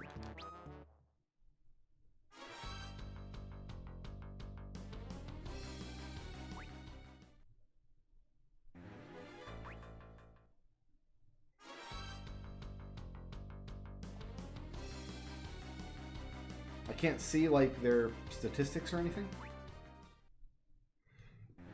This is how many of them we've killed.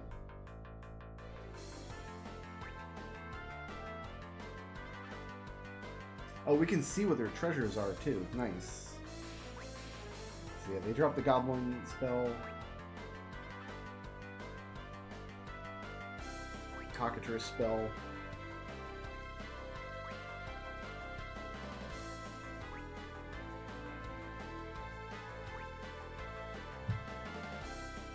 Good night, Dottif. Sleep well, my friend. They have dry ethers. The rain. Okay, so they all have rainbow puddings. And I think the yellow ones have our greatest chance because Final Fantasy IV rolls independently. They drop silver apples, really? Makes an independent treasure roll for each monster in the combat. So if you can find 4 of a monster, you're getting 4 rolls at the 1 out of 256 chance or whatever. So it's actually it's not 4 out of 256. It's 4 individual rolls of 1 out of 256, which is still better. All right.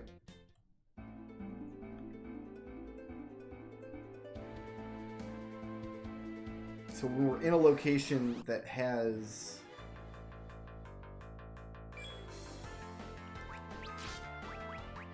that we're not gonna be able to revisit, we're gonna want to make sure that we see all the monsters there.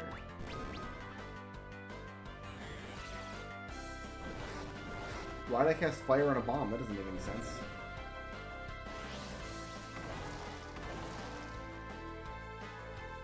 That's fine. She can just be dead because we're about to leave part anyway.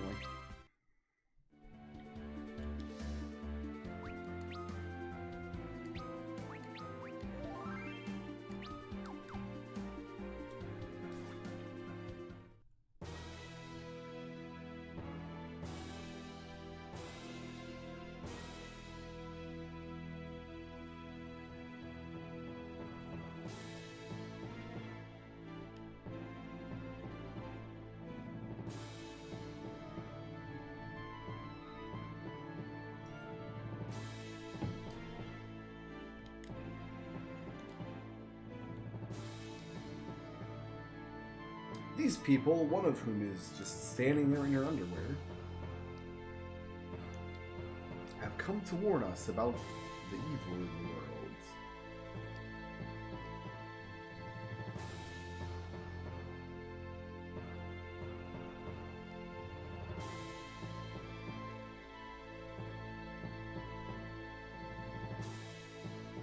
Yes, we will aid you. And then there are treasures in the throne room that we can get.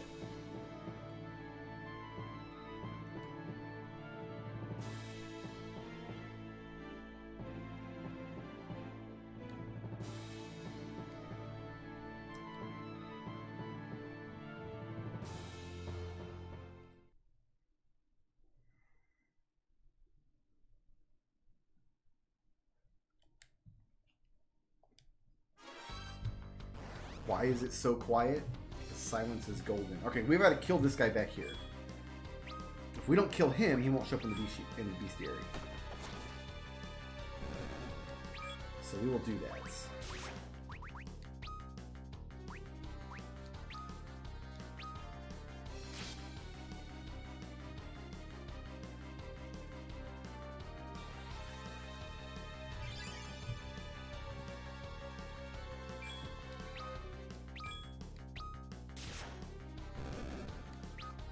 He got confused again. Nice.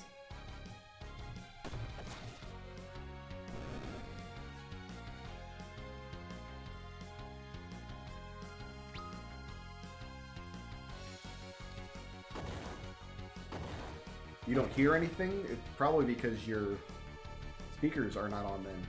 I don't know what to tell you.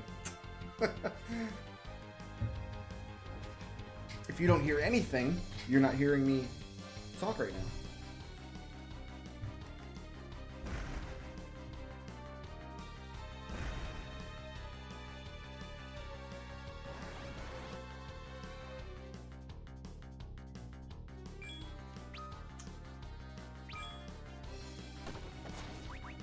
Should I even have him do his regen 6 here? I don't think it's going to matter. I don't think Edward's turns are going to matter here at all, actually. He can't even one-shot the goblin.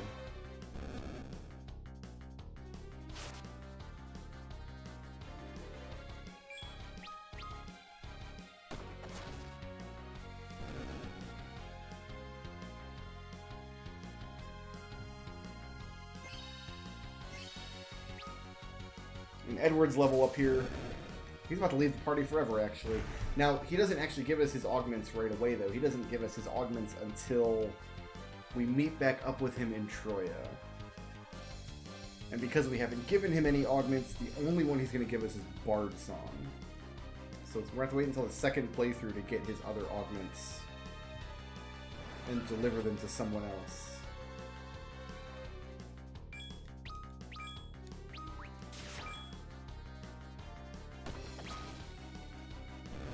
So we'll make sure that front row guy dies.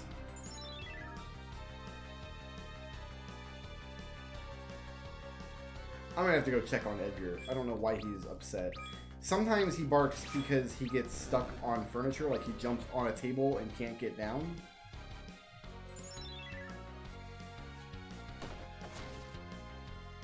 And I might have to go detangle him from furniture rather than risk him jumping off the table and breaking his legs.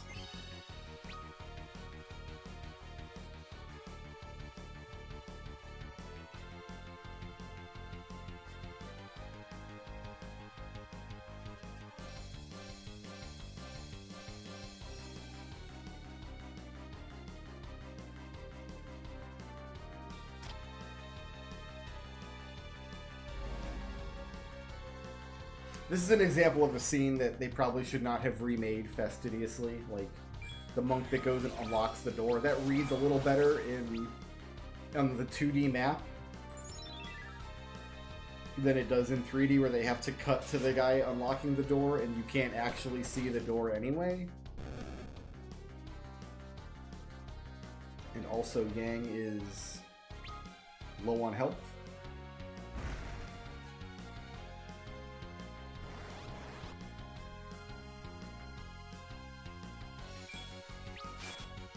And now Yang is dead.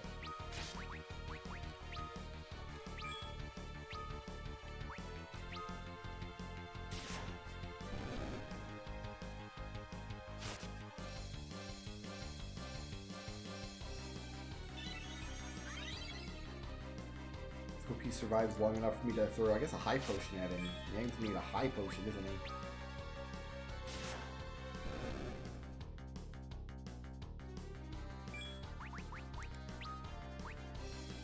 100, yeah, 500. Already high potion time. Oh, items have a casting time. I didn't realize that. Yeah, I got another 10. Okay, so we're not tentless anymore. I feel like we could have held out there a little longer. We have lots of potions and stuff.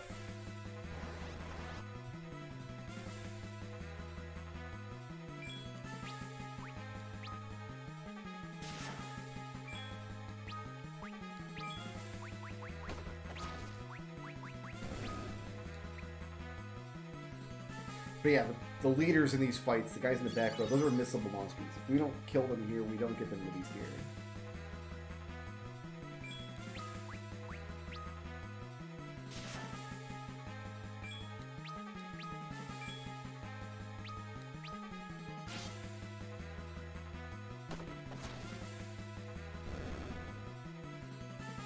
Oh, we also don't get Edward's equipment.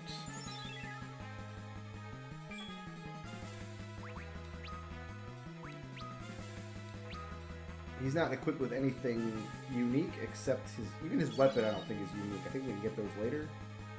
But let's... Oh, we'll get a chance in a minute here. No, after... Before we get on the boat. We'll get a chance to go in the menu and take off all his stuff.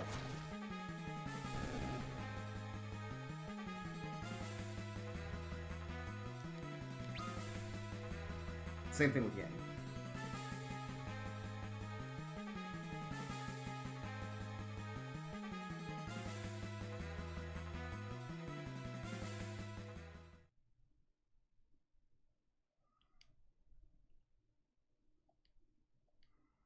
What happens if you pull Kane's pull tab that he has coming off the back of his head?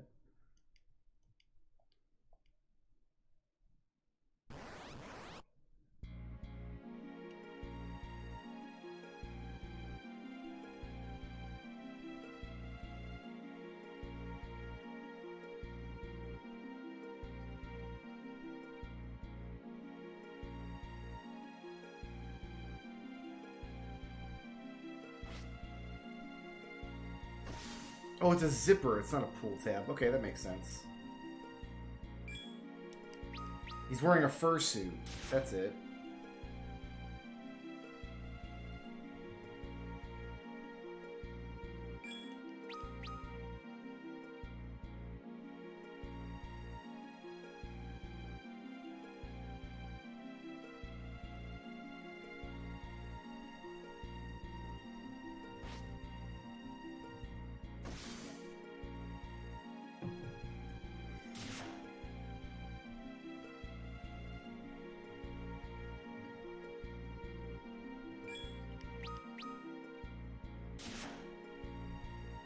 Yeah, I decided to try streaming to YouTube for a while. All my alerts and stuff are still plugged into Twitch. I'll figure out how to fix those later, if it's even possible. I have no idea. The thing is, my streaming software that I use is called Streamlabs and OBS, and it has integration for Twitch. Kane, But I don't think it's like... It has a button you can push, like go live with your Twitch account, and it's fine. But there's a button for that for YouTube, but when I click that button, it takes me to the website where I can give them money, because you can only use their button to stream to YouTube if you use like their subscription model or something. So I had to go in and manually set up stream options, like a YouTube stream key and stuff. It's really confusing, but I'm gonna try to figure it out. This friggin' guy.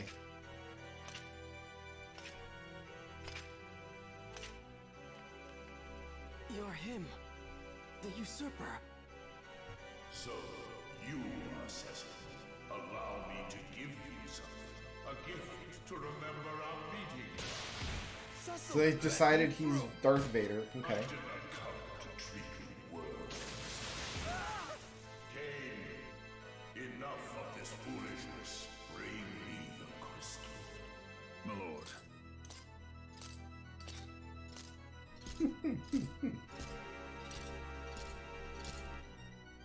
Don't do it, Kane! Rosa, let it be. Oh, you care for this one, do you? Then let me take her along as well.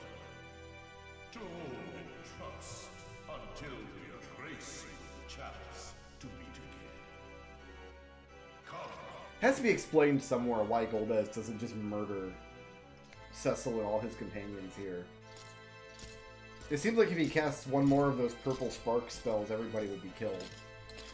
It would seem your life is spared for now. Kane, wait!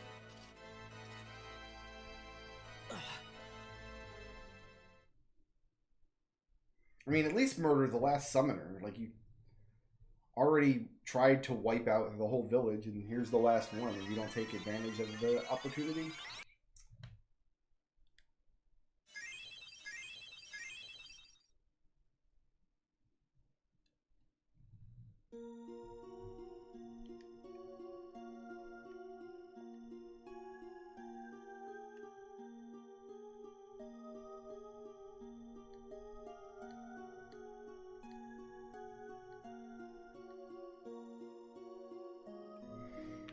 Alright, now it's time to unequip these nerds.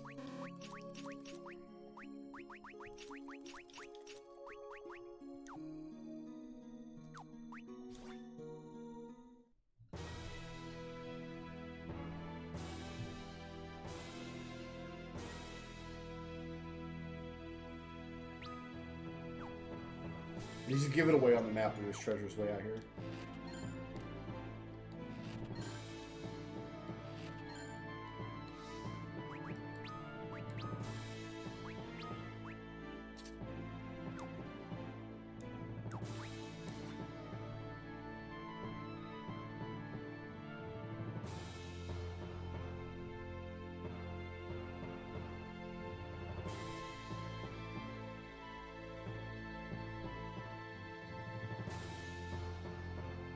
I think it wants me to go to the inn next as the next plot trigger.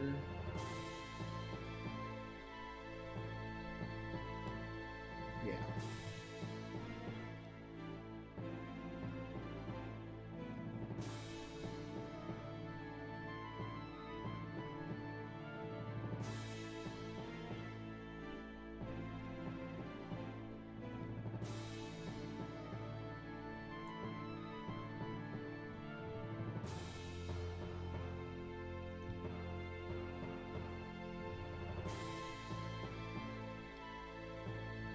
When do I get this counter augment? She'll give it to me when I go to board the ship.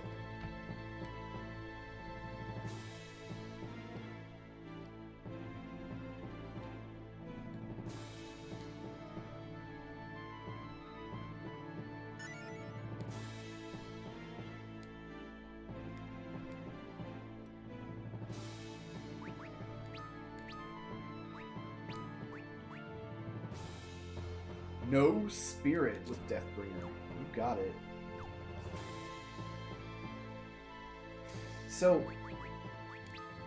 in some Final Fantasy games, like, intellect is your ability to deal magic damage, and spirit is like your magic defense.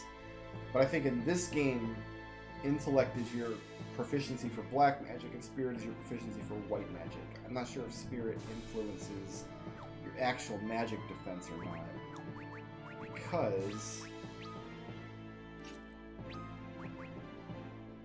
like, equipping this sword doesn't actually make his magic defense go down, just spirit. So if spirit influenced magic defense, I think we'd see it reflected on that screen, and we don't.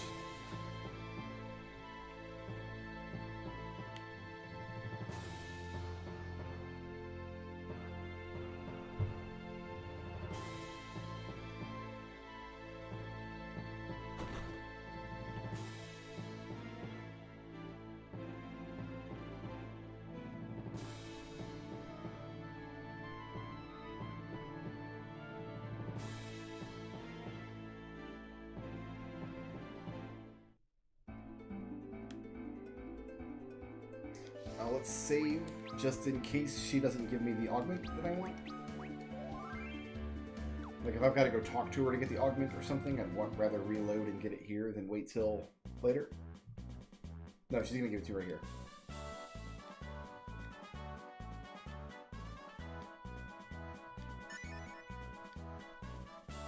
So now my question is, if I use it on Cecil now, does he lose the ability when he becomes a paladin?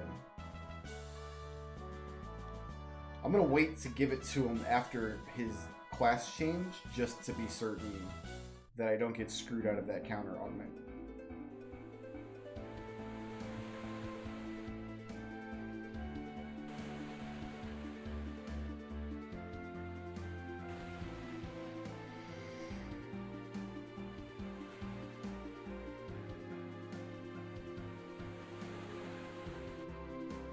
I like how the ship can travel diagonally, it just chooses not to for much of its journey. For whatever reason.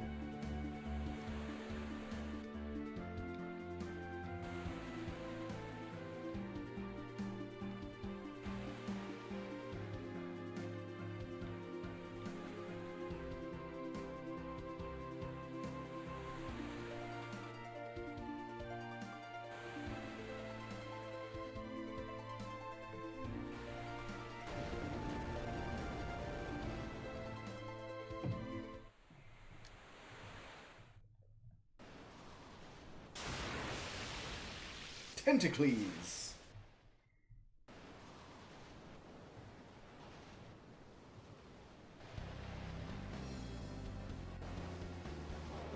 Don't stand above! Reap the seals, you witless dogs! Wow, that wave was that wave was something special.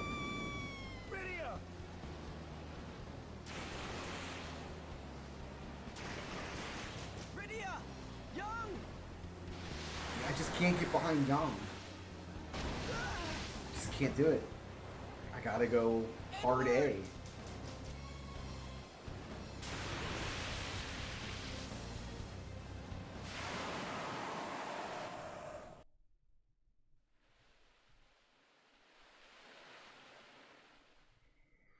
And everybody's dead.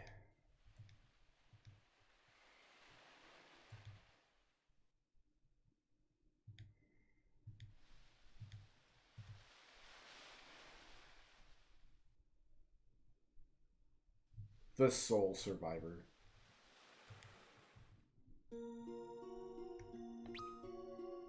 Didn't even give us world map credit for our little boat journey.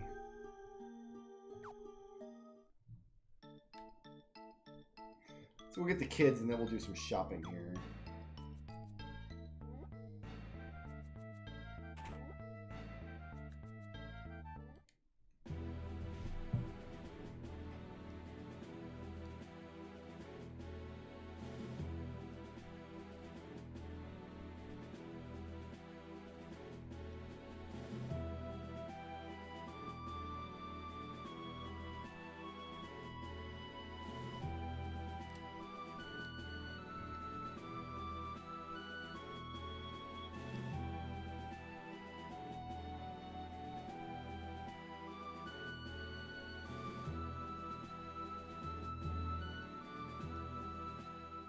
Here, take these 5-year-olds.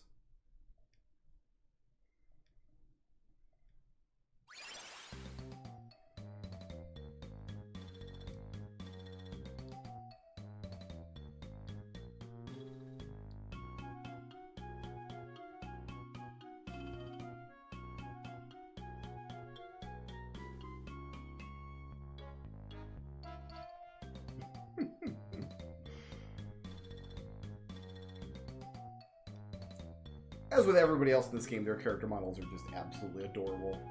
Like these little button noses. Paladin has an afro for some reason.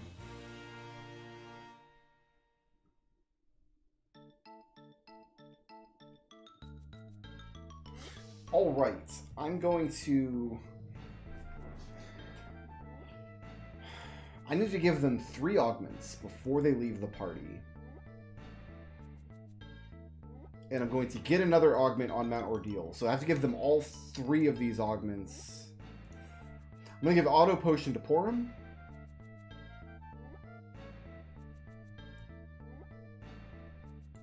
Each one of the twins has a specific ability to give me, and then the twins kind of conjoined are going to give me another one. When they leave, we get 2 twin casts, augments. And then if we give them... If we give Palam an augment, we give Bluff. If we give Porum an augment, we get Cry. And if we give each of them...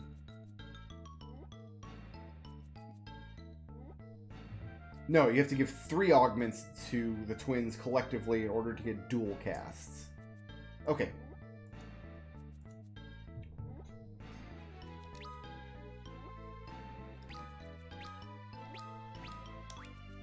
So we're going to give... Encounter I'm going to give to Cecil later. So Item Lore I'm going to give to Palam. To make his spellcasting item better. And Auto Potion I'm going to give to Porum, but I'm probably not going to equip it.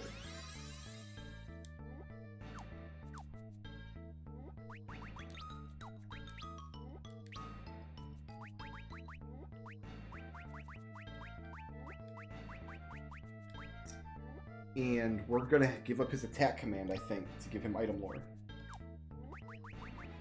Yeah, because he's going to be he's going to be using items to damage anyway.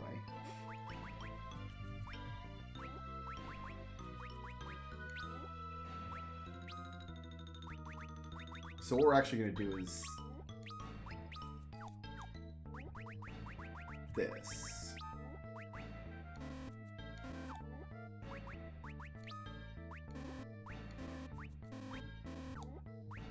Can I not unequip this one? Oh, it doesn't let me unequip item. Okay, got it. I just want to move item to the top slot, really. That's all I want. Alright, so item lore can go up there. That's fine. And we're not going to equip her auto potion. We are going to do some equipping. Because we do have some stuff that we stole from Tella and Rosa. Oh, nothing we want, though. Oh, that's got to go to Porum because of the spirit.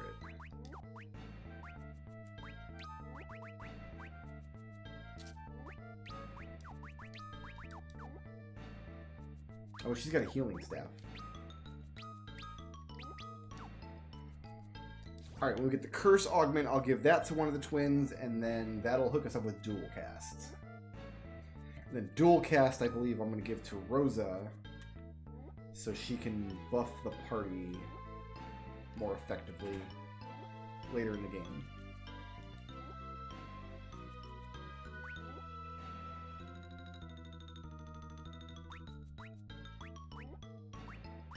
Should buy all this stuff here while I'm here. Oh, I can't afford it nearly. Well, I can afford gauntlets.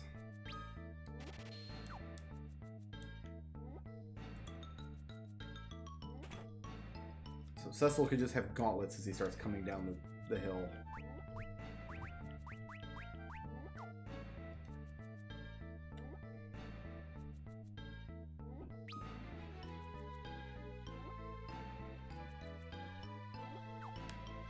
I don't remember if there's extra treasure boxes or anything in,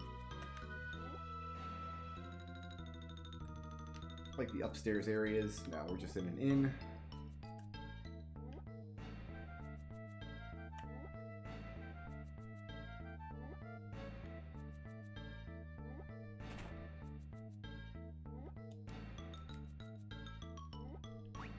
Can buy high potions now.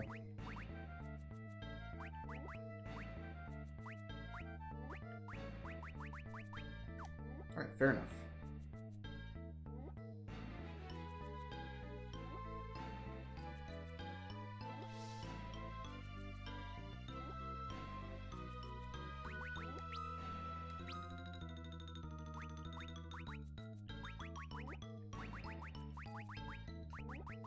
I've already taken away his attack command. Probably I'll never use twin casts, but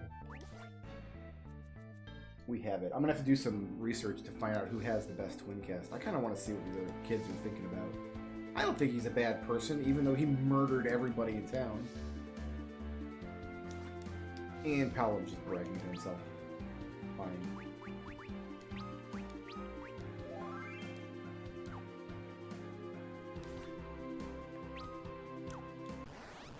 I'm gonna put Poor in the lead of the party, because he uses me to do so.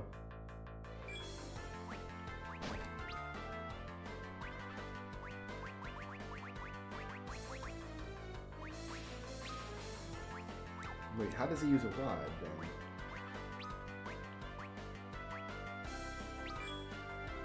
Oh, it uses a turn to change equipment. Well, why did...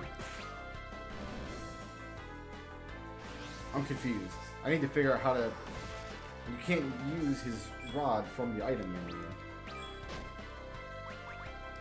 And he needs to be able to.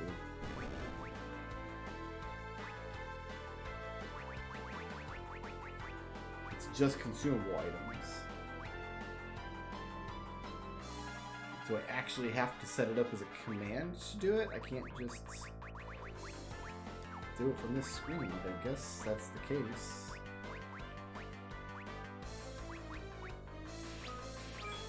Okay.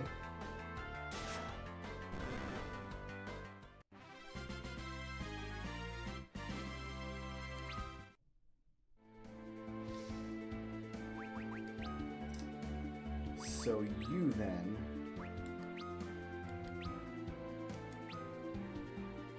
want to use the healing stick. I guess that's the only way to use spellcasting items then.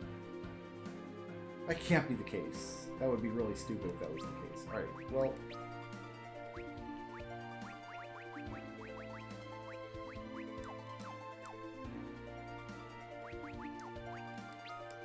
Give him his fire rod back. Oh, I guess they also remove handedness from this version because Paladin's supposed to be left-handed.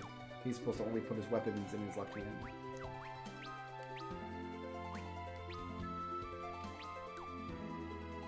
Oops. So you can kind of set up a 6th attack command by putting something in auto battle and then on that player's turn just turning auto battle on and off real quick. I think that works.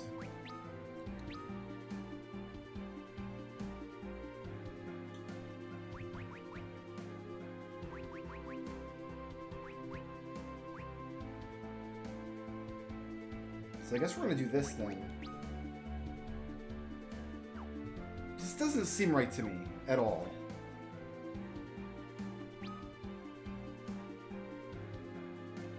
I'm gonna get another combat and go back into that menu, because this doesn't feel right to me at all.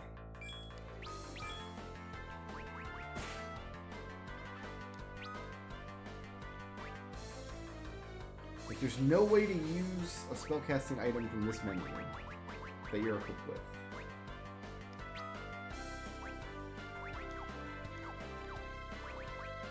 Go to the equipment screen here.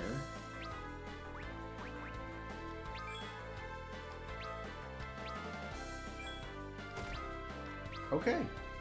Yeah, you need to set up a command to use them. That's...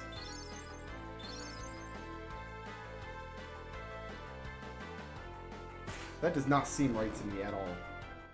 The way that we have to set this up, but okay. Fair enough.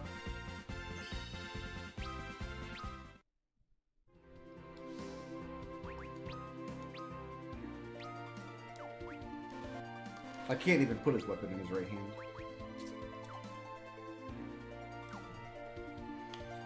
Alright, back to work. But I think it's better to have this flame rod and item lore. Because the twin cast is just not very useful in general.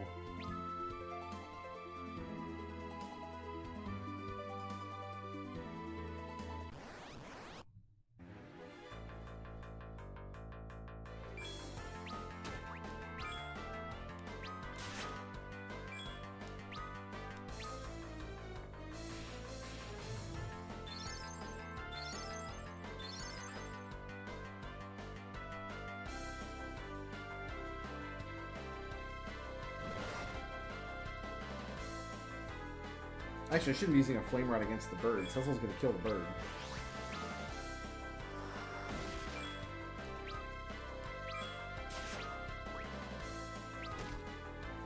Porum still has twin cast though. Like, can she still do it even if Palom doesn't have it equipped?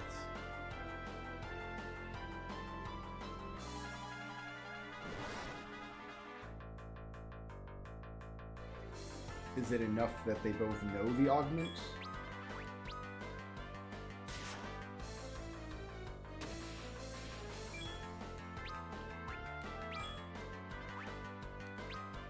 It said sync 0%, so I'm gonna assume not. I'm gonna assume this doesn't do anything.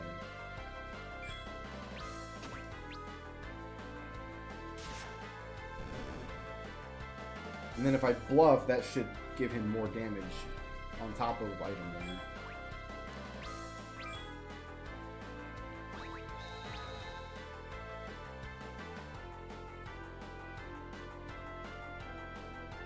I just want to see that for sure. Porum is petrified.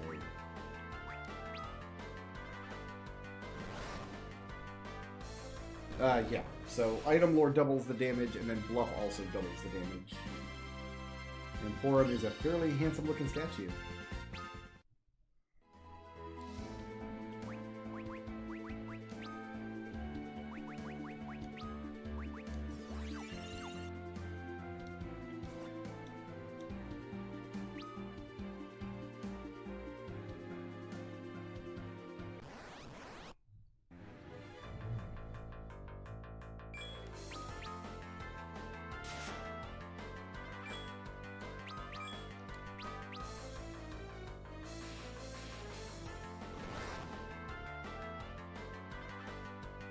So I guess I could give her auto potion then, if I wanted to.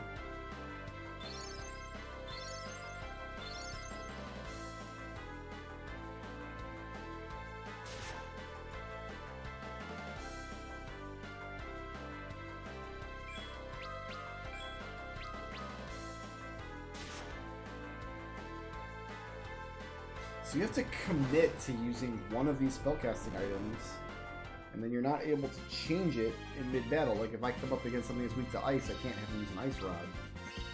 I'm convinced I'm doing this wrong, and that there has to be a way to do this.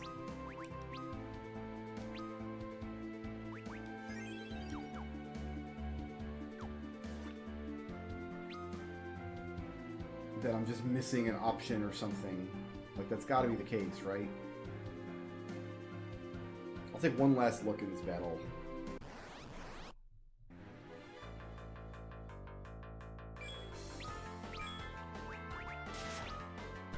Items, it's just consumables. I can go. This uses a turn if I switch his equipment at all. And selecting any of these will just use up his turn. Left and right don't do anything here. I can't go to... I guess if there's a way to use an item, I'm just missing it. I am flabbergasted that that's the case, but it does appear to be the case.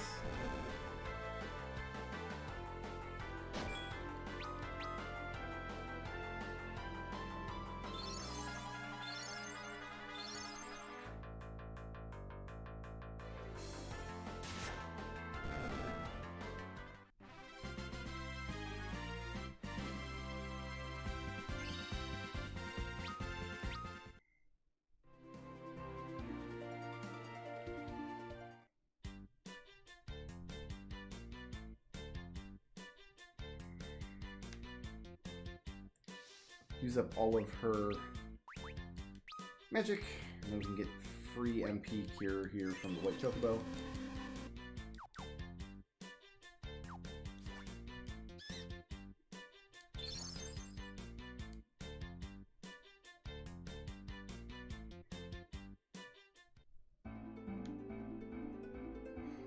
And here's where we're going to call it today.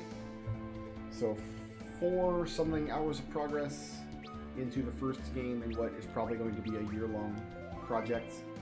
I want to thank everybody for hanging out today. I will see you next time. Peace out.